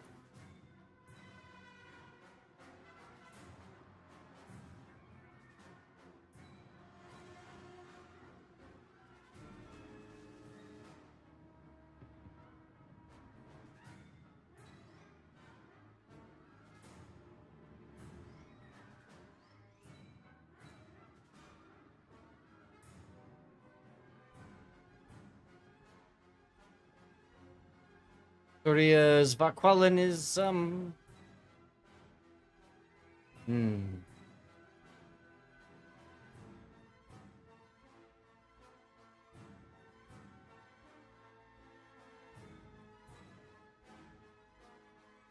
Well, he's gonna live for now.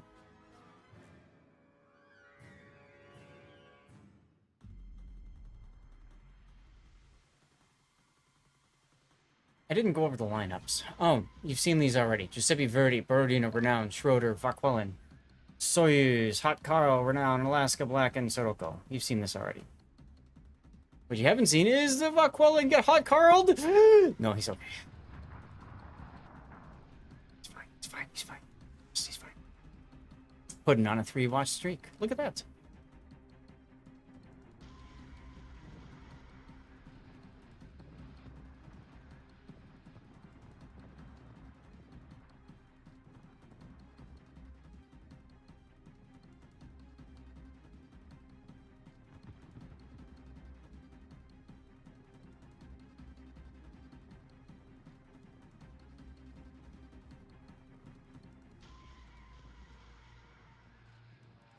So while this has been going on, Glaka's Sirocco lost a lot of hit points too. I'm not sure what happened to him, but He's at least able to get into the cap. You know, if I'm the Borodino, I'm probably radaring, just saying. There's the radar. A little late for that. Josie Povic, thank you for the follow. Make sure you... Well, you can't do that right now because Hujam won the giveaway.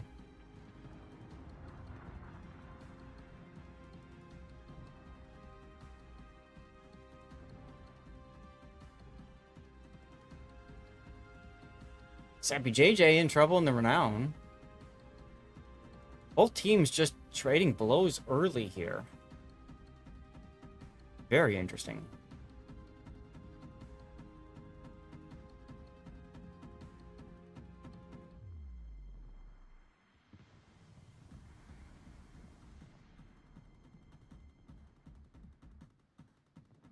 Well, Glocka Soyuz should go down to the Giuseppe Verdi. It's just a question of... can they get another ship to help against the Giuseppe? Now, the Renown is backing up. If I'm the Giuseppe Verdi, I'm looking at the Renown right now.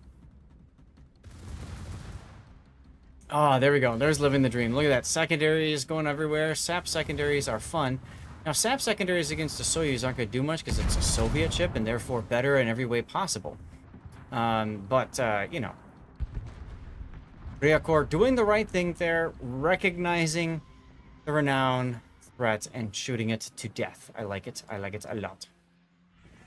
Now, these are SAP secondaries. They will not start fires on the Soyuz.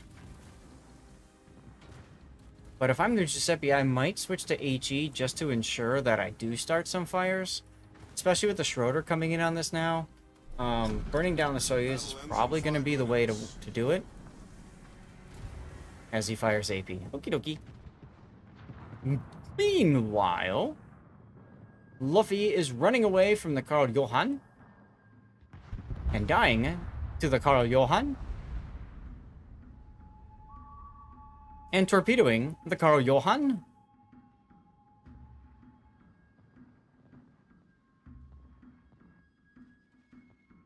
Did I ever look at this island for trains before? I don't think I did. Looked at other maps of GP for trains. I don't think I ever looked at this one. I don't think there are any trains. There's a couple like radio towers. There's a fun little lighthouse over here. People don't look at that, you know. Nice little village. How'd you like to live here? I don't know. They probably don't have a Costco anywhere nearby. Borodino versus Alaska. Iwax coming up. Now, Iwax probably wants to do a drive-by, and the Borodino probably wants to get rammed. Iwax is going to allow the ram. I really disagree with that decision, Mr. Iwax. I would have gone for the drive-by and the kill.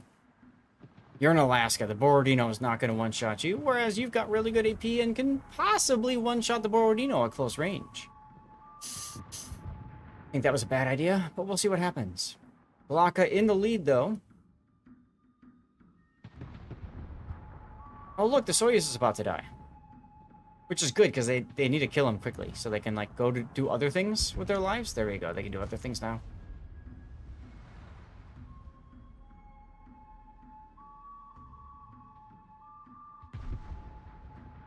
Speaking of doing other things, I really wonder where my co-caster is. I miss him.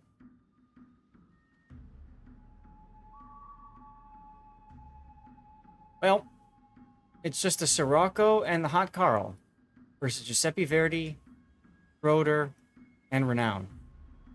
Verdi is detected. Honestly, if I'm the Verdi, I'm going to smoke up, change directions, and then appear right in front of him. But this Verdi is not me. Instead, he's going to sail straight to B.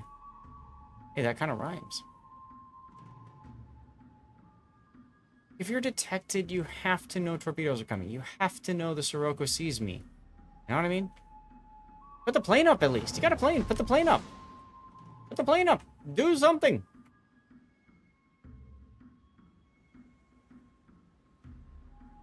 That he will yeet himself into the torpedoes. Just gonna take the one. But he'll get into the B cap. Okay. What does that do for them? Not too much, unfortunately. They really need to kill this Karl Johan. Bebop has been forced because he hit the map edge to, like, turn in. So he's gonna get Hot Carl'd pretty soon. Who's currently, by the way, the Hot Carl is, Not detected. Which is good because he's currently broadside to the Renown. He's detected now. That will encourage the Renown to turn a little bit to get his rear turrets off. And the Renown doing the smart thing by bowing in, just in case there are Hot Carl torpedoes coming, which in fact there are.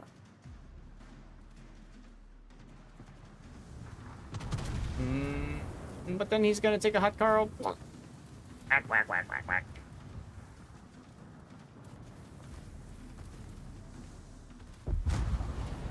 Alright, and there you go, Renown. You just got Hot Carl'd. I think he would have been better off just continuing to kite away. But he didn't. He turned around and charged. So, rip.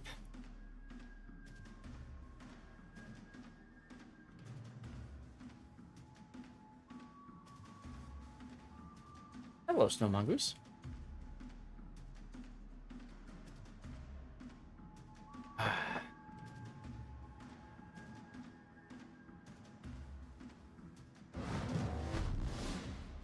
Well, they got the cap, but they lost the game. Glocka up 2-0 over Surya. This is a best of 7. Glocka needs to win 2 more games. Then we can all go on with our lives. Oh, I didn't tell you about the thing. You guys didn't remind me.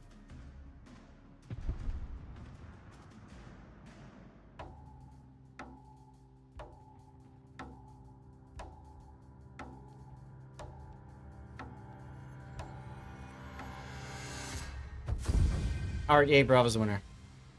Okay, so I didn't tell you about this, and I want to make sure you guys know about this. If you want to participate in World of Warships, volunteer for something, check out the Super Test program. It's good stuff.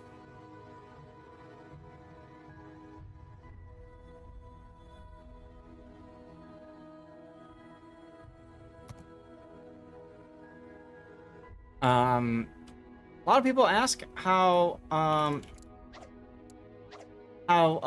we, how I got all this stuff and things in the game by only spending 20 bucks. Feel free to check that out. All right, anybody can join. There's some requirements here for the application. There's some things you have to make sure you do when you post on the Super Test forum. But you'll have to go through some training and stuff like that, and once done, you can perhaps be a part of the Super Test program. Now, I am a Super Test coordinator along with some other really cool dudes.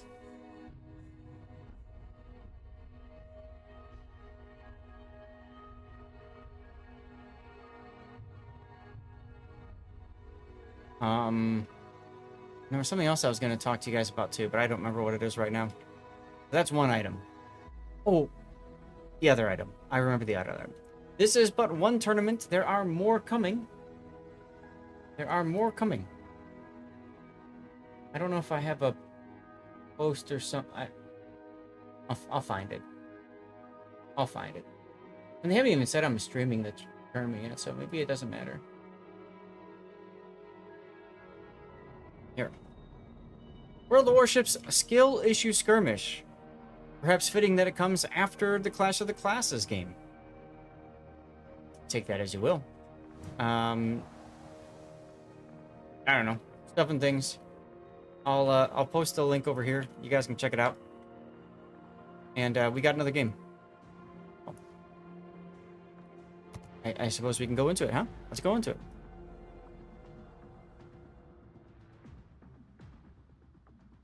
Yummy with the raid. Welcome on, Raiders. We're 2 minutes in your future.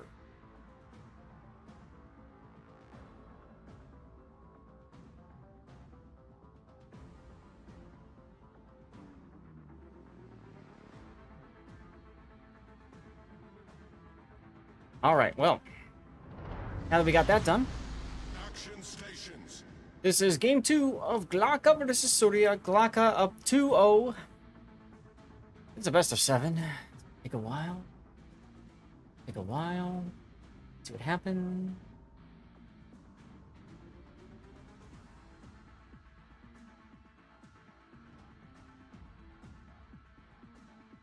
We do have a giveaway going. Exclamation point ticket gets you into the giveaway. Have you a follower, all that kind of stuff.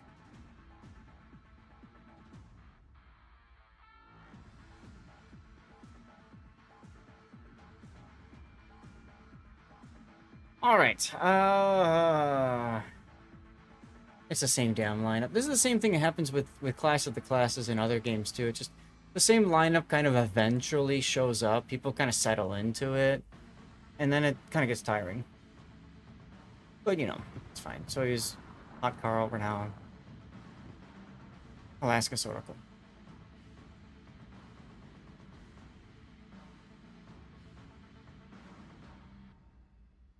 Borodino taking some hits.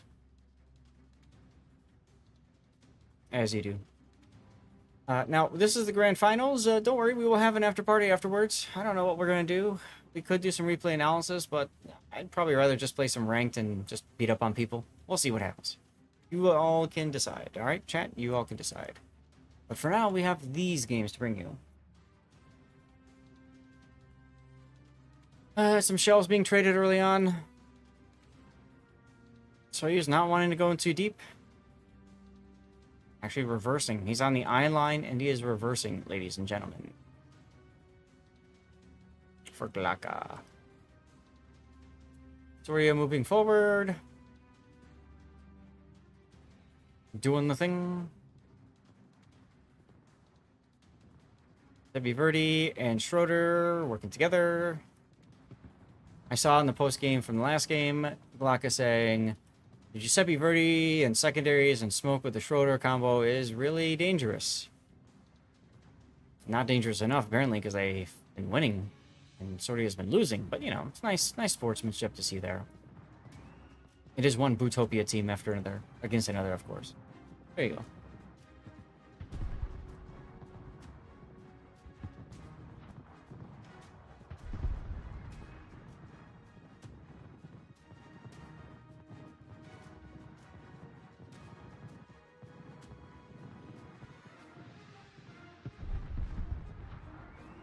Isn't it fun watching secondaries? Just, I could watch this for days.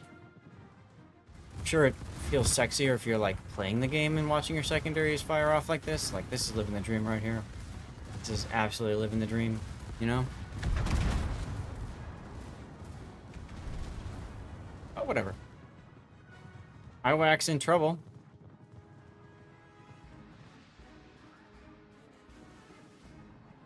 Could have been worse. I was expecting him to get like a blown up or something, but didn't happen.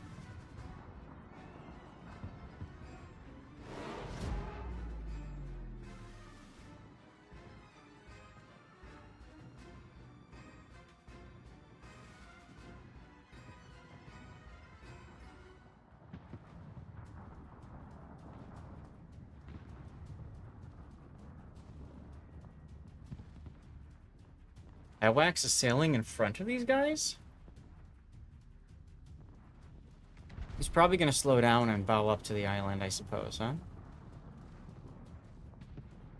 Looks like that's what he's doing. Giuseppe Verdi's at half health already.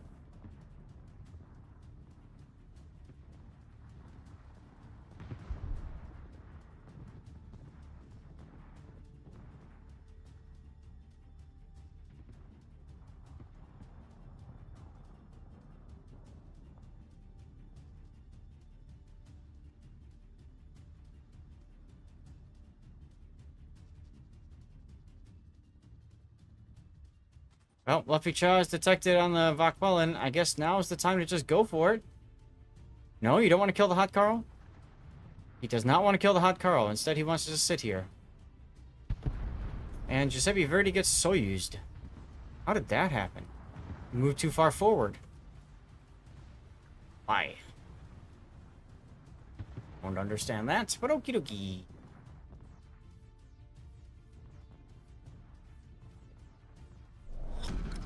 Battle ends in 5 minutes. Battle's gonna end in less than 5 minutes the way things are going here. Aquella now shooting against the Sirocco?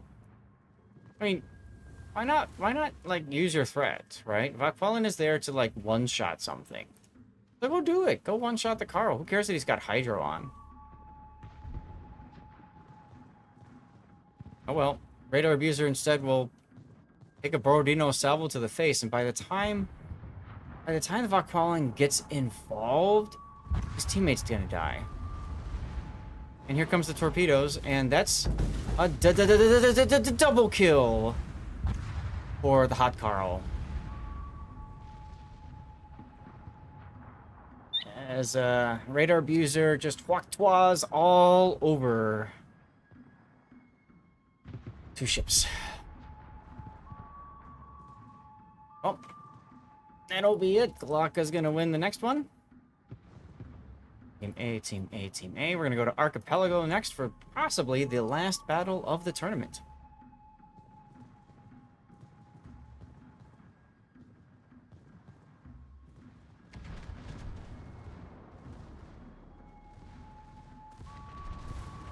Nope.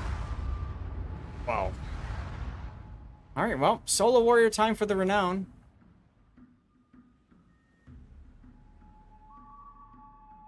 Ladies and gentlemen, now's a great time to go stand up, walk around, grab a snack, get some dirty water. Good idea, actually.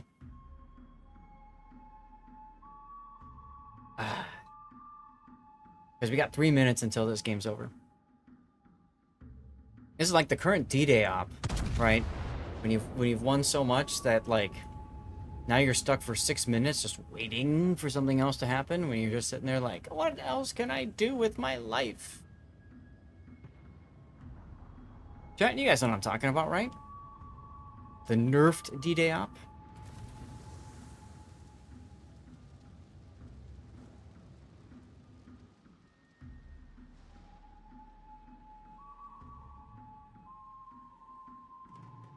Well, at least Suria's Bebop here, Renown, is just saying, I'm gonna go and yeet myself into death. Or not. Oh, he is? He's not? There you go. Go broadside to the Soyuz, please. Please, please, please. Not enough. Ooh. Go through the uprights. No?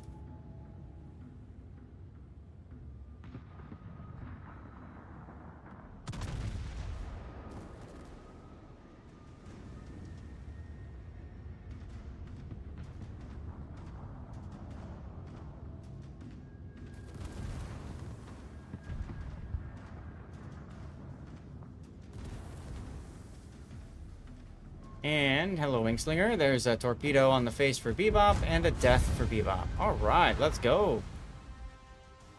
Get our death pick, everybody. Yoink. We'll go back to our screen here. Not a wargaming blowout because the Hot Carl died. Ready, plus... Here we go.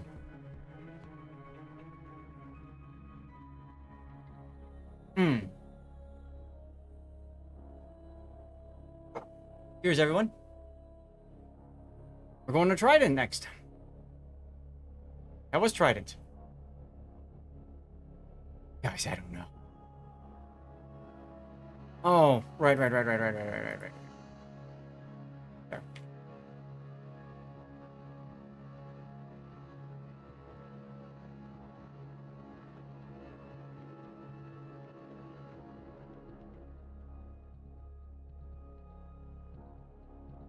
Smoke if you got him. That's right, Jake. That's right. Smoke if you got him.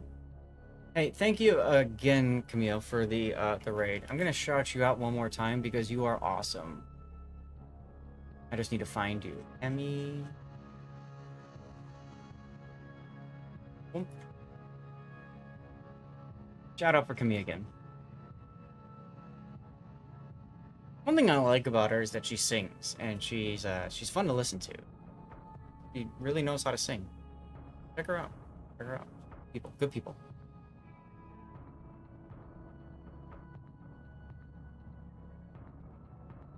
Good people.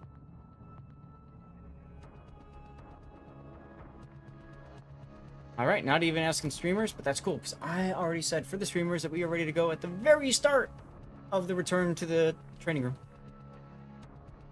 Oh. Well. Game reversed again. Let's go. All right, ladies and gentlemen, what could be the final game of the Clash of the Classes 8 tournament. Surya from Botopia versus Glaka from Butopia. Glaka has 3 games done under their belt. Surya has none. This is a best of 7, meaning all that needs to happen is Glaka win 1 more game.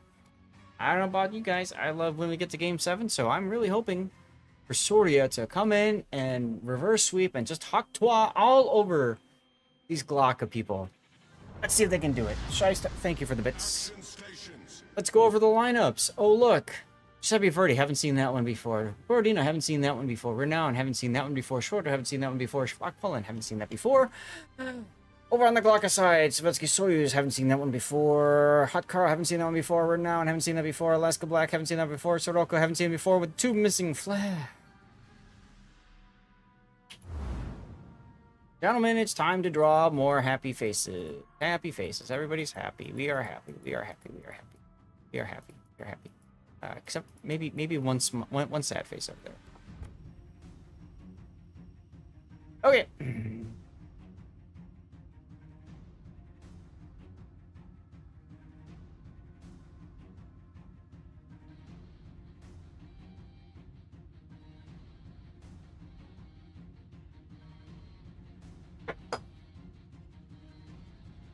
Alright. Akpal and Soroko going to the usual place, both heading towards C. And Glaka doing the same thing we saw them do against Stats' team earlier. Alaska and Hot Carl both going to the A cap. So he's in Renown heading towards the C cap. This time around, the Schroeder Giuseppe will deal with the Alaska and Carl. We'll see what happens.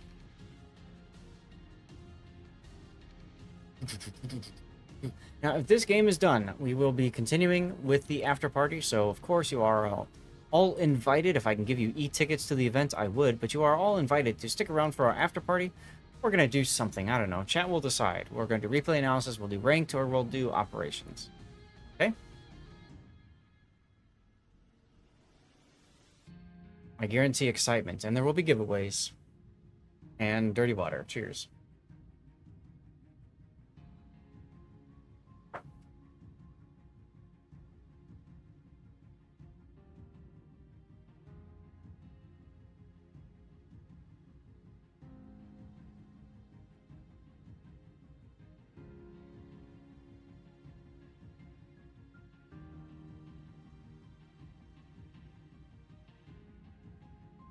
Interesting seeing the Schroeder going so far wide here with engine boost. Usually you want the Verdi in front, or at the very least you want these two to be as close together as possible so that, you know, if you need to, you can slow down and get into smoke quickly.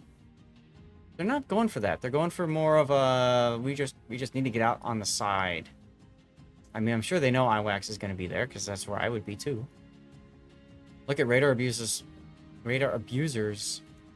Hot Carl way off to the side there. Meanwhile, both destroyers in the C-cap just sitting there chilling.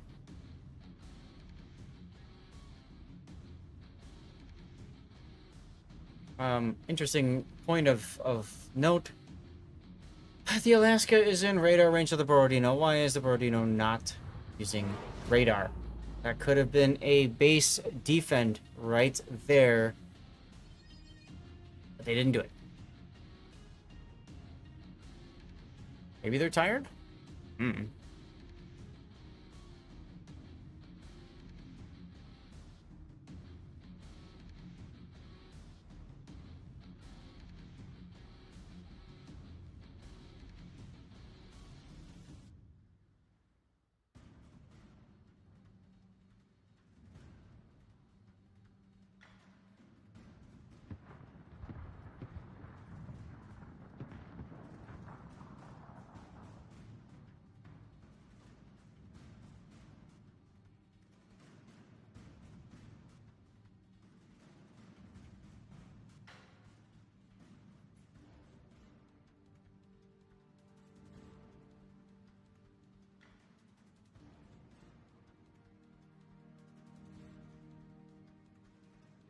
Well,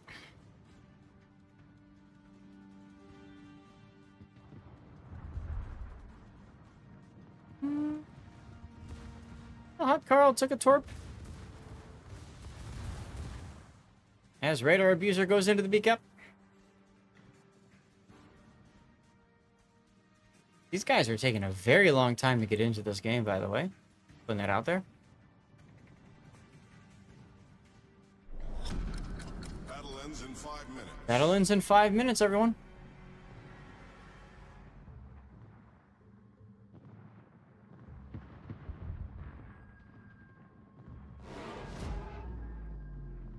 As Borodino gets slapped around.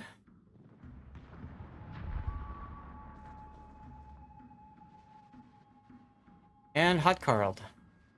In the face.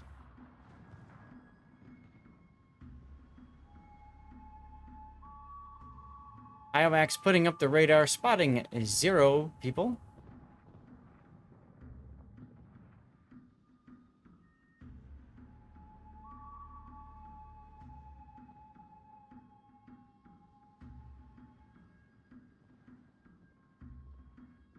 And that's going to be a dead Borodino.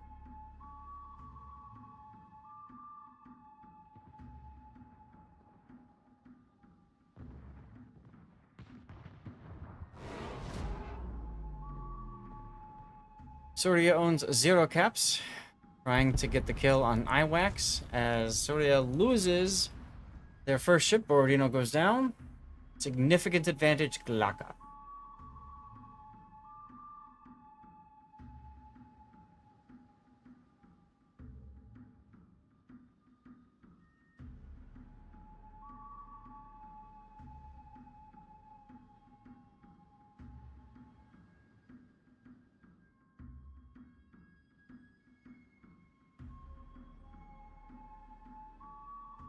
Iwax will probably go down to secondaries and stuff, but they gotta kill him fast. They gotta kill him fast so they can deal with the Hot Carl or somebody else. Okay, there you go. Now you got him. Cool. I got 3 minutes to get 2 caps and probably kill 1 or 2 of Glaka's ships. Go.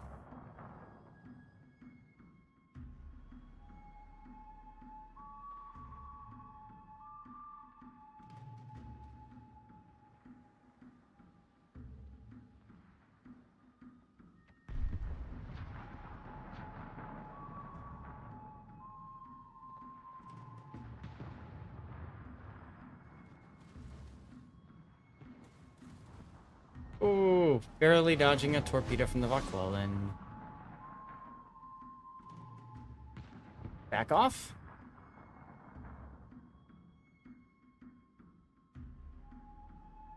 Vaklolan detected now. Eesh. Oof. Oof. Big hit there. Big hit there. Not sure why he wanted to get shot at that badly, but, did.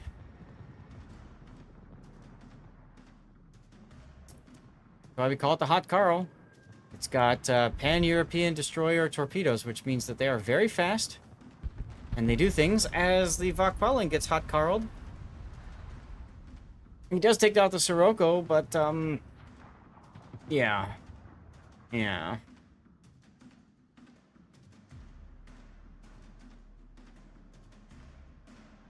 Yeah.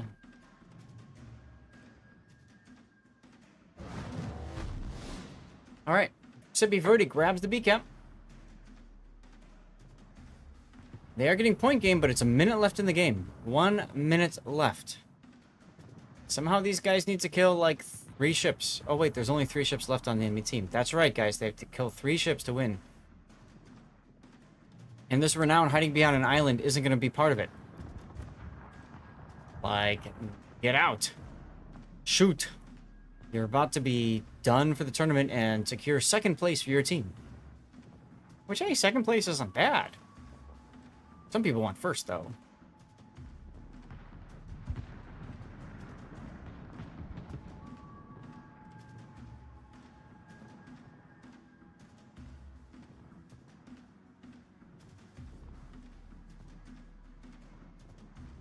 So So Giuseppe's going to get into the cap to try to stop the point gain. Maybe ram the Soyuz. If he can ram the Soyuz and kill the Johann. Renown is just now finally coming around the island. Island eats some of those shells. Tell you what, if the Renown was actually involved earlier, this could have been different. Debbie Verdi's going to die. 8 seconds to go. Here comes the ram. Here comes the ram. 3, 2, 1. Ram denied. And that is the tournament, ladies and gentlemen. As Glocka wins. It's almost like I had the winner screen already ready for you guys. Oh, wait, I did. Glocka wins here. Excuse me. Let me put the 4 to make it official. Glocka wins. Congratulations, Glocka. All right, ladies and gentlemen, we are done with the tournament. Don't forget, we have the skill issue skirmish coming up soon.tm. I'm going to go to the after party now. You are more than welcome to stay and hang out. I'll put up a poll and stuff when we get back. Now, in order to do this, I need to kill my internet. I have to... what else do I have to do? I have to kill my OBS. I have to start my internet back up. I have to start OBS back up. I got to switch scene collection to my replay theater, and I got to get rid of my 2-minute delay. So... stay tuned. You might see a little bit of a gap, but don't worry. I will be here. I'll see you in a little bit, and hopefully we'll see you next time for the skill issue tournament, which starts in 3 weeks. 2 weeks, 3 weeks, 2 weeks, 3 weeks, something like that. Peace. To do to get rid of a 2-minute delay, y'all.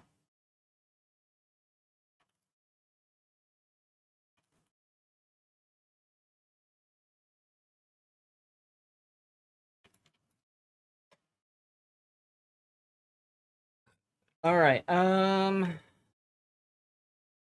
tunes. Let's get the tunes up.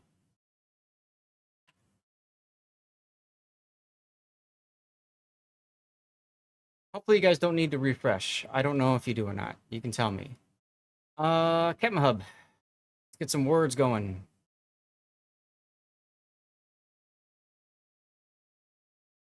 If you all are in the giveaway, don't worry, we'll do the draw in just a moment. I got to get everything ready to go, okay?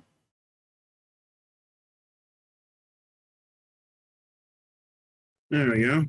It's on stream browser.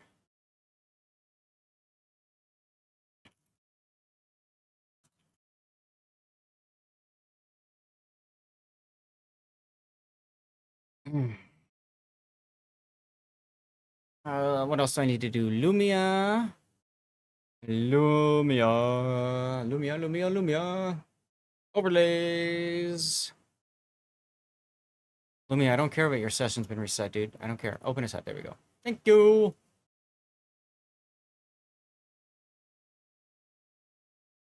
Where is the HUD? I told you to start the HUD. Lumia. Start it. Thank you. All right. Stream Raiders is done.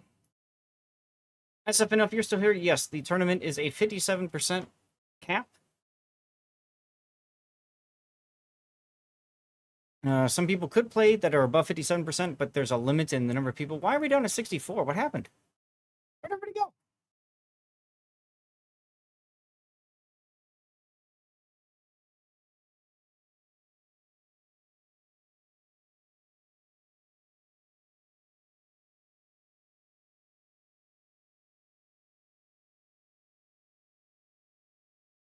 Like Twitch is still considering it to be the same session, so I did that successfully, I think. Yeah. Okay. Well, whatever. We lost some people. Oh well. I guess they won't win.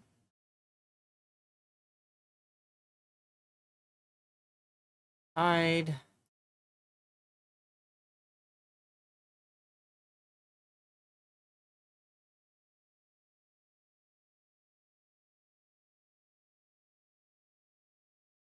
How many tickets? Too many!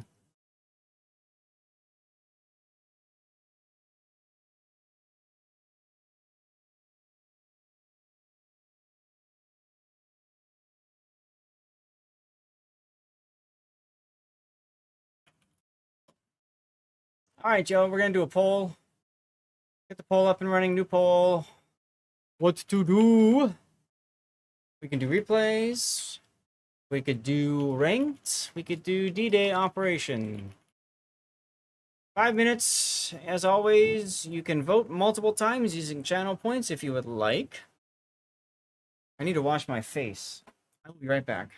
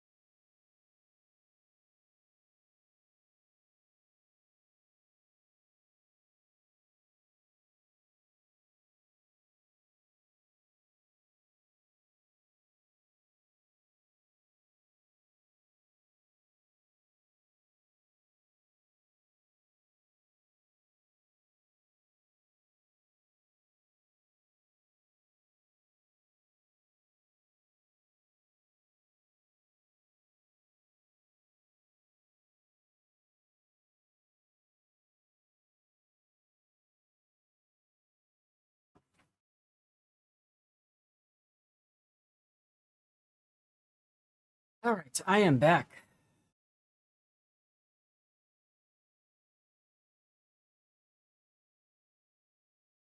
Maybe I should go get some.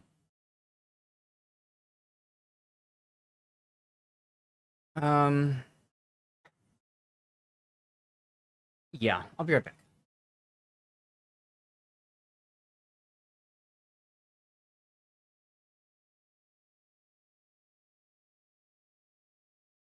Got tie, replays, and ranked.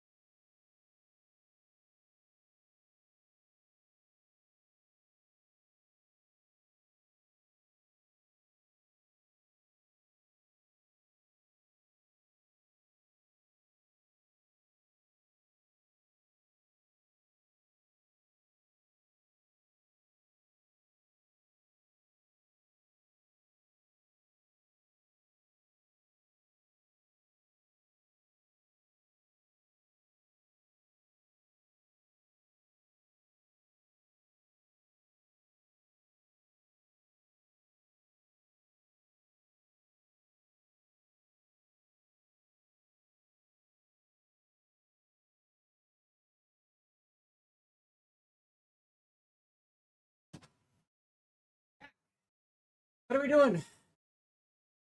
You Replays. guys want replays? Okay, well, whatever. All right. I have up to 5 replays we'll do today. I currently have prioritized. Let's see here. I gotta get all these like cooking. Just remember, if they're before that micro patch that we got, they're invalid. Yep, that's correct. So I know Rob has his Wisconsin game. I can pull that one up.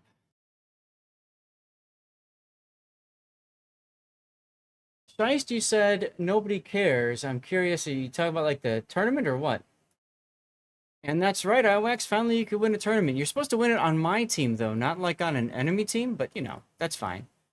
I mean, nothing on me? Okay, just making sure. Making sure.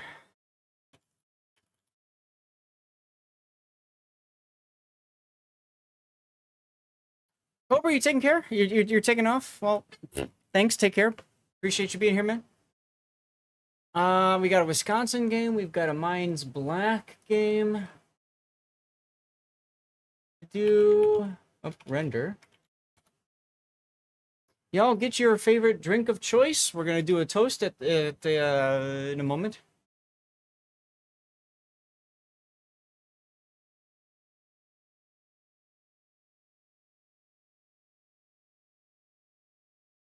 We got Mines. We got Felix Schultz. Instant Cthulhu, are you still here?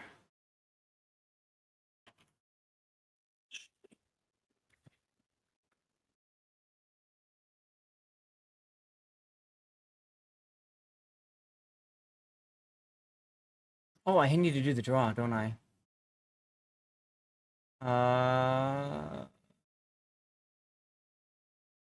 Maybe refreshing this will fix it? Ah, here we go. Closing giveaway, drawing a winner. Viparo! Viparo, if you are here, please say something in chat for you have won. If you're not here, we will redraw.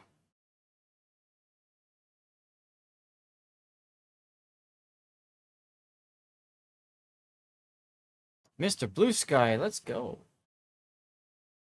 Viparo, you have until the end of our toast.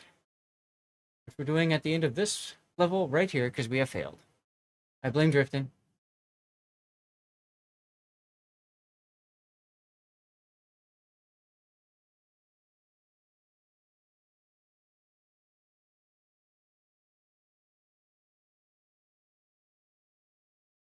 All right, y'all. Warships, focus on me. We're back. We're here. Thank you guys for sticking around. I don't know what happened in the in between. Usually I can do it so that people don't notice the difference, but it might have happened. Good people indeed, chats, and you're one of them. Cheers, everybody. Feel free to share in chat. What are you drinking? What's your drink of choice? It doesn't have to be alcoholic, but this is something we do every Sunday. We switch to dirty water, and Friday when we do it. Cheers. Thank you all for being here. Good health to everybody. You're a Java Monster Cafe Latte. There you go. Ah, this is Maker's Mark whiskey. Totally haven't been drinking all day after Zathlandia was eliminated. All right, let's get the next replay render going. Here, T. Got it, no problem. All right, we haven't heard from VPro. Let's draw another winner. Kranish. Kranish, are you here? Beer. There you go, Lumpy Jones. What kind of beer? There's lots of them. I'm not a beer person, but that's okay. Feel free to share what you got. And let's get to our first replay. That will be Robloxian plays in the Wisconsin. Cannot run replay file. Never mind.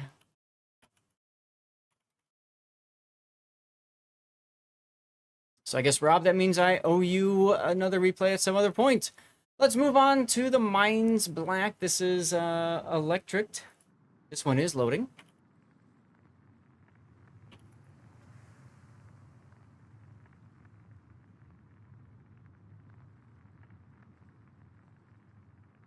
No, not B. Beer. All right. We haven't got a winner yet. Let's go ahead and draw another winner, shall we? Driftin'. You want me to turn down the music? What's wrong with the music? You know, people complain about the music being too loud, and then you know what happens? Duckman shows up and then complains about it being too quiet. Fine, I'll turn it down just for you, IWAX. Negative 24. It's an after party, but now with... Oh, wait, no, I just made it louder. Negative 30. No, not 0. No, negative 30. Stupid filter thing. You want to hear me, not the music? Aww. Oh my god, you want to thank your mom and your agent. There you go, Driftin. Accepting the prize in style. In style, huh? Kinky boy. Alright, here we go. Let's get the prize out to Driftin. I've got one more of these codes to get rid of today. So let's do that. Mark giveaway is complete. Alright, so that was a 3-0 sweep for Glocka. Best of 7 turns out to be done in 3 games. Amazing how that works. You are most welcome, Driftin. If Duckman getting water out of his ears, he might hear clearly. Oh yeah, that's true. You know what? He's lost a lot of hearing. He has lost a lot of hearing. Alright, so this is... This is the Felix Schultz. Okay, so I gotta go to downloads. What is this one? This one's the Schultz. F. Schultz. New trackball. You play Warships with a trackball? You play Warships with a trackball? What is a trackball? Look it up. I'm not going to describe it. You just look it up. You play render. Mines. This is an operation. Now, this is Electric, who is one of my core viewers, especially over on the Rerun channel. Your ex played WoWs with a trackball? Is that why she's your ex, or he? Anyway.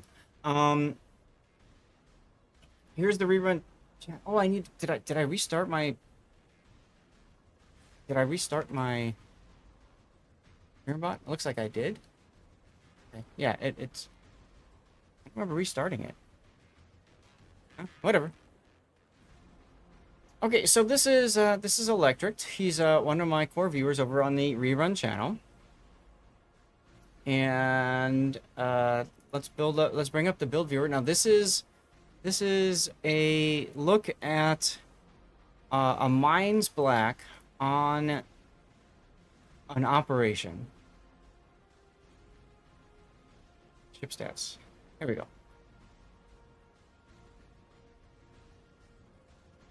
Let's get the correct ship stats up. Here's the Mines Black. Now, Mines is a fantastic ship for DPM. She's a tier 8 cruiser.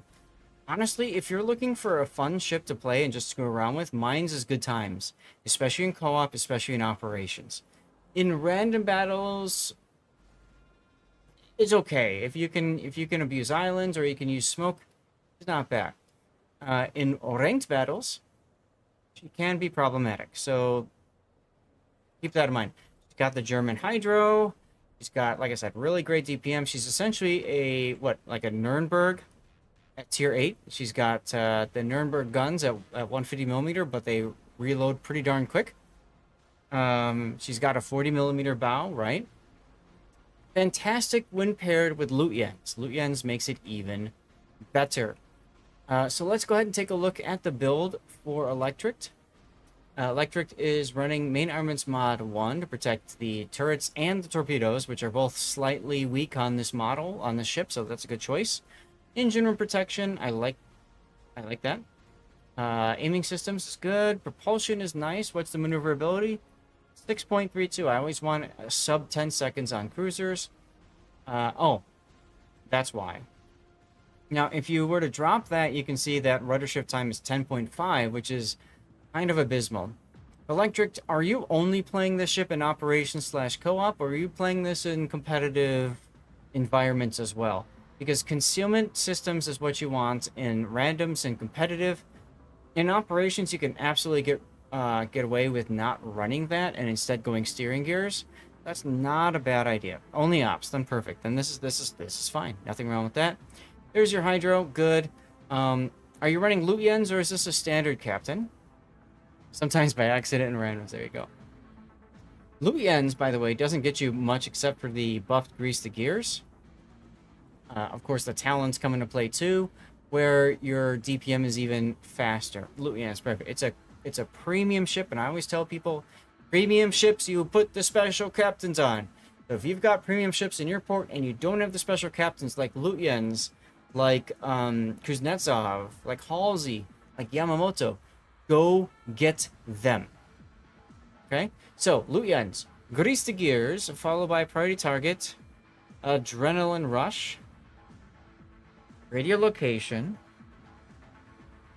IFH, no, heavy, okay, heavy HE and SAP, that's fine, I get that. Top grade gunner, outnumbered.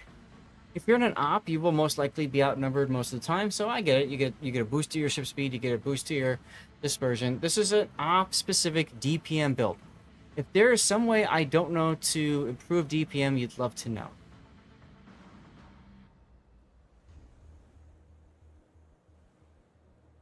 I don't see it, Electric. You've got everything that you would really want here. The only other thing you could do is drop priority target for demo expert or... Yeah. Demo... I wouldn't bother. I wouldn't bother. Heavy AP not available. What do you mean not available? Right there. You'd have to drop heavy HE for it, but you could do that. In an operation, you're typically up against ships of lower tier, so if you switch to AP a lot, you could. Look at your screenshot. What screenshot? Where? What do you mean heavy AP is it's a cruiser skill. You can do it. Why would it not be available?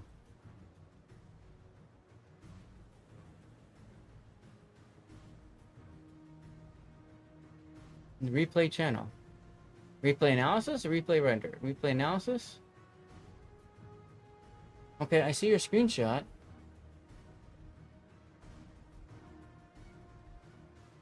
Got a circle with a slash on it. It's interesting. I think what they're telling you isn't that it's not available.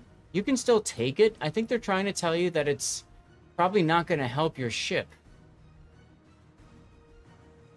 I mean, given Maine's caliber, I could see an argument for not taking it. Oh, okay, Pockington. I get it. Heavy AP can't go on mines because heavy AP needs at least... Let's see. See? Yep. Oh, yeah, that's right. Main battery caliber of 190 and above, and mines is 150. Okay, there you go. So, yeah, you can't even do heavy AP. Okay. Sorry, it's been a while since I've looked at that. If you find yourself using torpedoes a lot, you can try to find a way to get pack-a-punch. I would drop outnumbered to make that happen. If you're doing this in ops, you can probably get around radio location because after enough time playing, you'll learn where things go and where things spawn. Now, if you were to drop radio location, what could you pick up? You could pick up IFHE. You penetrate. IFHE is not going to help you. You can't hear music at all? What do you mean you can't hear music at all, Dr. Schatz? See, see that? Try refreshing, Schatz.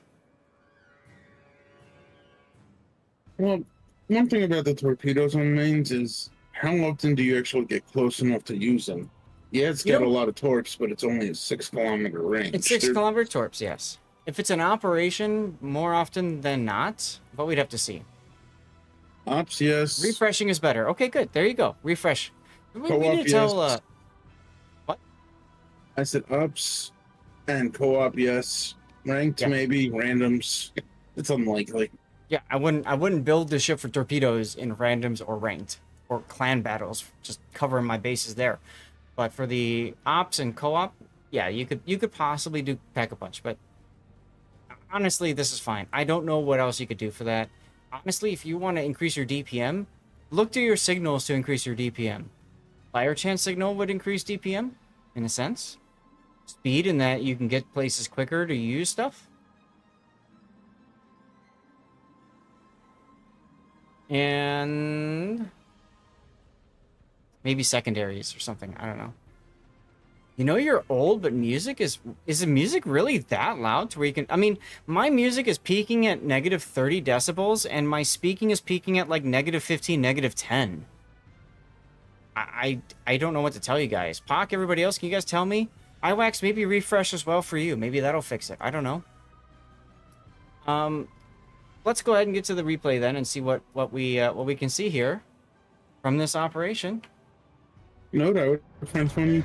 If somehow on mains, and let's say you have Luchins, you get 100 main guns and then 100 secondary hits. Yeah. That'd be pretty nutty. Yep. Yep. Let's give them a hard time. Music is fine for me, Pock. Okay. Prepare to see dumb stuff. Yes, that's correct as well, Seabear. iWax, you can always try the YouTube stream. There's no music on the YouTube stream there. Alright, so this is Operation Raptor Rescue. Let's see, so we have mines. I'll put this over here.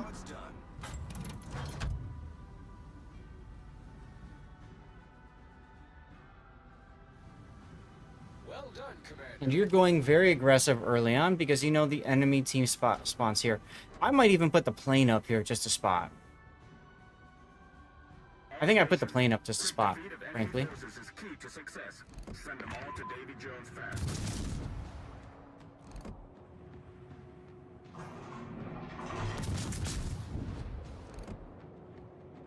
Make sure that my replay render... Okay, I've got you set up for the replay render.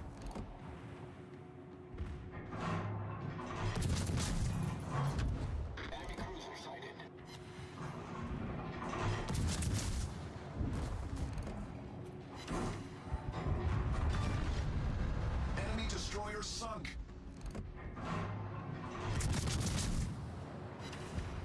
And Destroyer dead, and Oba dead because of Citadels. Destroyed an enemy cruiser. Damn. There's the Fuso.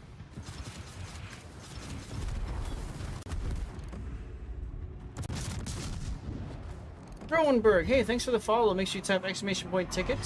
Looking for the giveaway. I hope you're having a good Sunday, and feel free to introduce yourself and tell us what brings you in. I like the change to AP here. Aiming for the bow or stern is good.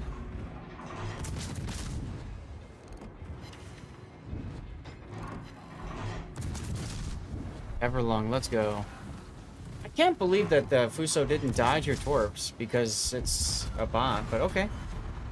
Now, you've lost a lot of hit points, and for those of you guys who don't know, you can go to the engineer transport, and engineer will heal you. From Denmark, nice, nice. TwitchCon Rotterdam finishes up today, or has finished already, I should say. I wish I could have gone. I would have met Chaos Machine.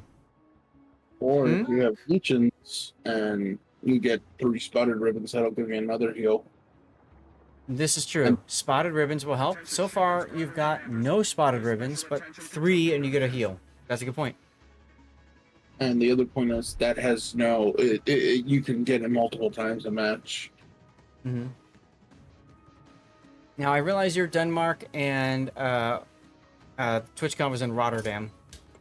So I realize that's not the same country, but close-ish, I guess.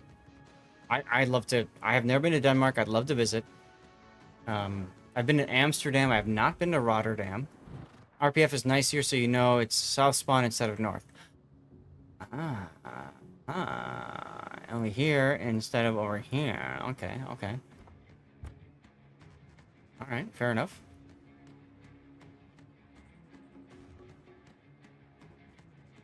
Now, Electric, do you play on the EU server, right? Because I'm seeing a lot of German speak over here.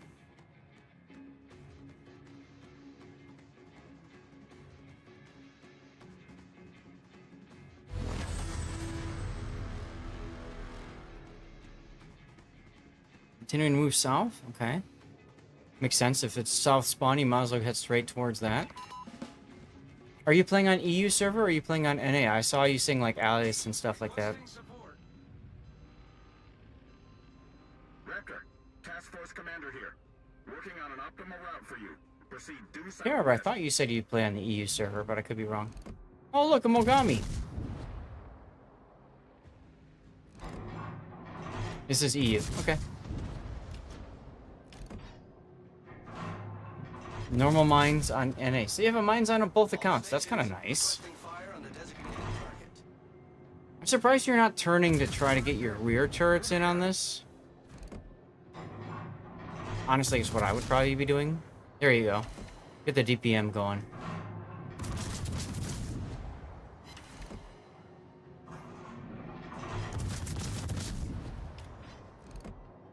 The important thing is electric. Do you have a mines on both accounts? Oh my god, drifting. Give me that code back that you want. I want it back. Oh, Cobra! Cobra, I thought you were leaving, but look at this. You just totally wrecked the stream. It's awesome. Cobra with some gifted subs. Oh my goodness. So you couldn't run that replay? Could not run the Wisconsin replay.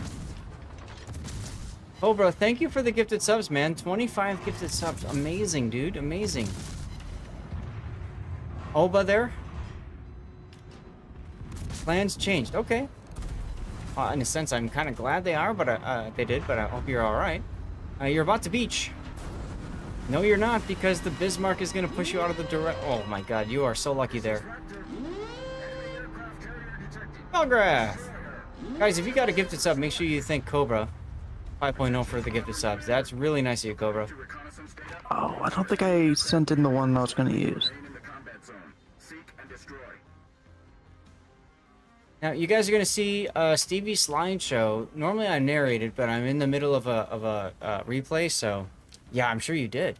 Now, you're heading forward here. I'm guessing you're heading forward because you want to take out the carrier and whatever's over here. I might put the Hydro up now. Hydro would be a good idea because of torpedoes coming from Minakaze, Hatsahara, whatever is over here. Alternately, if you don't want to use Hydro yet, you could always use your plane. Big Haktwad, everyone! Do you like how I used that when I was covering the tournament? Alright, there's the Hydro. Rebrand Steve got a sub. Look at that. That's Zelda. That's Stevie's first love Zelda. And giving Stevie some love right there. Just cleaning his head. He was so happy. You saved the fighters for carry? Yeah. So then Hydro is a good idea. Main battery reload up. There we go. There's Stevie. The first day I met him. He was born under my deck, in my parents' backyard. And at the time he was just a cute little kitty cat, but then he chose me, and then I decided he's mine. Nice kill on the Fubuki there. We sunk an enemy destroyer. That's illegal, Electric. That's illegal.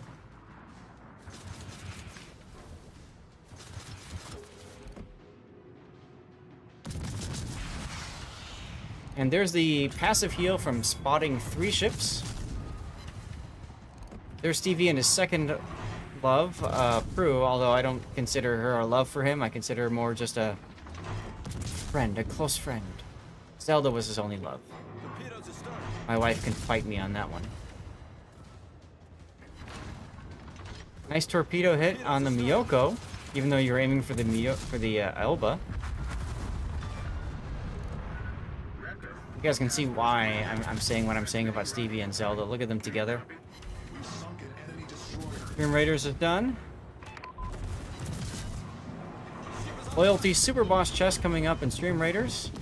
Nice Citadels there in the Miyoko. 4 Citadels.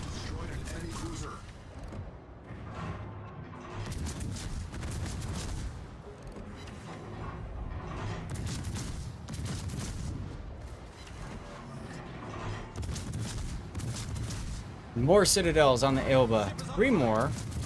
Oh, you're on double fire. That's a problem. Enemy cruiser foundered. Wow, dude. Wow. Let's take a moment. 186,000 damage done so far. 186,000 damage. Are you gonna burn out though? 10 seconds. Now might be a good time to get back to the heal. You've got 3 ships spotted. You need to spot 3 more to get another heal automatically. Roger. There's Stevie underneath my streaming desk. Just being all comfortable and happy. People tell me to go to heal in this mines is so funny. You love the reload with the adrenaline rush. That's very true. Shellback, hey, how's it going? Setting out to take cover behind the nearest island. Well, I mean, that's what I would tell you to do too, Electric. Like, save your ship, you know? Support that target. Like, you're spotted now. I would expect the bots to shoot you immediately. Fortunately for you, you're behind the island right here. Even then, they can still arc it over. Yep, they're shooting at you.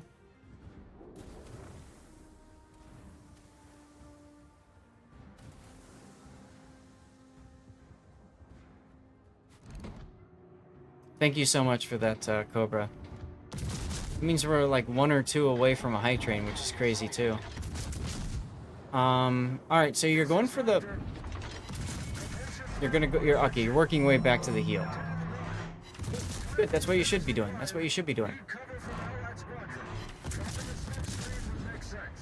That picture was Stevie and Zelda the first day they met.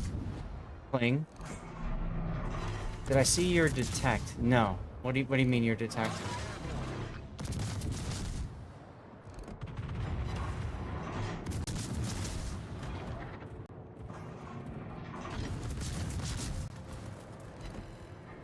Interesting that you're sitting here. Yeah, because you're running the heavy HE. Hit on ridge. Okay. Do me a favor and start the I think gun range is 17 and a half.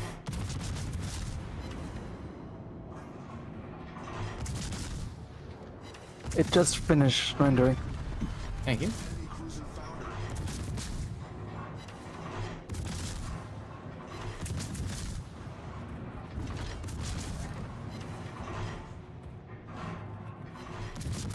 Same picture, Steve, the first day I met him.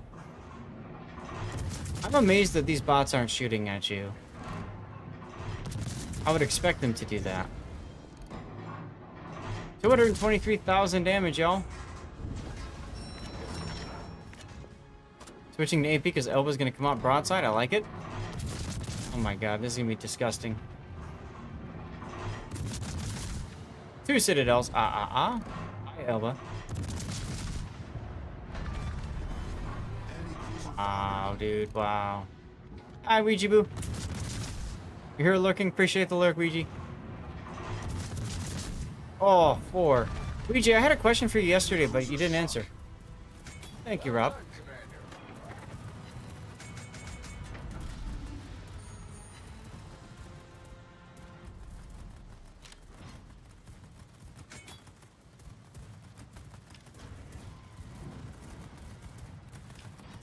Now you're gonna turn northward. So you're not going back for the heal. You don't need the heal. You're like, I don't want the heal. It's okay. I don't need it. Requesting assistance. Roger. This is Rector. Time's up. I can't wait any longer. So you're looking for the carrier now? What's pointing that way? Is that a destroyer probably? Base of 6-second reload. Now it's 4.1. Yeah, I can see that. Jesus. Reinforcing sector. Now you didn't put the plane up because you want to wait till later. Ah, Shokaku plane right there. So that's the Shokaku over there. Okay. See it, I see it, I see it. Oh, look what you found. You found the Shokaku. Shokaku. Plane up now, maybe? Attack aircraft. One of those sneezes at you, you're dead.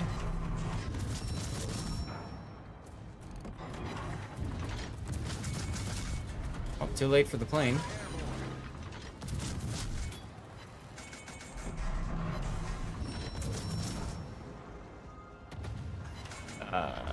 You're about to hit the island here. You might want to turn due north or something. Just a suggestion. Oh, hello, Mogami. Hello there. Now, I can't remember if the Shokaku is, it is, isn't it? One of the, yeah, destroy Kiryu Tatsu. So you have to kill it. That's why you're focusing on it instead of the Mogami. Frankly, I might go back to the Mogami, but 5 minutes to go.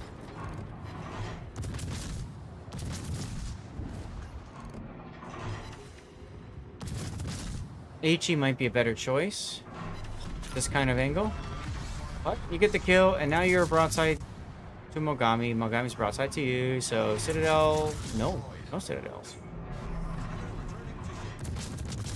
Triple Citadel there. Alright, 4 Citadels. 317,000 damage. That's not too shabby. And I think, Electric, you're doing a nice job of demonstrating why the Mines is a fantastic DPM boat for operations. And co-op, frankly. Look at that. How many Citadels yet? 28 Citadels this game. 28. Ay, caramba.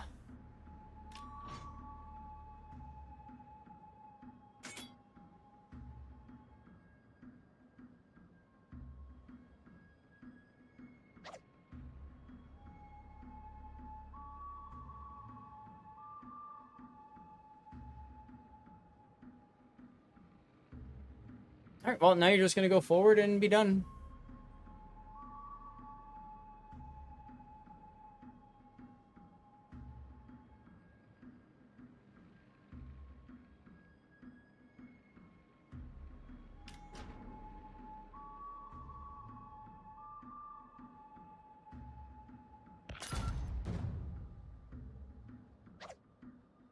Other replay is more fun. 15 torp hits, but the mini patch happened. It did. Still, dude, 355,000 and a half damage is really sexy. You know? I'd be hard pressed to beat that. And this tells me you've played this so much that you kind of know what to expect and where things are coming from and all that kind of stuff. So, very nice, very nice. Now, chat, I'll be asking you guys for which replay parenthesis S to put out to YouTube. Here's one of them as a possibility.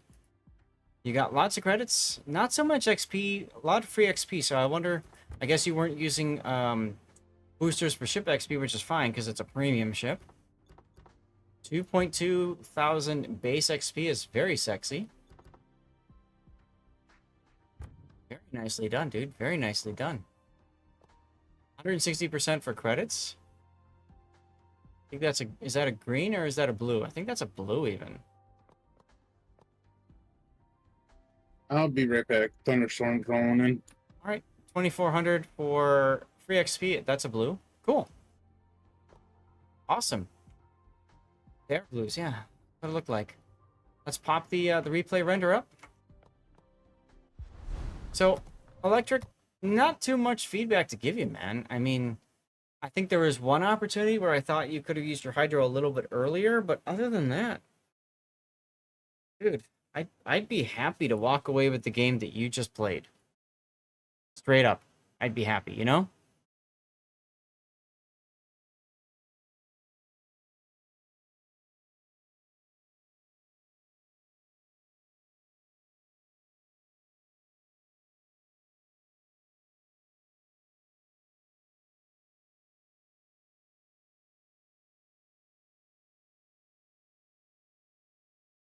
Sometimes the stars do align, and this is a great example of a game, right, that the stars aligned. And that's great, Electric. That's absolutely great, man.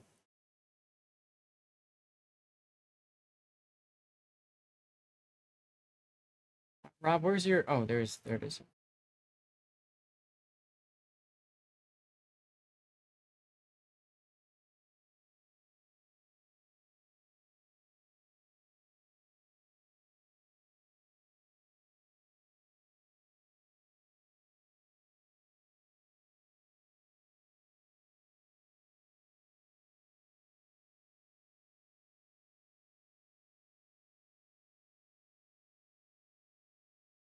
Result was okay. Okay, he says. Come on, Electric. You just stomped on him, man. You stomped on him. It's fine. It's a great game. That was a fantastic game. I would walk away from that extremely happy. Extremely happy. Right? Exactly, Lycanthropy. Dude, come on. It's a good game. It's a good game.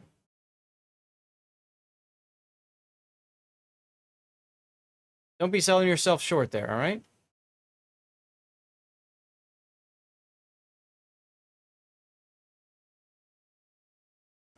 All right. Chat, we're going to go to the next replay here in a moment. After this replay render ends. Rob will do your kid game next since you've subbed, and I have to get you your sub replay taken care of. But first, we are going to do an ad break, commercial break. Cthulhu, Instant Cthulhu, are you here? And chat, I'd love a title for this replay. You guys want to like use Electric's game and say this was a decent game?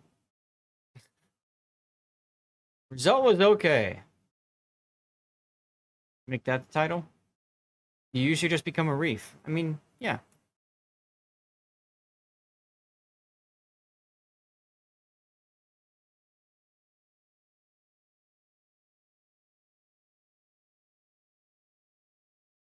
Guess you missed the fact that with my detect talk rate gunner. Okay, I wasn't understanding what you were trying to get at with your detect, so okay, that makes sense.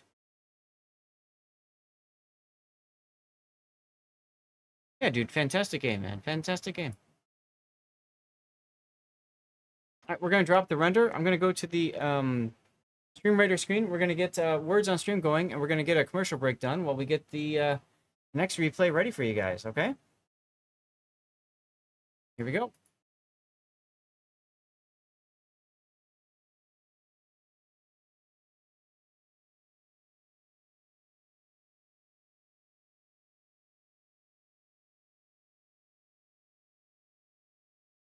I'm gonna call it result okay. Result okay.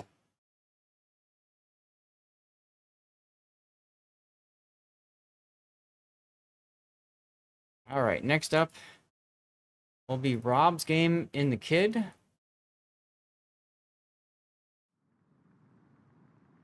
No other ship has that this close to the gun range. Interesting, I didn't know that.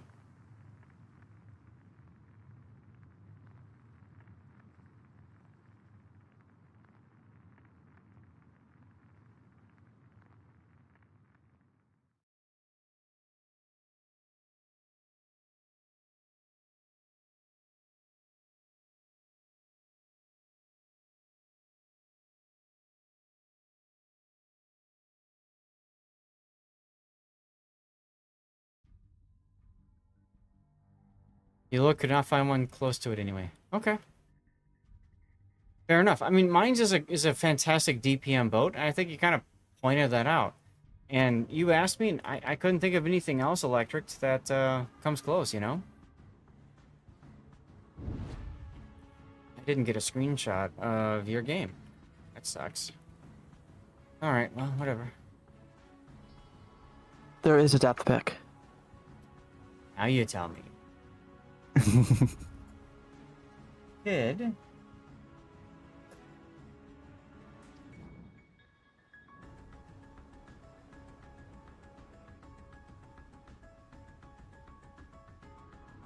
Autopilot is off. Good.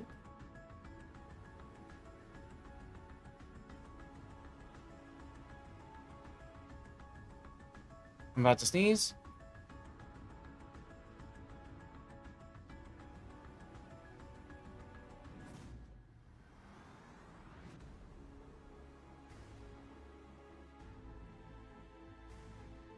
Okay. Sneezing out. Sneezing out of the way. Oof. Let's get back to the game, y'all. Alright, so this is Rob in the Kid. I don't think we've seen that many games of Rob playing a destroyer before, so this will be interesting. The Kid is a fantastic boat. If you don't have one yet, this is worth picking up. I know there's an Asian version of the Kid, and somebody in chat can put the name of it down. I don't remember off the top of my head. The thing that makes Kid so special at tier 8 is that she is a Fletcher from tier 9 that's brought down to tier 8. Now, she has one torpedo rack instead of the standard 2 for a Fletcher.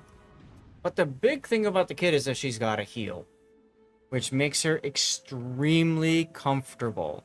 Extremely comfortable to play. She's got great DPM, and she's not afraid to use it, essentially, okay? Her upgrades, she's got main armaments mod 1, engine room protection, aiming systems mod 1.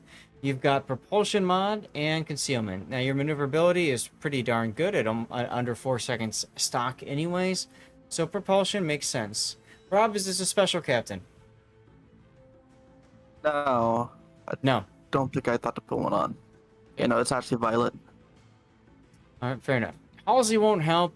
The Does won't help. The only real special captain for the Americans that'll help is Oven Chicken, because you get the extra 50 HP. Now, per tier. Now, this is actually really nice on a destroyer that's got a heal.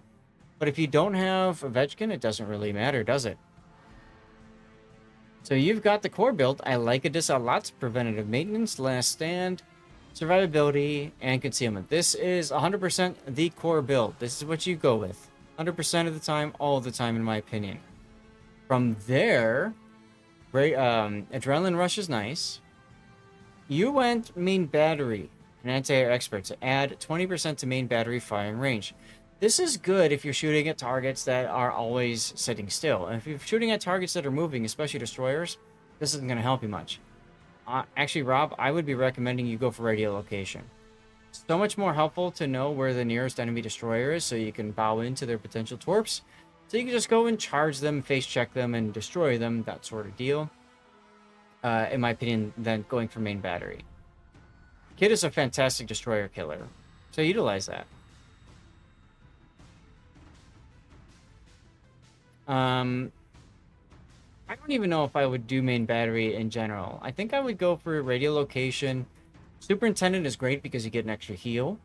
And then that leaves you with a one-pointer choice. You got a smoke, an engine boost, or defensive anti-air. You're probably going to stick with engine boost. You only got one rack of torps. I would probably go between consumable specialist to get the smoke and engine boost available sooner. Or go for liquidator. I'd probably do one of those two. You could also go for grease the gears, I suppose. But your turret traverse is pretty quick anyway. I might go for like one of these two. Okay? Yeah. Signals, anti-air. It's fine. You're conserving flags. It's a random battle, it looks like, so fine. Whatever. You don't have to try hard signal it all the time, right? Yeah, at one point I was out of so many flags and out of buying, I was actually losing credits on matches. Oh, that's no good. Plus I have like 400 of the AA flags, so why not? I mean, it's great if you're in a match with a carrier. Oops, no carrier. I was in a match with a carrier the first time I took this out, though. I mean, you're middle tier because there's 9s to 7s. That's fine. Sturdy is your food. Asashio Black is your food. Jaeger is going to be a problem child for you because it can outspot you.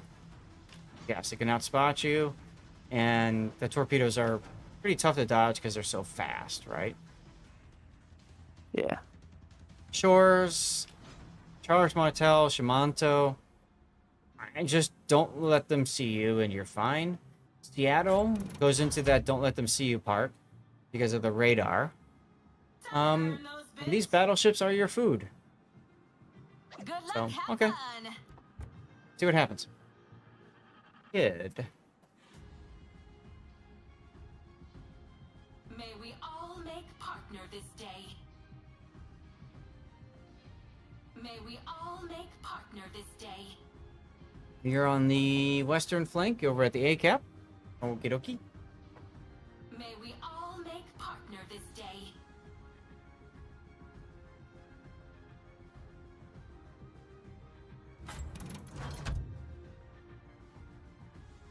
Gotta get a refill of the water for hydration purposes.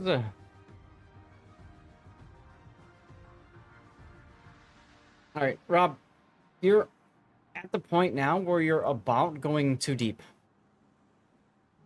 Enemy fleet detected. You know how I know that?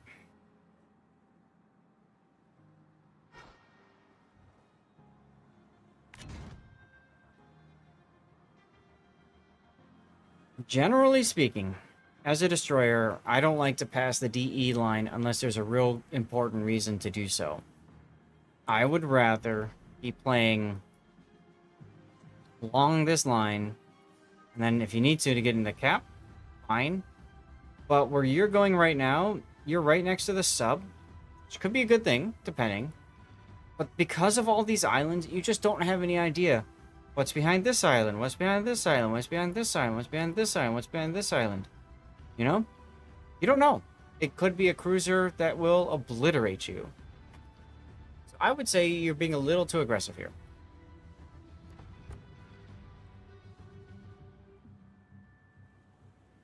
Oh, look, a Seattle. He's got radar. Oh no, you're detected. It's the Jaeger.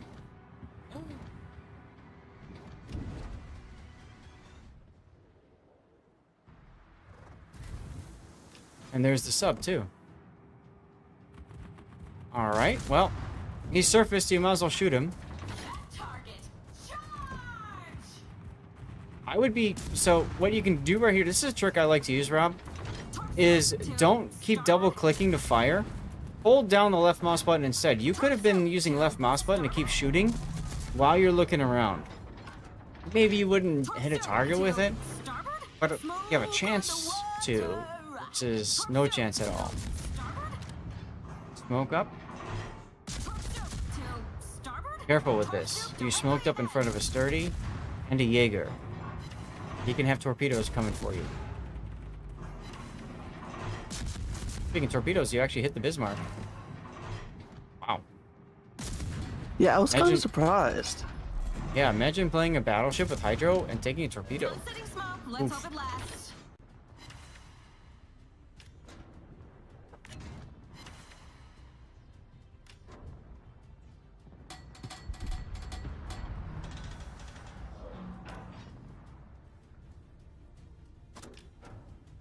I would be shooting the Bismarck here. Torch soup And see, directly there's behind. the Jaeger torps I was talking about. Torp soup behind us. Torp soup on the right. Right. Alright, you need to turn to Torp your soup right. directly behind. Torp Speed soup up and on turn the to your right. Right. Or reverse. I wouldn't be reversing here. I would... See, this is why you speed up to your right, because you see the Bismarck can still spot you. And shoot the Bismarck. Or not. If you want to go dark, either way, I'd hit the engine boost at this point. You're spotted. When you're out spotted and you don't have smoke, you need an engine boost. There you go. Sub is very close to your Monarch. I would actually just YOLO charge the sub at this point. Ooh, your 190 understands how to use submarine surveillance. Absolutely go YOLO charge the sub now. Torp soup directly ahead. When you find a good sub that understands how they can, like, easily kill the other sub, go and work with them. Torp And that's soup exactly what you're directly doing ahead. right here. Good. You can start dropping depth charges now. A little late. There you go. Now, be ready for him to surface next to you. Have your torpedoes ready on widespread. If he surfaces next to you, you just torpedo him. And you reverse shotgun him, which is one of the most fun things to do in this game, in my opinion. Yeah, you're gonna kill him anyway. Whatever. Cool. Submarine dead. ASW for the win. Oh, look, you're radared by the Seattle. Target. No! Charge. Not the Seattle. Seattle can't do anything about you right now. You're behind the island, so you don't care. You're gonna torp the Seattle. I would have saved my torp for the Biz, but okay. Also, don't be turning towards the Seattle right now while you're on radar. That's a... You're asking for trouble, my dude. You're asking for trouble. But he doesn't seem to care because he wants to shoot at the Monarch.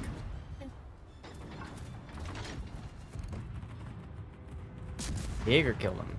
What do you know? And see, the Jaeger thing is why having radiolocation would have been very helpful.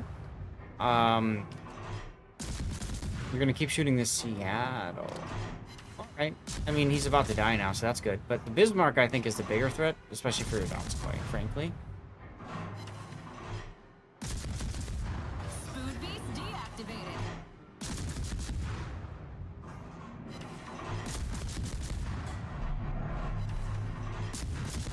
Done sitting smoke. Let's hope it lasts.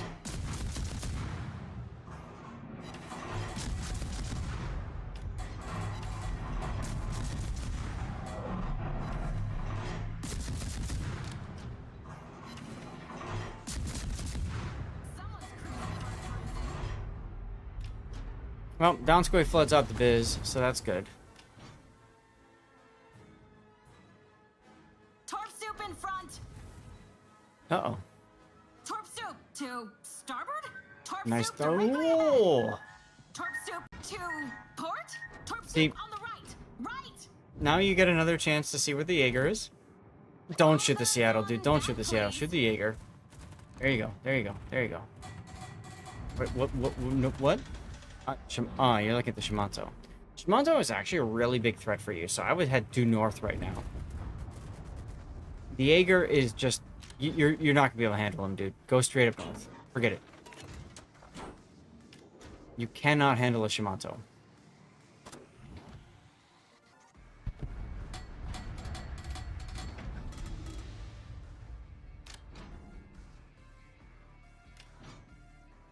Really? Cool. Well, looks like you're going for it. Rob, why are you going for the Shimanto here?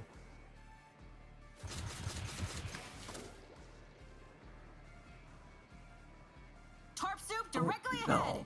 Torp soup on the left. Left. You found the Jaeger. What do you know? I would hit the heal now because you know you're going to get smacked by the Shimanto.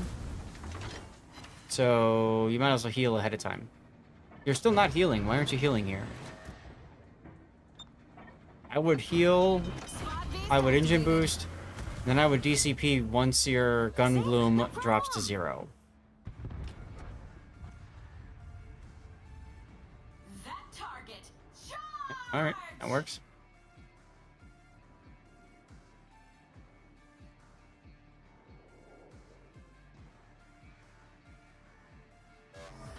Now you're going back towards the Jaeger here.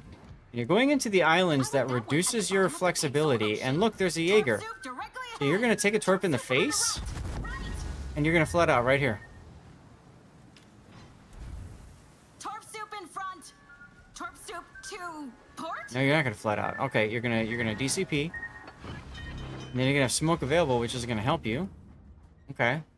Your team is kind of losing, but that's what it is.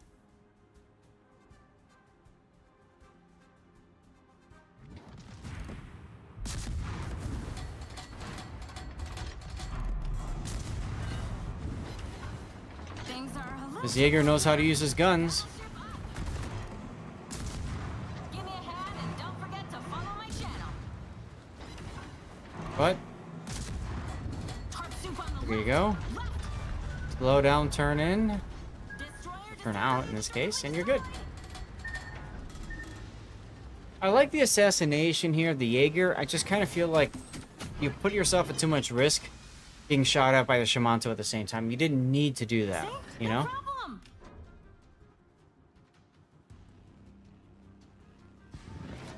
Heal time.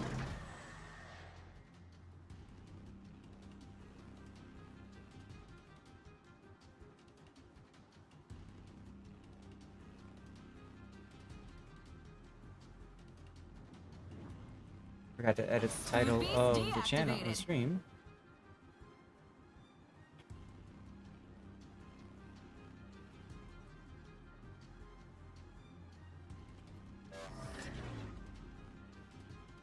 Edited title, there we go. Donskoy is in trouble. Tomb Raiders is ready, let's go with that. There goes Donskoy. You guys are still looking okay here.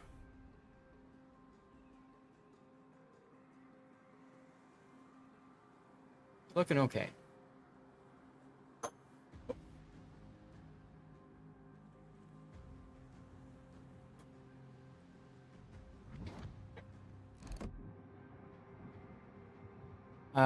If you want to shoot this Scharnhorst, I would slow down and smoke. I would not shoot in the open like this. You just told the Scharnhorst 43 where you are. You're about to get within their range. Oh, look, and because of that, you found the Asashio. Well, forget the Torps, just guns him down. Smoke's not going to help you.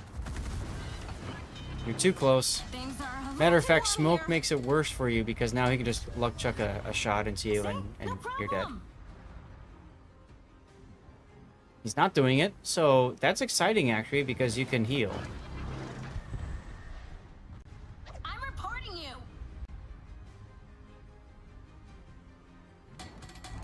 There he is. And there you go. In general, Rob, way too aggressive. I would say when you're playing very much like a cruiser mindset of if I can shoot something, I'm going to. And you need to keep your concealment in mind. That's your greatest strength as a destroyer, if you're not detected. So if you're going to give that up by shooting, you're just letting the enemy hit you for no reason. Think about it this way. If you didn't focus on the Scharnhorst and either smoked up or whatever, you could have been ready for the Asashio. At least more ready. Hell, if you had radio location, you would have been ready for Asashio because it would have pointed at them, right? Would have told you, hey, the closest target is here. So in this particular replay, there's two cases where radio location, I think, would have been really helpful for you instead of gun range. Gun range didn't help you at all this game. You know what I mean? Yeah. Any questions? Anything I can answer for you? No.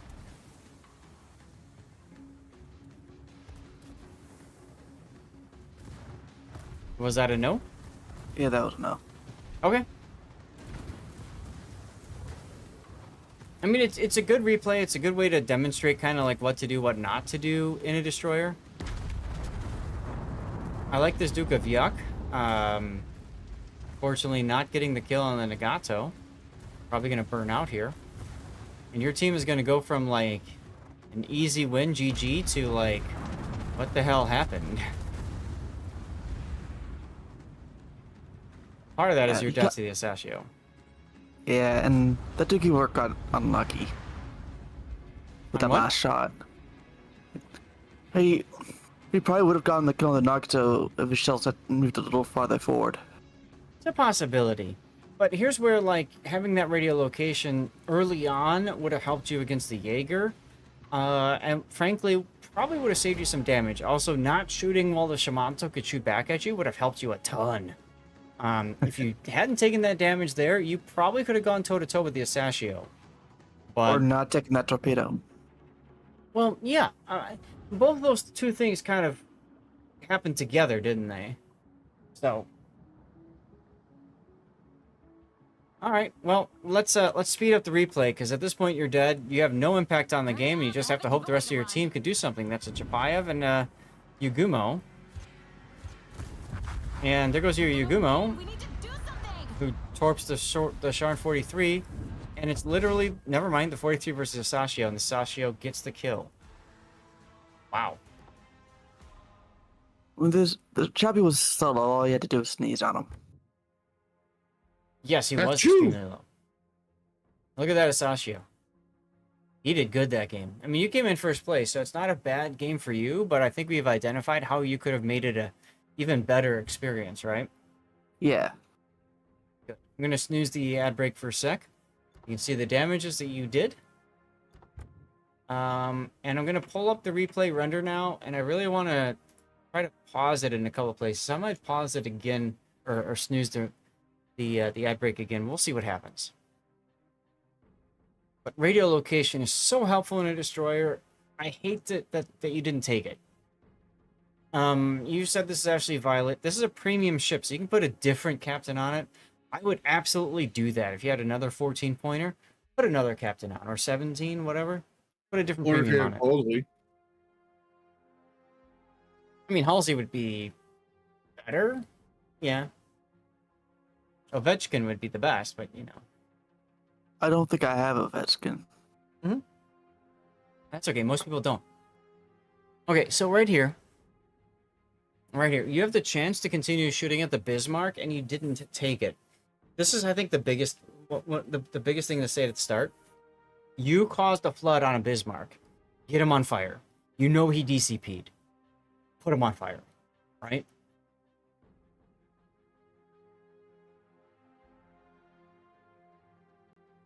Jaeger is so far back, you're not going to be able to do anything against him. The sub is going to show up. You're going to kill the sub, which is great.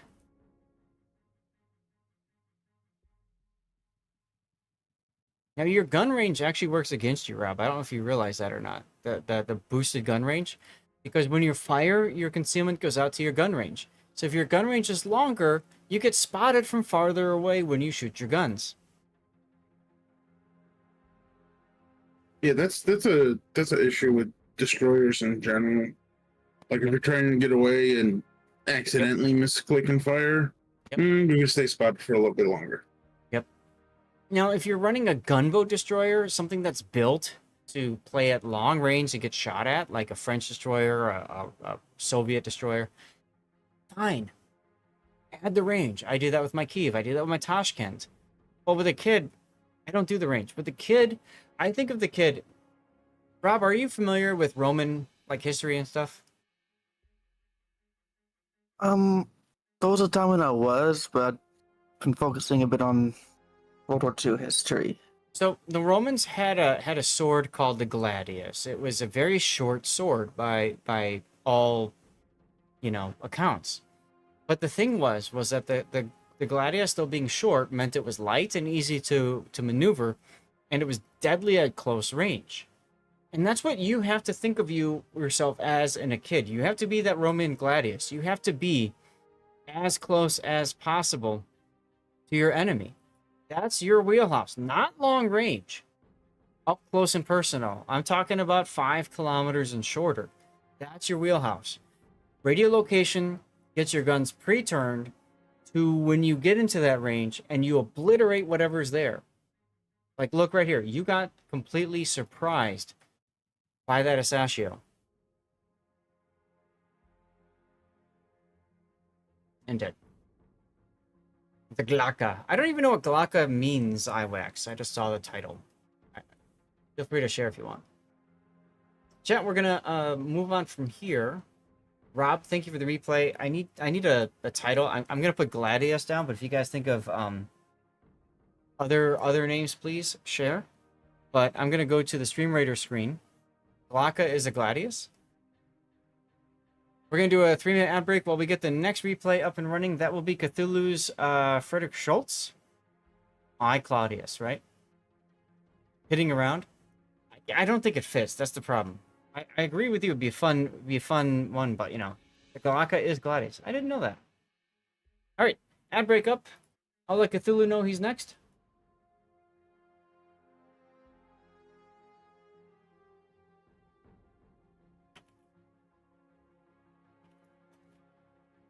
Now, Cthulhu's on my Discord in 2 different names, so I don't know which one he's going by. We'll figure that out in a bit. Let's exit the game. Felix Schultz.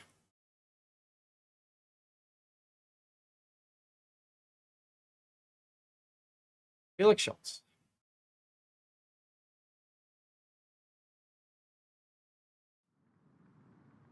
Big O, I see you're sleeping. Cover my replay. Can you render that for me? Surely, my friend. Thank you. It just saves some time. I have an hour and 20 minutes left, so I want to make sure we get 5 replays in if that's what we're doing today.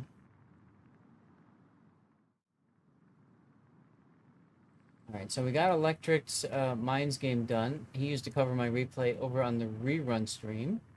And then we took care of, we're doing Cthulhu's Felix Schultz right now. Ugh. The power of the Kriegsmarine is very strong today, huh? Yeah, yeah. Okay, so we're doing a co-op game. This is Friedrich Schultz in co-op. Interesting. All right, let's get the screenshot done.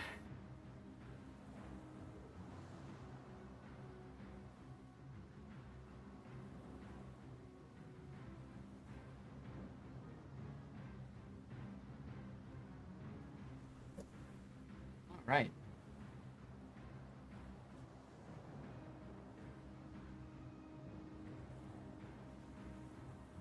I absolutely Hey. love that line. Hello, Who Jam. Thank you for sticking around. All right, Yeah. now let's get to the next replay. This is Instant Cthulhu in the Felix Schultz, which is, of course, the Tier 9 German alternate or gunboat destroyer line. I'm going to say it like this. Frankly, I didn't care too much for the gunboat destroyer line. I know that there are people that swear by it. It's a bit of an acquired taste. Basically, they've got 150mm guns, and they are fantastic with AP when you get on the broadside of cruisers. So they're kind of like attacking the thing that normally rock paper scissors them to death, just the cruisers. They've got decent torpedoes, they've got smokescreen, but they're relatively sluggish for maneuvering. And before I get into the build and stuff like that, I want to point out the Felix Schultz is a little bit of an oddity too, because it's got a turret here and one on the bow. So it's got the bow turret, where normally you would see two bow turrets on a destroyer. There's just the one on the bow, and then there's one amidships, but it's facing forward, and then you've got the one in the rear.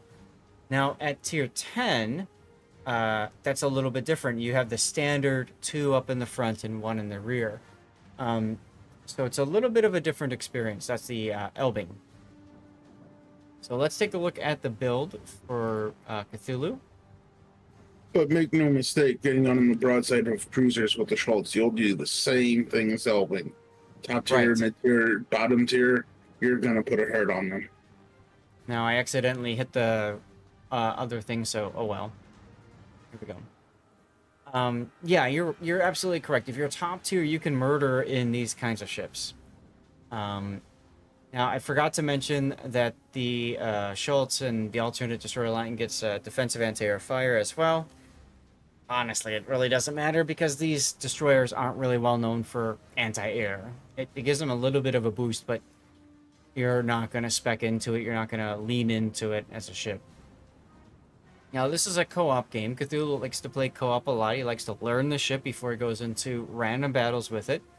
So we're going to follow along in his adventure here. He's got main armaments mod 1, engine room protection, aiming systems, propulsion, concealment, and main battery. This is fine. What's his rudder shift time? Just over 5 seconds. So Cthulhu's at the point where he could consider running steering gears instead of propulsion. I'm going to say it this way.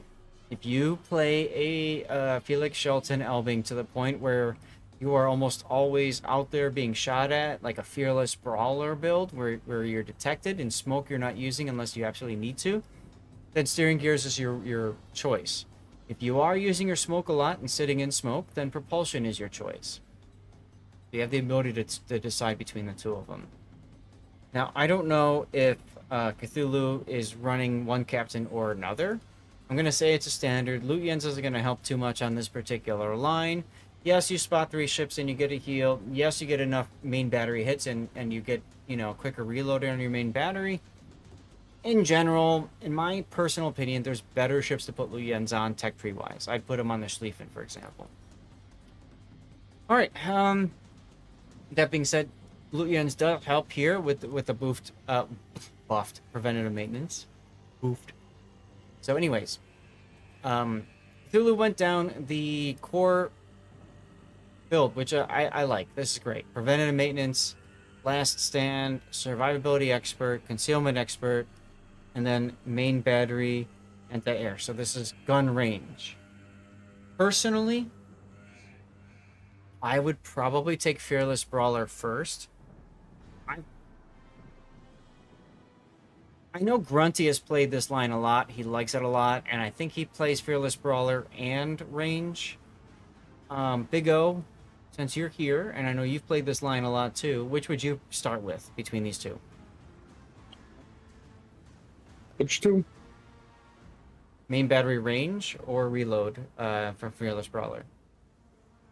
If you're gonna be doing a lot of non-smoke shooting, definitely reload.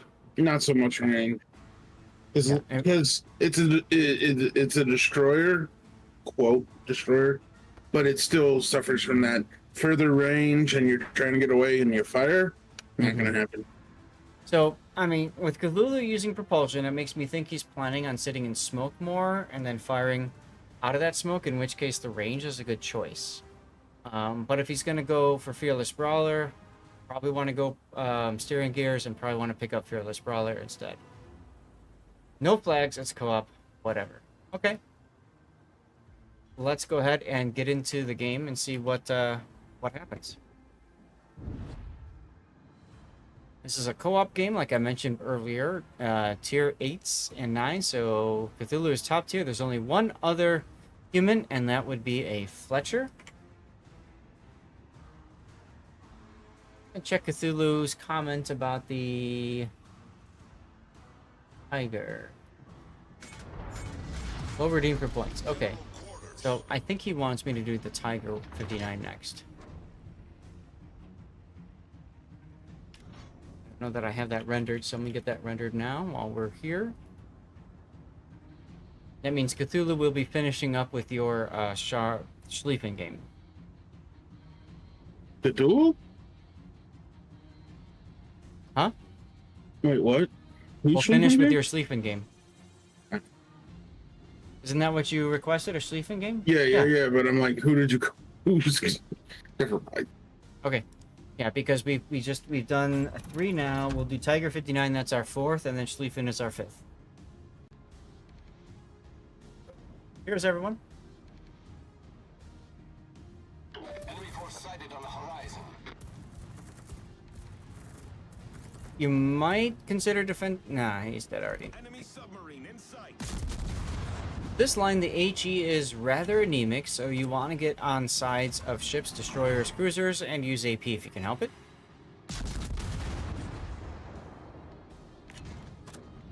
I would rather kind of see you go down the side here than curling in.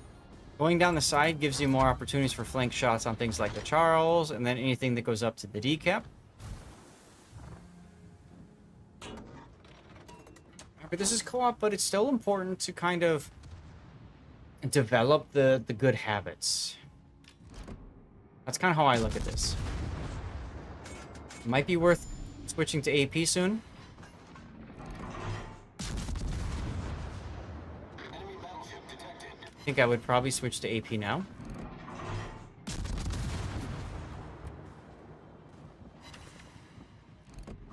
The problem with these ships is that the HE just doesn't do damage. It doesn't do enough damage. Extremely dependent on AP penetrating hits. And overpens, frankly.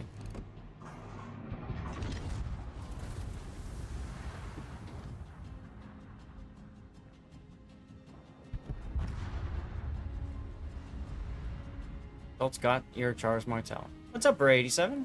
Wi-Fi Agro, good to see you again.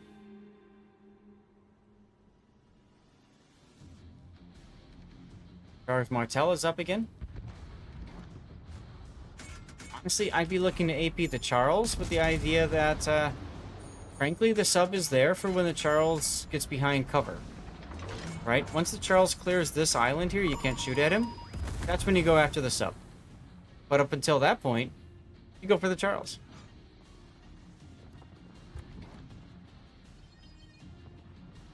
Looks like you're going in. AP for the Yamagi here, I think. We've spotted an enemy submarine.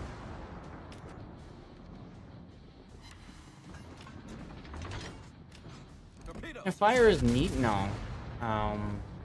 bought the DCP, so it doesn't really matter that much.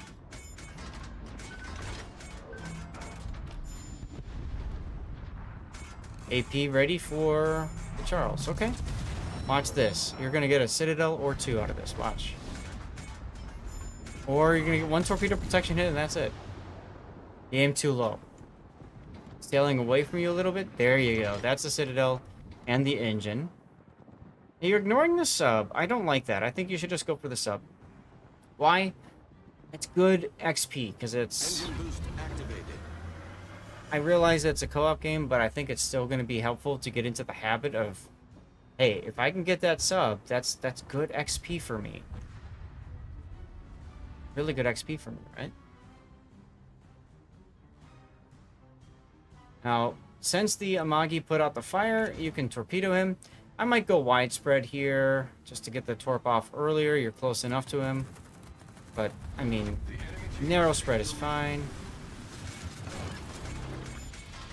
Smoke generator Now, you kind of did these a little bit ass-backwards. I would smoke, crash the island, and then torpedo. How I would do it. Co-op, so I can get away with this. But it's an important kind of random battle thing. Survivability is more important than damage in random battles. So, beat yourself, smoke, then worry about getting the torps off. Okay, well now you can come out and you can play with the Charles. Beast of Blood, what's up, dude? It's been a while. How you been? I was glad I was able to run into your stream the other day. Anti-aircraft gun crews are on full Okay, alert. go back to the Charles. What do you... Don't worry about the Babetta. Don't worry about the Babetta. Don't worry about... Charles! Charles! Charles! Right there. Yeah, I said hi. I sworn I said hi. Well, you lost your opportunity now. The Charles is going back in.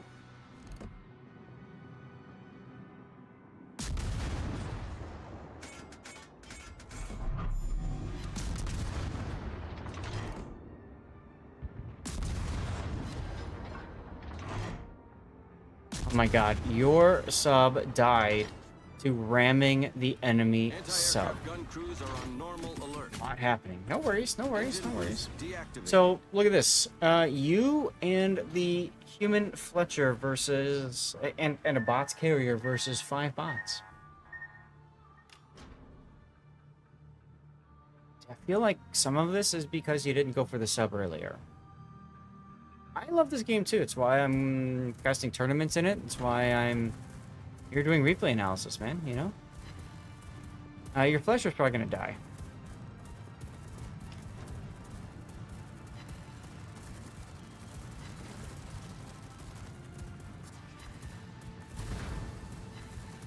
You're slacking. Don't worry. Alright, I think it's better to go for the Harlem here. Try to support your teammate.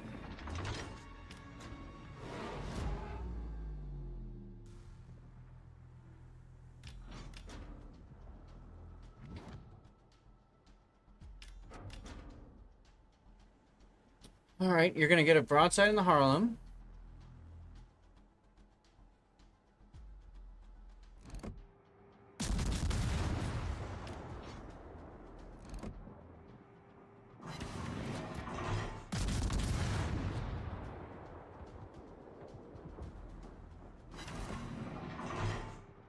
That's a dead Harlem. So now the question is, where is Anti-aircraft Charles gun going? crews There's are on Charles. full alert. You also have a salmon over there? Yeah. Speaking of the salmon that you sailed away from is currently in the decap. So that's a thing. Smoke generator started. You're slowing down and smoking to take advantage of the Fletcher spotting. That's fine. I will note this is the first time that you've slowed down and smoked, and you'll see that not effective. Why? Because the Charles Martel is Anti-aircraft gun not crews are on really normal alert. showing you side. Smoke screen set. Also because your Fletcher stopped and smoked too. So that's fun. I need intelligence data. Fortunately, your carrier is going to take care of it for you because he's going to spot the enemy Charles. Now, you'll note that your smoke fire penalty is relatively high because these are higher caliber guns. And rip your Fletcher. Alright, he does kill the Charles Martel, so guess what? Now you get to play anti-sub duty, whether you like it or not. Engine boost activated. I would go to the middle based off of where the Salmon's last known was. He was heading this way. So if I were you, I would go this way. You're not? You're going to go this way instead. That's going to take a lot of time. See what happens.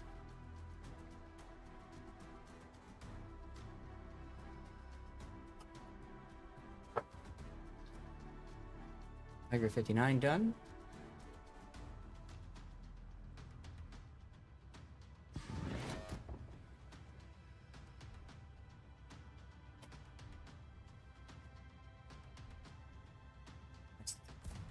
Dang it. Of course. You guys know when you have like two choices, you always pick the wrong one? Yeah, it just happened.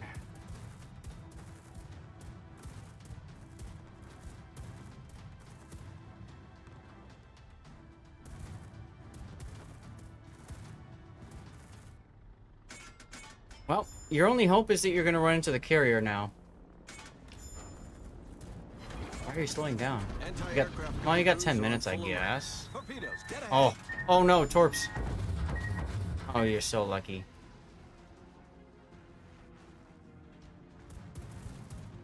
Okay, Pobeda is very close. I wouldn't even go into the cap here. I'd go straight to the Pobeda. You can kind of afford to do that.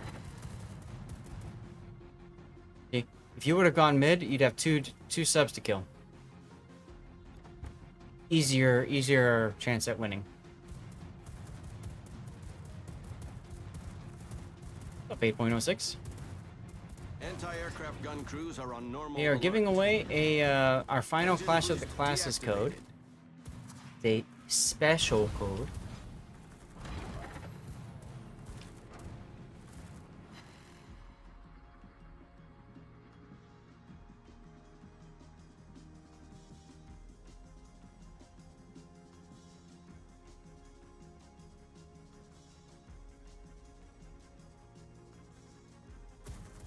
Oh, Thomas over on YouTube. I apologize. We only do the giveaways over on YouTube. Or sorry, we only do the giveaways over on Twitch, and that's because for YouTube, there's no way of messaging you if you win. So if you have a Twitch account, feel free to jump in. There are some others that do giveaways on Discord, so that YouTubers can participate too. I just haven't gotten to that point yet. I got to figure that out.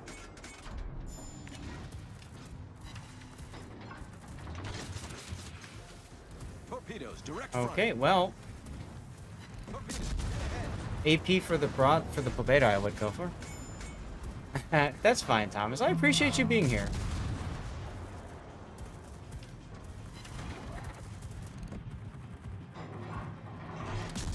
Also good to know that YouTube is working, and you're telling me that YouTube is working, so that's good. I would have held that salvo for the sub. In case the sub surfaces, you could just torpedo him and reverse shotgun. So that's a lot of fun.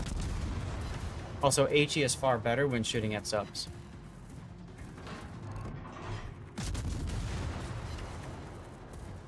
And depth charges for that, man. Just go forward and depth charge him. I don't know why you're chilling back here. You know what I Depth just charge. realized? What? Depth charge him and then AP the Pobeda. What? The HE on this line actually pens 38 millimeters, so you never have to run IFHE. That is correct. Yep, you get 1/4 HE pen, which is great. The only problem is that the raw damage these guns do is just so anemic. Even though you penetrate, you don't do much damage. So it's kind of like a what's the point? That's the problem with them.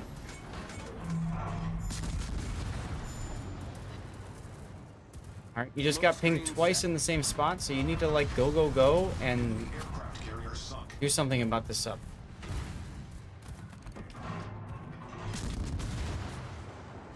You are just outside 3.2 kilometer, so Wargaming's anti-shotgun techniques might save you here. They do indeed. You barely took damage from both of those torpedoes. When you're in a destroyer now, you absolutely want to charge destroyer, cruiser, battleship, even carrier. You want to charge the enemy sub. Why? Because what just happened? You took negligible damage from those torpedoes. Torpedoes to port.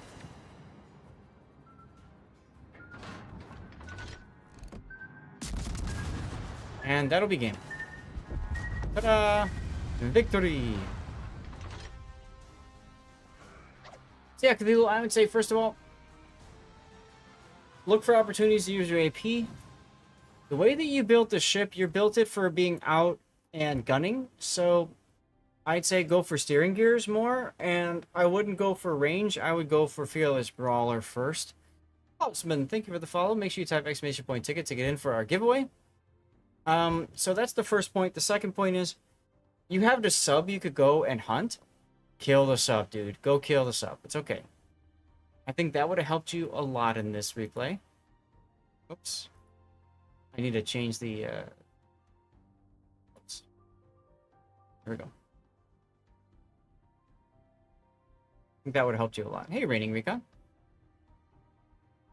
Raining, did you end up buying that Atlanta, or did you not? I know you were considering it because of the operation, and then Wargaming nerfed the earnings, so hopefully you didn't.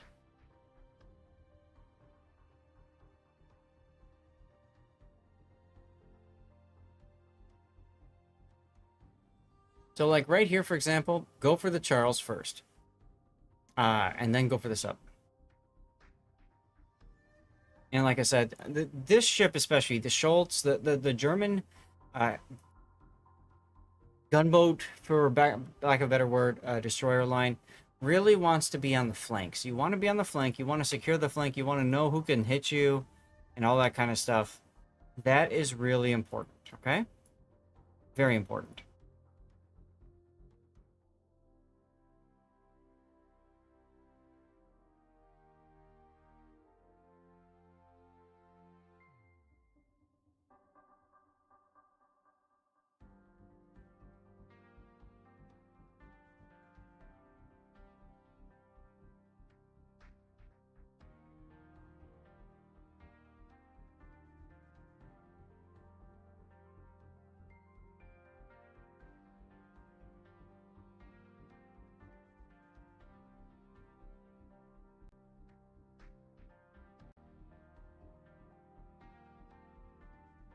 Cobra's still here.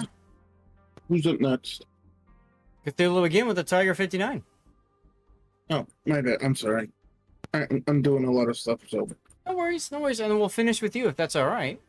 Yeah. I'm gonna run outside real quick. Go for it.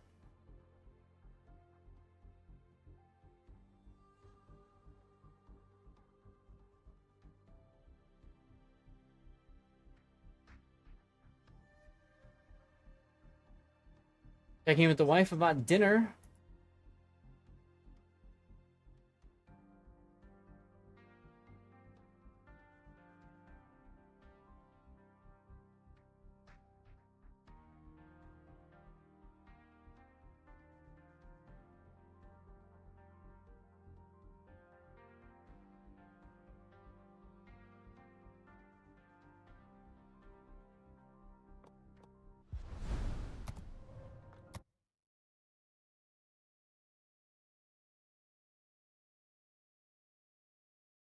Let's get the next replay going here. Chat, I'd love a title for this replay here.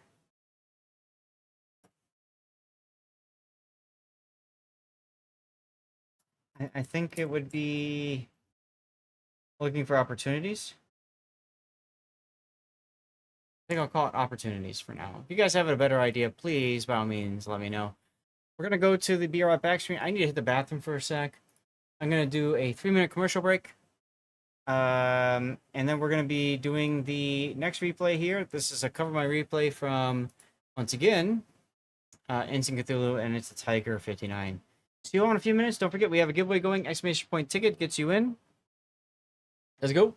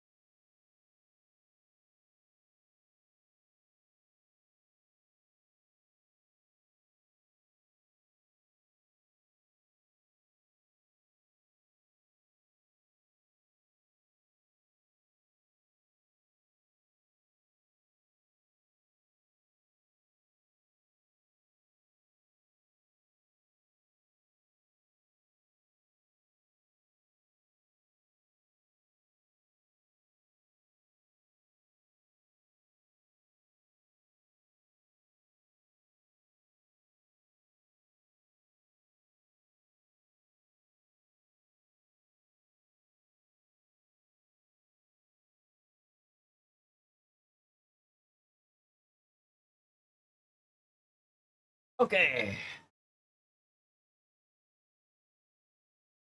I'm going.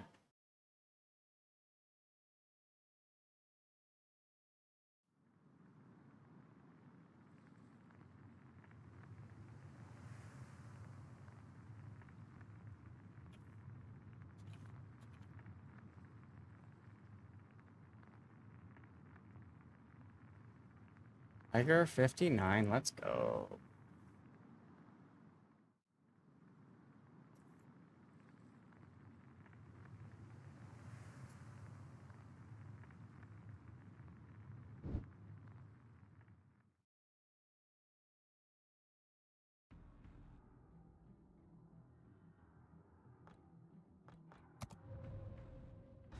All right, y'all. Give me a sec here. I'll go to the main screen so you guys can watch me as I take my screenshot here, my starting screenshot. And this is the Tiger 59, which frankly belongs in co-op or operations only. Not a big fan of this ship. It's basically like a tier 10 Minotaur at tier 8, but it doesn't have the DPM to do what Minotaur can do. She's got the ability to use radar.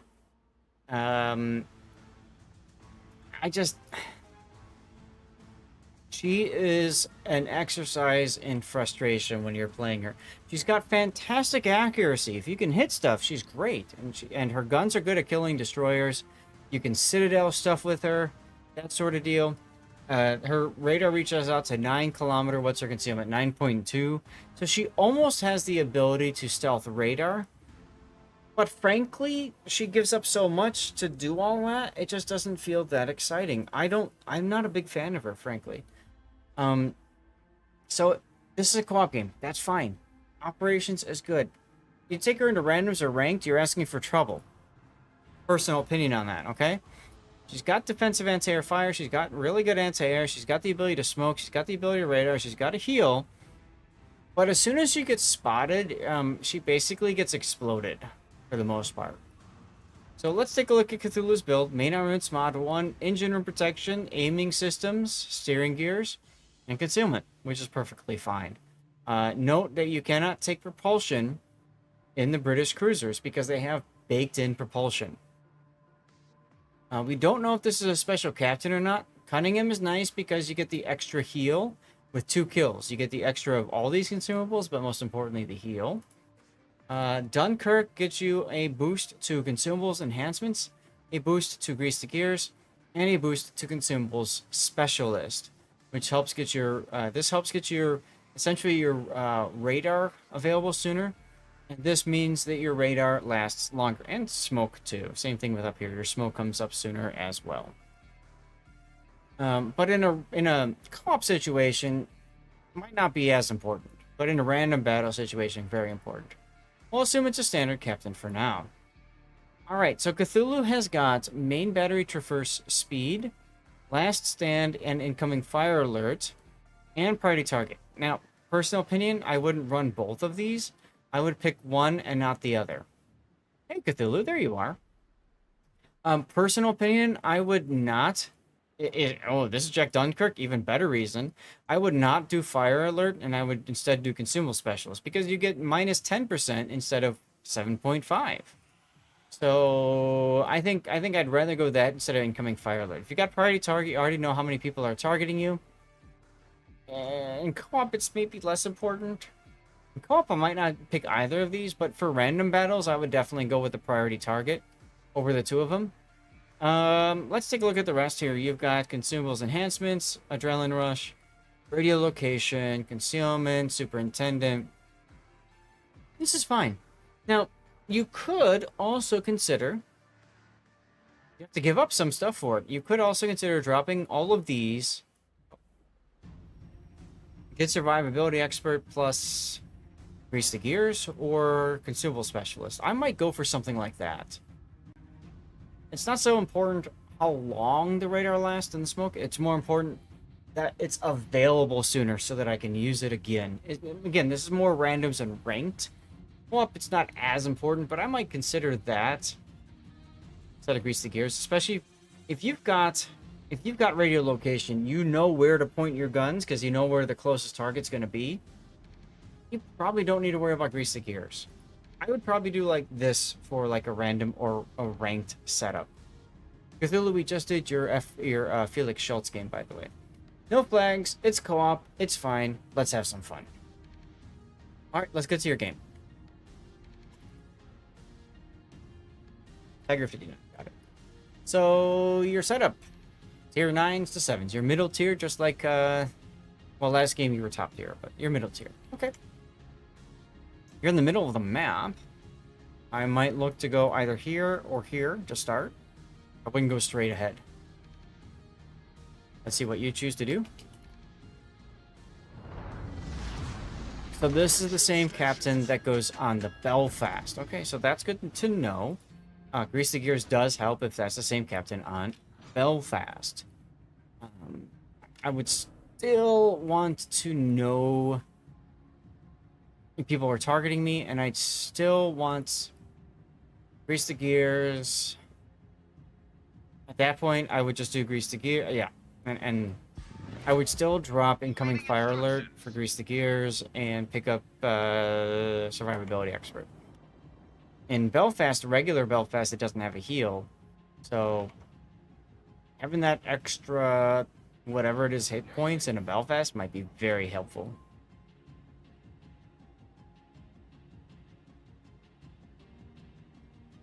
Acknowledged. Anyway, you're going forward. In a random battle, I wouldn't do this, but you know. Yeah. Yep. I wouldn't pay to reset. I'm with you on that, Cthulhu. I just wait until there's a. They usually do like a global skill reset like once or twice a year, so I would wait for that. I'm with you there, 100%. Otherwise, you're just kind of wasting Commander XP or doubloons.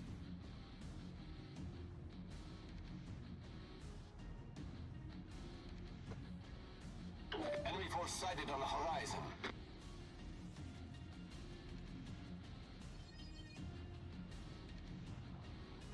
Omogami, slow down and smoke. The other thing is, I don't know that I would be going at full speed north like you are. I would be going maybe at half speed so that you have the ability to slow down and smoke quicker.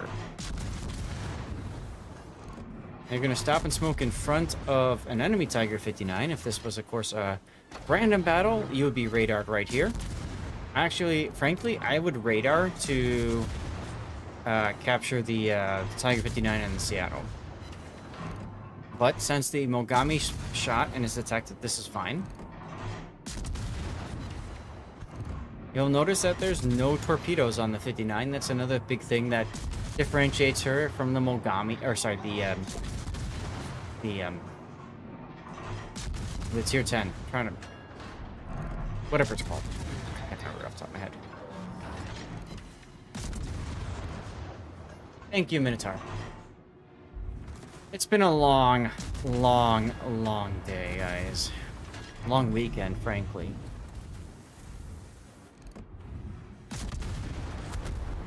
Now, your radar's unavailable. I would be shooting the Mogami here. I realize that people are shooting you and you want to shoot back at them. But you've got a target that you can aim at. Here, you realize that, like the producers, you were in too deep. Yeah, you think? Turn in and slow down. You might be able to, like, not take torpedoes from the Mogami here. Well, fortunately for you, he didn't torp you. So, generally speaking, this is a co-op, right? So I'm going to draw on the mini-map. You went like this. And what I would do differently is do something like this and then back in if I needed to. I don't know why he didn't torp you either. He was being shot at from somebody else, so maybe the torp tubes got stunned or something. That would be my guess, Cthulhu. So there goes the 59, and oh look, there's a Seattle that's broadsiding you. So there you go. So these cruiser shells are great for broadside cruisers and great for destroyers. They're really not good for battleships, and you don't have torpedoes, so you can't do much against battleships anyways.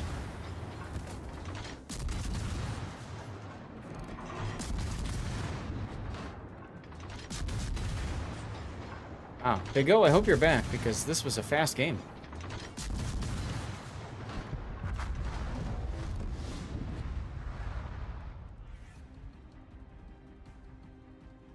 Yeah, I'm gonna guess it was a stunned torpedo.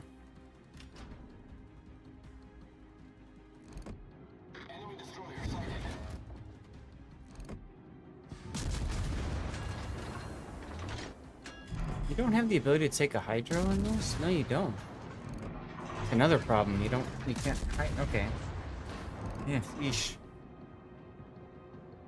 Yeah. No hydro, no torps.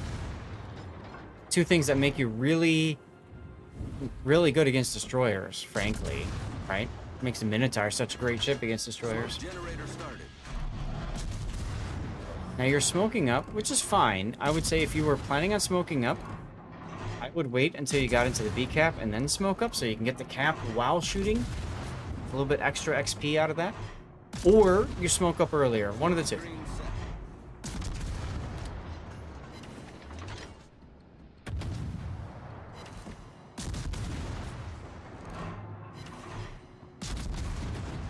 Use the force might be a good title for this one. Your suspicious lion will die. The game. Right, yeah, that's true. It's just, to me, it's a habit to get into, right? If I can get into the cap, I can get XP. Especially in a random game. I mean, you're right there. I may be wrong on this, but once upon a time, I could have sworn that you got XP for stepping on caps. Even not necessarily getting the cap, but stepping on the cap. I could have sworn you still got XP for it. Now look at your shells. Most of them are ricocheting. You're aiming too low. You want to aim for the superstructure on that baby. Take a look. If you had gone on the cap, you would have gotten it. Because the Seattle was working on it too. There you go. Victory. That was a fast game. Fast. Right?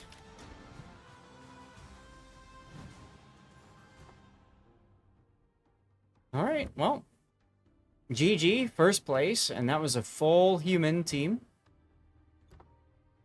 So that's cool. With two divisions too, even. So Cthulhu, do you have any questions for me from this game that I can answer for you? We'll go ahead and put the replay render up.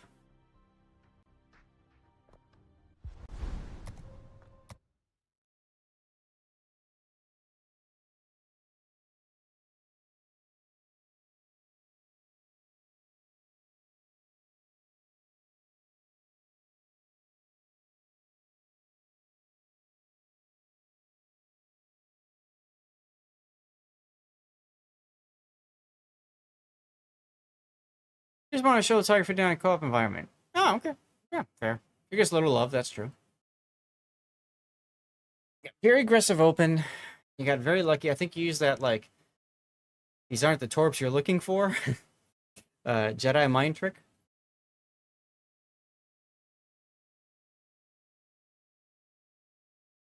On the Mogami.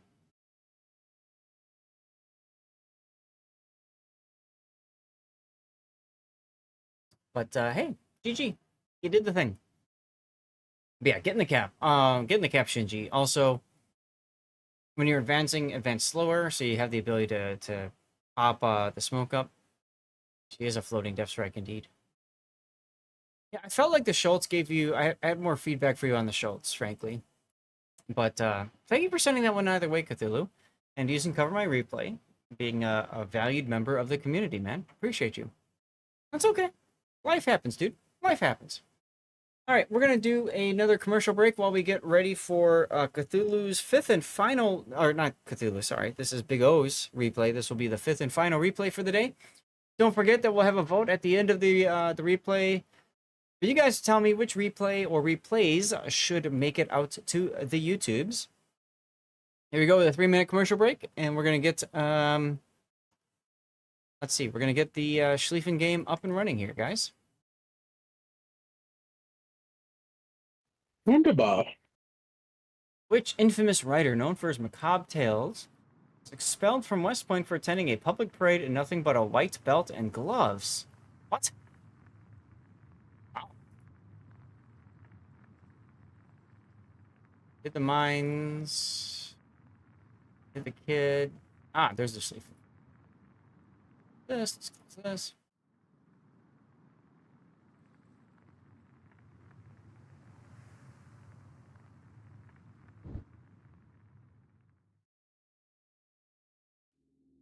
How about latte? Nice job with cattle, by the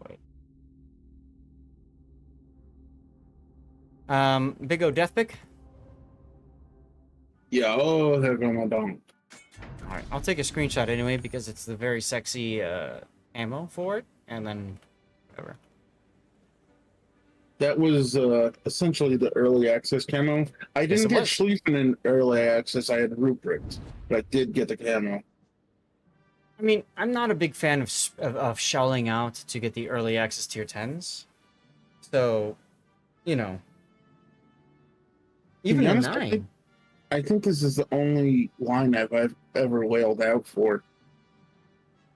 And here's the thing, like, I get that, right? Because I know you like German battleships, secondaries, oh my god. But at the same time, like, you're gonna get it anyways for free later. And, like, God's honest truth, in my opinion, like, why not enjoy the line for what it is, right? Why not go and play the tier 5, the 6, the 7, the 8, the 9, and the 10? Because to me, this line is fun. This is one of the most fun lines in the game. Would you not? Would you agree with me on that? Absolutely. I On just Viking, wish that peaceful world. the tier 6 and 5 had torps like Heineck. Yeah, I the mean, line. I get that. Go ahead. Sorry. No, go ahead. I get You're that fine. that would make them a little overpowered for that tier, but it would give you like a clue as to what's coming at higher tiers. Yeah, the line gets really fun at 7. So yeah, I mean, so that's to me the thing about early access is I don't want to shell out to essentially test a ship or have a tech tree ship as a premium ship, but other people do, and that's fine. There's arguments for and against, but this line I want to play. I want to enjoy. And now there's even an Azure Lane version of the tier 7, which is fun because now you've got a premium version of the tech tree ship at tier 7 that you can put loot yens on if you don't have them on Schlieffen. If you do have them on Schlieffen, even better because now you've got the same one. Edgar Allan Poe, really? Wow. Interesting. Yeah. About that whole thing, I don't like the Azure Lane versions of tech tree ships. I It's just- understand. But hey. It's stupid. a Why are you paying money for a free ship that you have to do a little grinding for? That's just I'm with you on that. I'm with you on I'm a community contributor. I get the ship automatically. If I didn't, I wouldn't pay out for it, right? I wouldn't pay out for a lot of these ships, frankly. But the nice thing is, if you really love the Schlieffen line, you have a tier 7 premium version of the Schlieffen line that you can play whenever the hell you want with whatever the hell captain you want. That's really sexy, frankly, because that's a trainer for all of the captains of that line. You can train up your captain on the Zeton with the same build, and the Ruprecht with the same build, right? And so, let's say you get Lutyens at tier 10, throw them on the Schlieffen, throw them on the Azure Lane version, profit. You know, get a daily win in it every day. That's kind of sexy. Not a bad deal. Not a bad deal. Anyway, let's take a look at your Schlieffen game, shall we? Mm-hmm. So, for those of you not in the know, maybe you've been living under a desk or something for the past year and a half, Schlieffen is one of the most fun ships in this game. At tier 10, she's a battle cruiser. She's got torpedoes. She's got German-ish hydro because it reaches 5.5 kilometer instead of 6 kilometer. Oh, the horror, half a kilometer difference. She's got speed. Her main battery at 420 millimeter packs a punch. The biggest disadvantage she has is essentially the armor scheme and the fact that she has a limited number of DCP charges, which means that you have to be really judicious about when you use the DCP. If you're the kind of person that DCP's one fire, you're not gonna like the Schlieffen because you're gonna run through DCPs and then you're gonna take maximum fire or flood forever. So keep that in mind. There are some negatives of the Schlieffen as well, but she is one of the most fun ships you can have in the game because she's a very secondary spec ship. She's God's gift to co-op battleship players. That's true. Run it down the bots' throats. Glory in the slaughter. She's great in co-op. If there's a operation that uses tier 10, do it. Ranked battle, she's hella fun. You can do it in clan battles. You can do it in random battles. I've even seen some people using Schlieffen in brawls. I mean, Schlieffen line is a fantastic line to work up. If you are new to the game and you're looking for a battleship line to start with, I start with this. You get the torps, you get the hydro, you get the guns, you get the secondaries, you get the speed. The only thing you don't get is the armor, but frankly, that doesn't matter much in this game, sadly. All right, let's talk about your build then, Cthulhu. Or sorry, Cthulhu is down there. Big O. So you've gone with main armaments mod 1. I'm guessing that's to keep your torpedoes alive? Mm-hmm. Schlieffen and the entire line is notorious for losing torpedoes quickly in the game. So this helps keep your torpedoes alive and well. Damage control. You're not going to lose your engine rudder much. Secondary battery, fine. Steering gears is fine because if you always move around at full speed and don't ever slow down, that gets your rudder shift time to just under 13 seconds, which is very sexy. Without it, it's 16. I always recommend you want sub 15 seconds for a battleship. So this is 9. The instant the line released, you ground straight up. I know a lot of people that did. Myself as well included.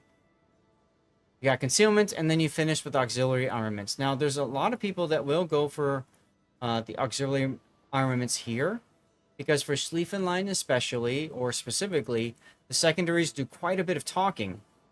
So you have to decide which of those two is more important to you, main armaments or auxiliary. It comes down to, do you want to use your torpedoes, or do you really not care about your torpedoes? You have to decide.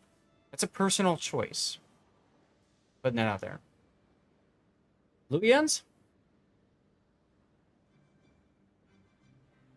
Big O?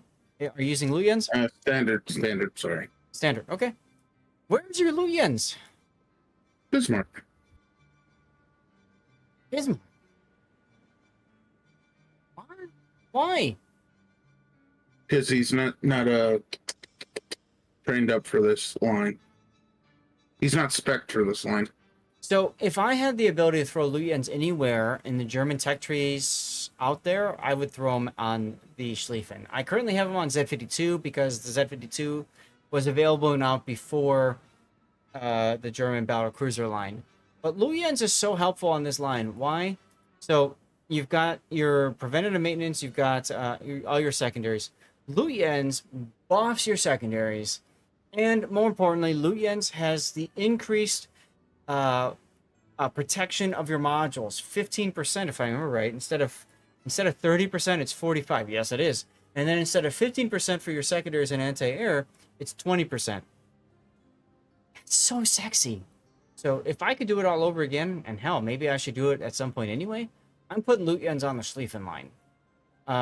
Because of just that alone helps your torpedoes stay alive, helps your secondaries, helps your anti-air. Most importantly, helps your secondaries and torpedoes.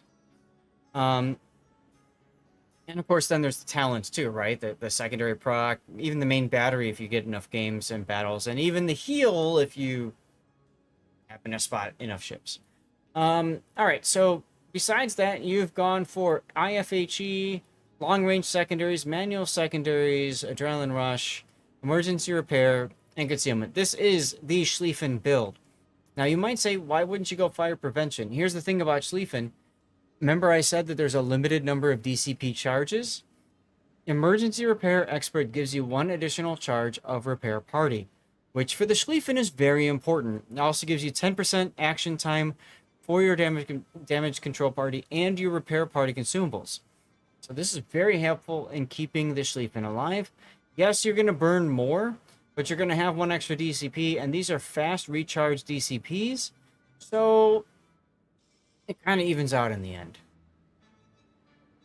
For flags, you've got secondaries, ramming, anti-det, and hydro. Ramming is cheap. I would always put ramming on these ships. Now, you are trying to conserve flags, correct? Mm-hmm. Other ones, of course, speed, consumable reload would be the next ones I'd go for. Heal and fire reduction would be good as well. Okay, cool. You'll note, too, that with IFHE, by the way, is necessary. Here it is. IFHE is very necessary because your secondaries... 1026 without it, 32 with it, and that's the 105s, not the 150s. Correct. You need the 105 millimeter guns to penetrate 32 millimeters of armor. Without IFHE, I'm gonna just turn it off. Hold on, I have to turn all these off. Without it, it's 26. Correct. You will pen 32 millimeters with your 150s stock. There's the 38 millimeter pen, but the thing is, you want both of yours to penetrate. And frankly, the 105s are those spammier guns. You've got more of them. So you need IFHE on this line. Put that out there. More. The ships are riddled with them, especially from Heinrich Gott. Yep. Take a look at this. Take a look at this. Let's see here. These are 105s. These are 105s. These are 105s. These are 105s. These are 105s. Do you see where I'm going with this? Right? Every deck-mounted gun is a 105. Every Yes. all the other Case ones are mate. 150s. These are Case mate 150s. guns. Yeah, these are the 150s right there. Okay? So you've got 2 150 turrets. Oh look, there's another 105 in the rear. So you don't have that many 150s. But that's why IFHE is so important on this line of ships.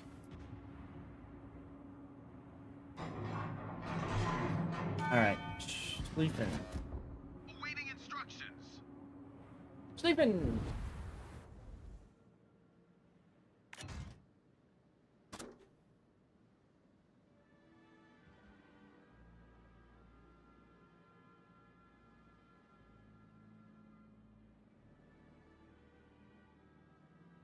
Now this is a random battle. Oh look, there's a Satsuma, which you don't like because he can pen your armor pretty easily if you're broadside. That's an understatement. Yeah. Bungo and Wisconsin are also frankly problems if you're show broadside to them. Preußen. So here's the thing about Preußen. You're not going to penetrate it that well, but it's also... It's probably a bigger problem for you than him, right? Because he can penetrate your armor, can't he? Your bow and stern.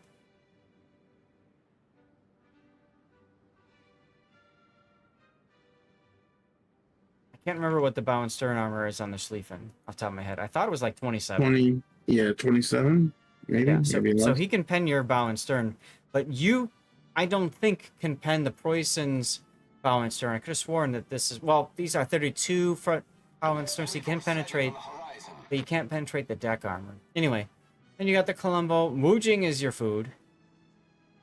Salem, Petro, Venezia are your food. Concentrate fire on the the designated target. Ragnar is a special something else. Fletcher is your food.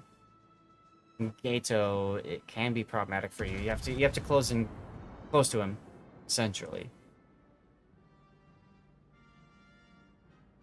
Why are we Okay, so heading? you're.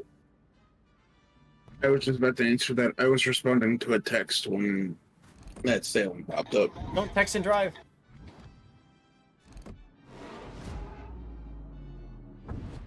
All right, you got a Salem. If you're lucky, he's going to turn out. Looks like he's not. I would put the secondaries on either the Salem or Fire on the enemy Ragnar and warship. Seacap. Just click them right now so that they can fire off and start doing their thing. Now, note that by shooting, you're no longer stealth secondarying the Ragnar, but good damage on the Salem. Okay, that's fine. Still, I control click on the Ragnar just to get the bonus in the secondary accuracy. There's the click. All stations reporting the position of a I'd have my main strategic guns on the target. Ragnar too. Concentrate fire on the Ragnar is that designated important of a ship that I just want it dead. I don't want it to live. I will shoot it with everything until it's dead. Plain and simple. One of the biggest pains in the butt destroyers to deal with. It's got heal, it's got radar, and it's got good armor plating to the point where you'd be concerned about your own secondaries doing penetrating damage. I don't remember if it's 50mm armor or like 35 or something. Either way, just kill it and be done with it. There you go.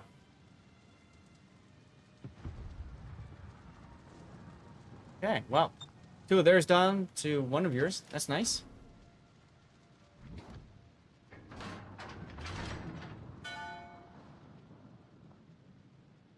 Capture that area. Roger.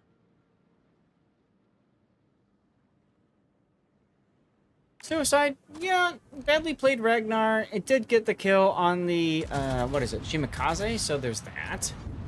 I think that was the ones flying. For the Salem, yeah, it probably was. Yeah, But- Salem's weird. But it could have been Ragnar radar that enabled the kill. Either way, be glad that that Ragnar didn't take advantage and died as easily as he did, right?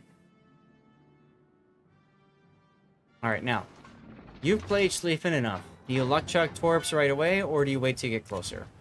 I usually wait till I get closer, unless there's like a match with a lot of deities on it. Okay. You are concealed. Now, I want to point out 12.6 concealment, 12.5 secondaries. So if you basically are detected by another ship that you can spot at your detection range, your secondaries are going off. Just so fun on this ship. That's part of what makes the ship line great. And Colombo, you don't care. I would be concerned. Petro was last seen heading this way. I'd be concerned about Petro on the side. Bungo, Satsuma, Preuss, whatever. No, don't worry, you're fine. You're fine. I was worried about you for I was gonna check in on you after the stream was done. So you can imagine I'm busy. And I know you are too. It's okay. I was worried that Bo paid you off to like not cast with me or something. Considering how he and Stats banded together to take Zaplandia down. Requesting fire I was gonna ask you about that. Half joking, half serious, you know?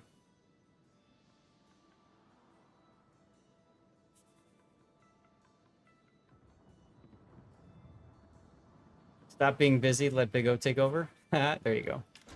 Now, you're gonna get the heat, you're gonna get the cap here. What's the range? Why don't I have Hydro up? There we go. That's the range of your Hydro. You could try to Hydro to capture the Colombo within Hydro range so you know what he's doing. You might do that. There's the Hydro. It's like you're listening to me. Mm-hmm. Colombo, alright, is like... He's turning and running from you. He's like going this way. I wouldn't torpedo yet. But you did. Okay. all forces Heal time. Now he's got sap, and sap could do bad things to you, right? Why aren't you shooting your guns at him yet? Oh, I was just enjoying the secondary fire. Fire the guns, then enjoy it while they reload. My recommendation. Oh, did I mention that the last turret is a 360-degree turret and therefore can rotate easily? Oh my god, this is such a great ship. You're You just also playing don't with your lose any- food at this point. Look at this. Look at the team. You're down a ship. Stop playing with your food. Just kill him. Also aim lower.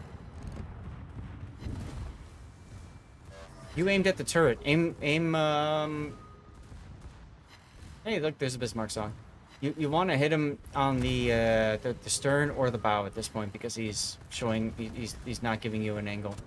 All stations requesting fire on the designated target. Okay, so what I'm talking about, guys, is you want to aim for this part, this section. Now, as he sails away, this section may appear where Big O is shooting. You gotta know the ship enough to kind of get an idea of where it's gonna hit. Let's take a look. Here's the shots, and you hit into the superstructure and upper belt, and you got pens and overpens, so that's good. You don't understand why he won't shoot the main guns? He's playing with his food and enjoying his secondaries. Capture that area. But like I said, he's Sir. now it's tied up. Still, 260, 270, 280, and counting. 280. What are you talking about? 280. The secondary count. Oh. You're trying to proc Luyens. That's what you're doing. It's gonna cost you a lot of HP to do that, though. Enemy battleship destroyed. What a rewarding ship. Press W and let the game play itself. I mean, it can be raining.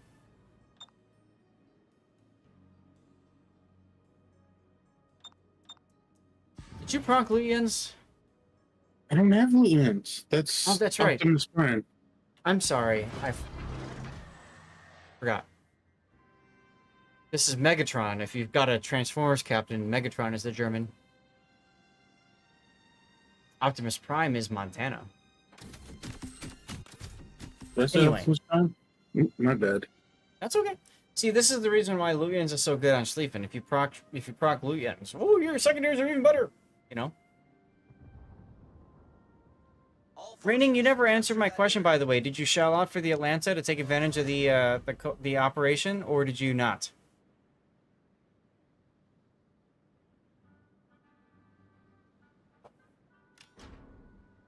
You have one heal remaining.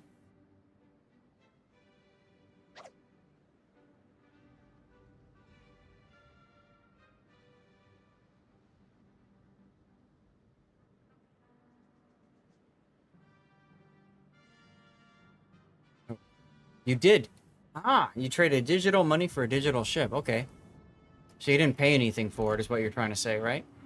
All stations. Did you get any real benefit out of it, or did they nerf the op before you could really Of a strategic target. rake in the free XP? I'm just curious. You know, I know you posted in the Discord you were considering it. And there's a very important reason, if you don't mind me mentioning it, rating. I was going to give that feedback on the CC Discord, that sometimes it's okay to have operations or whatever with insane XP earnings, because it encourages players, frankly, like you, to come back into the game and shell out for ships, whatever, and actually play the game. Anyway, back to the replay. Oh, look, the Satsuma's reversing. Cool. Chuta. Oh, it does. It has a ton of value in Tier 7 ranked, yep. Ranked Bronze, it's insane. Nice kill. We've destroyed an enemy You still haven't seen the Petro in a long, long time. Or the Bungo, for that matter. Mm-hmm. I might consider hydroing here, simply because the Gato is the only torpedo ship you have to worry about, and the hydro might get you some vision on the outside of it. That being said, radar from the Petro tells you. Radar. Yep, I radar from the Petro initially tells you thought it's he was nearby. around the corner of this island. but he went in, which is great because that means you get to play with the bongo by yourself, which is what you want. Mm-hmm. Oh, it's about to get real spicy too. I forgot to mention that. I'm sure it is because you're out of heals. Now, I don't know that I would be luck chucking torps at the onset of this engagement, but low tier ranked is suffering. I mean, all ranked is suffering, Snow Mongoose. I mean, with the amount of ships that are Well- in that cap, and the fact that I'm covering mostly where they're at, I figured at least that those two were a good idea. Did you notice the bungo isn't even looking at you? Dude, turn to the right here. This is your opportunity to actually go into a kiting away position. You're not using that. I would definitely do that because then you've got the ability to slap the bungo and kite away, and you're out of heals, so that's really important for you, I think. Instead, you're just going to go charging. Position of a strategic target. What's kiting? I don't know my what God. kiting is. You funny. Now this is the part where I put a machine gun in each hand and just go. Of course it is. Of course it is, because Venezia says, hey, shoot me.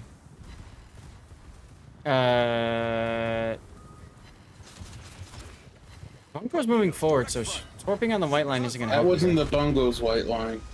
Oh. That's Venezia's white line? Yeah.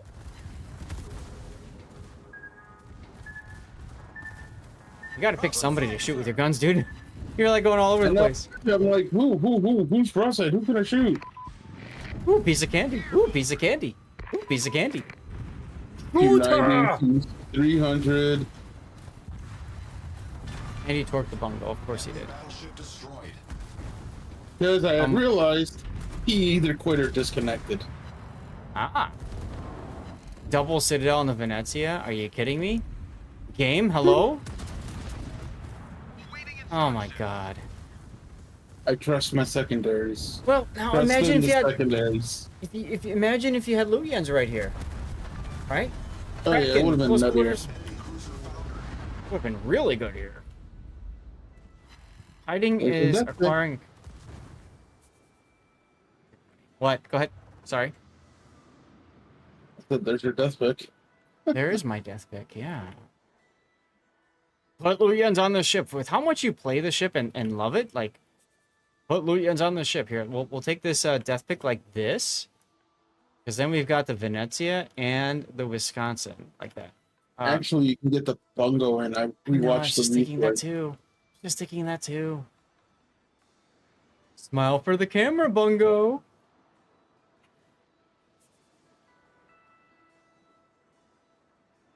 Alright, we can do something like this. I can't zoom in like I was earlier. That's the only negative. But it's still pretty damn fun.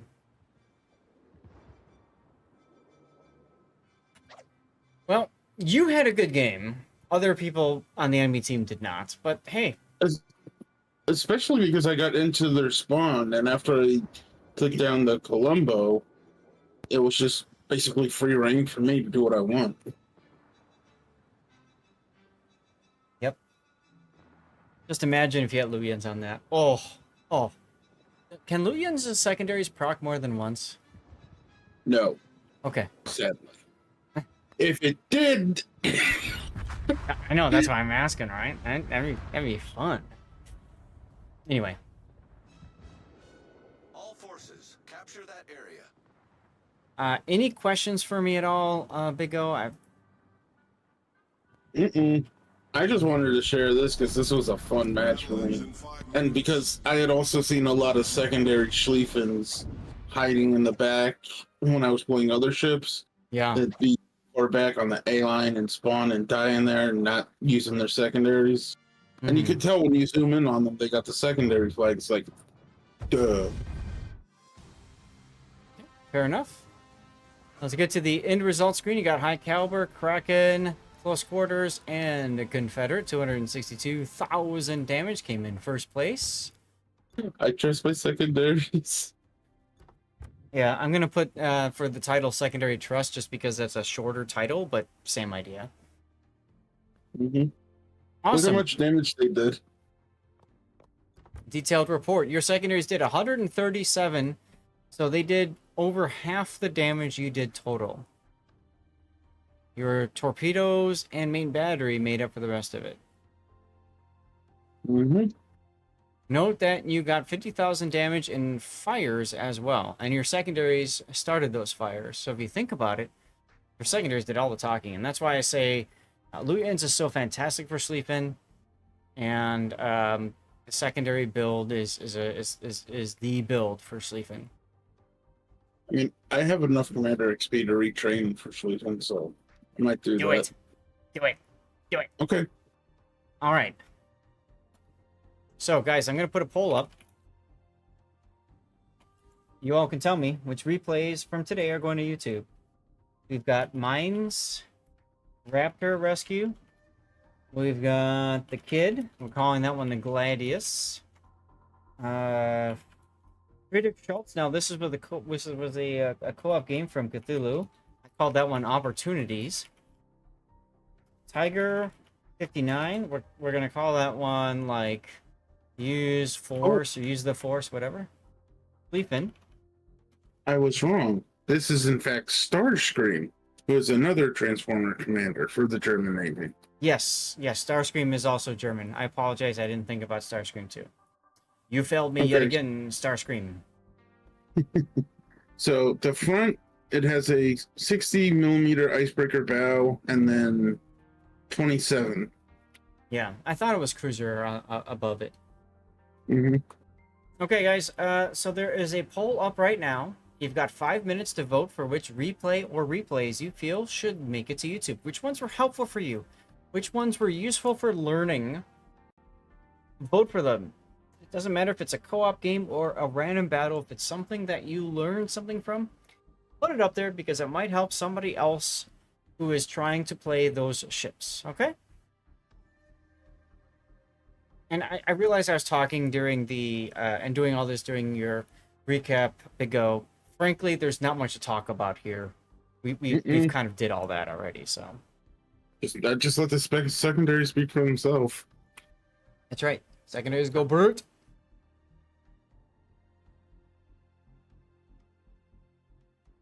Schlieffen's whole line, and even Preußen's line, he's great for the secondaries. See, The only difference is Schlieffen's line is not outspotted by Preußen's line. If that makes sense.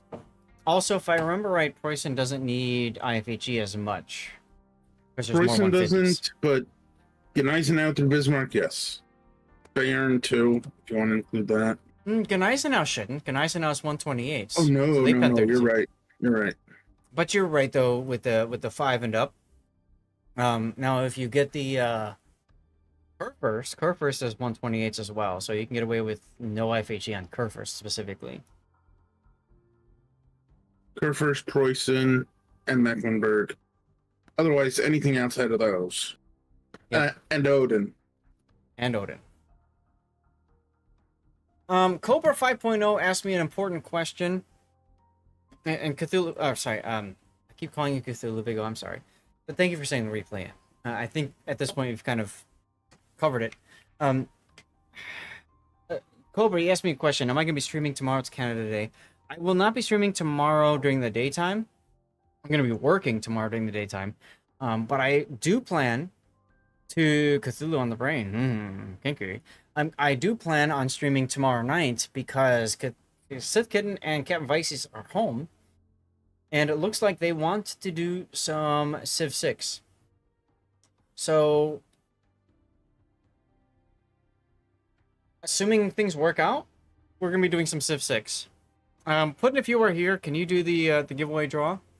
We're going to move to our stream ending screen.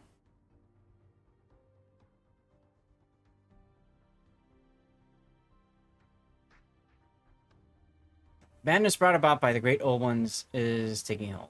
I'm just tired. It's a long day. It's a long weekend. You know, yesterday and today, very stressful day yesterday.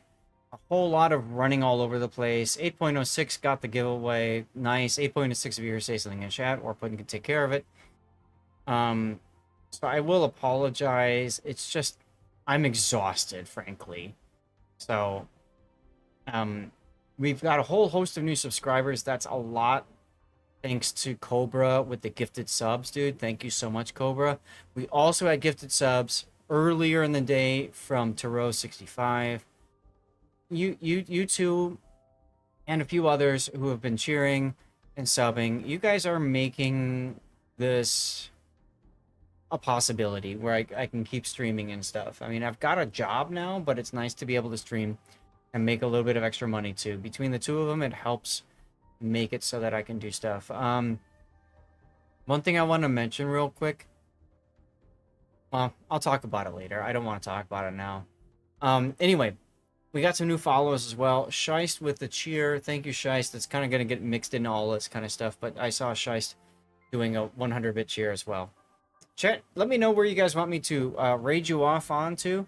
You're going to see some links in chat. There's my Patreon link, for example. You can support me there.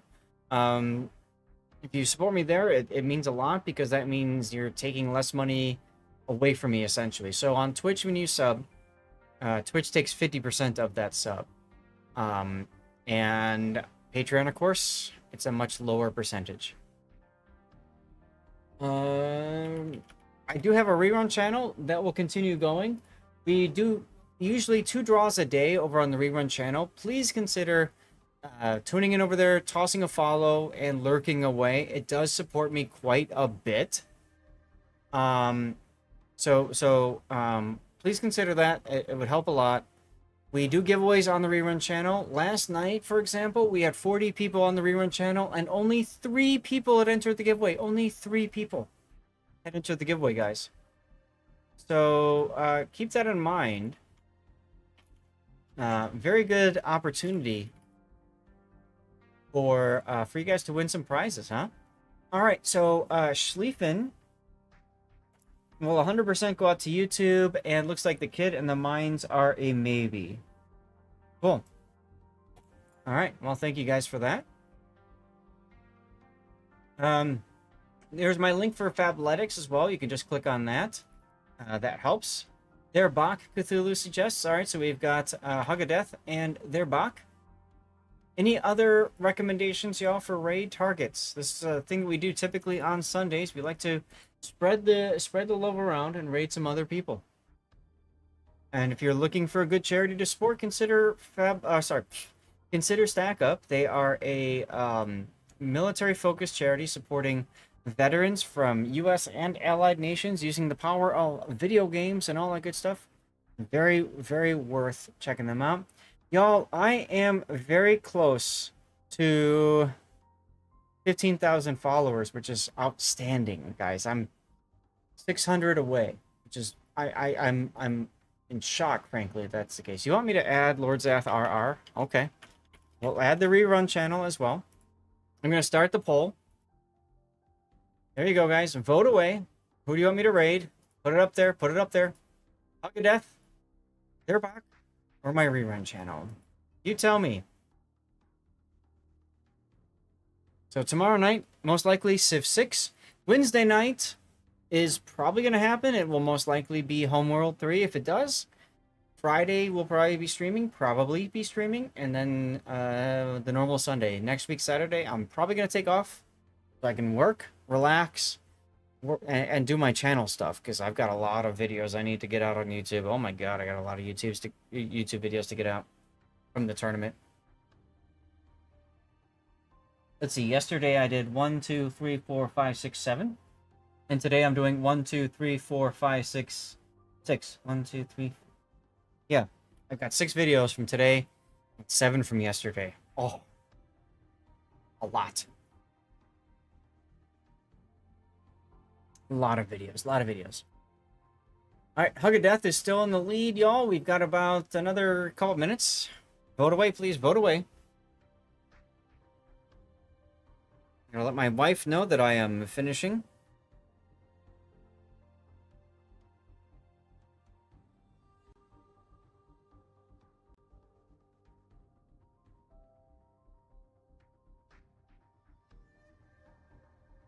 All right.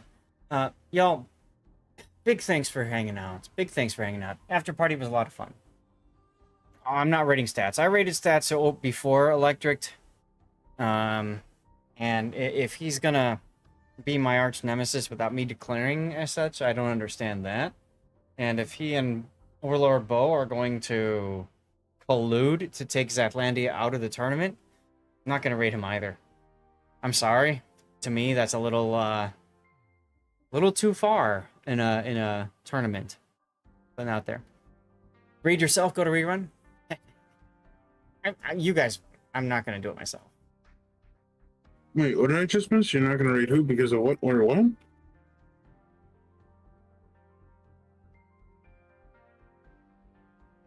Oh, nothing. Don't worry about it. I'm not here to stir up drama or cause drama. I'm just going to put it like that.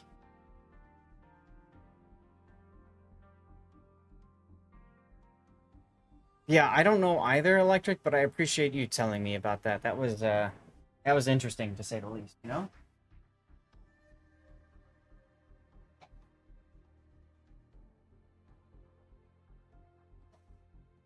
Stevie's a put away from watching stream. She likes scrolling. Scrolling on the monitor. Nice, DS9. Thanks for hanging out, DS9. Appreciate you being here, dude. Do me a favor and pet Amy for me. All right? Give her some love, because I can't give Stevie any love anymore. Well, I can. He's back there, but you know what I mean. Oh, I need to turn off the... will do. Thank you. I need to turn off the HUD.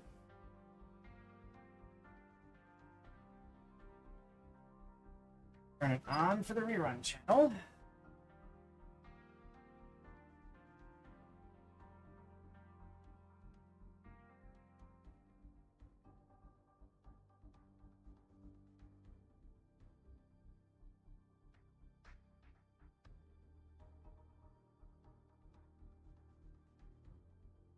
Probably should have made that poll 3 minutes long because people are bailing. Apologies, guys.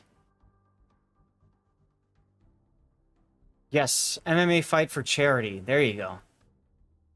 Oh my god, can you guys imagine me fighting Stats or Bo? That would be something. That would be something. All right, let's make sure that Hug of Death is streaming right now and still streaming.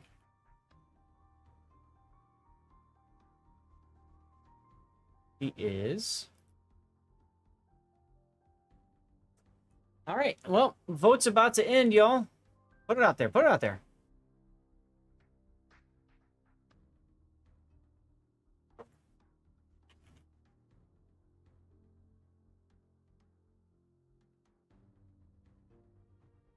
Ooh, oh, people are tossing channel points like mad right now. People are tossing channel points like mad. People throwing down for their back. People throwing down for Hug of Death. And the winner is going to be Hug of Death. All right, let's go. We're going to rate Hug of Death. You're not letting your pile go under 200k? That's fine. Don't worry, Snow Mongoose. Hashtag Zat style. All right, here is a raid message for Hug of Death. Are we sail together? Yo ho ho, we be docking with Hug of Death. Inky. With treasures of tales and musical vibes. All right, so copy and paste that for when you get to Hug of Death's channel, por favor.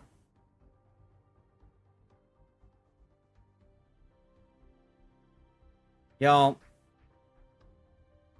thank you very much for being here. You're only 1/3 of the way to 1 million channel points, Electric. Oh, it's okay.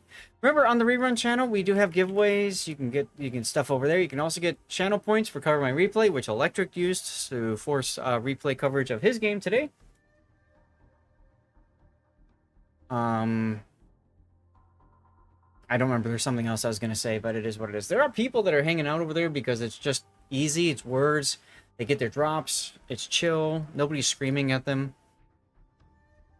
And I got people that are learning English over there too, which is actually really cool. Oh, look at that Civ music. Civ music. All right, see you guys later. Raid starting up. YouTube, we're going to end the stream. Take care, y'all.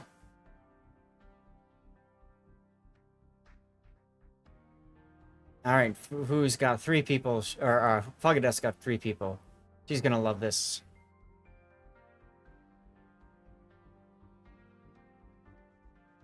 All right, there we go. Ending the stream, ending the restream.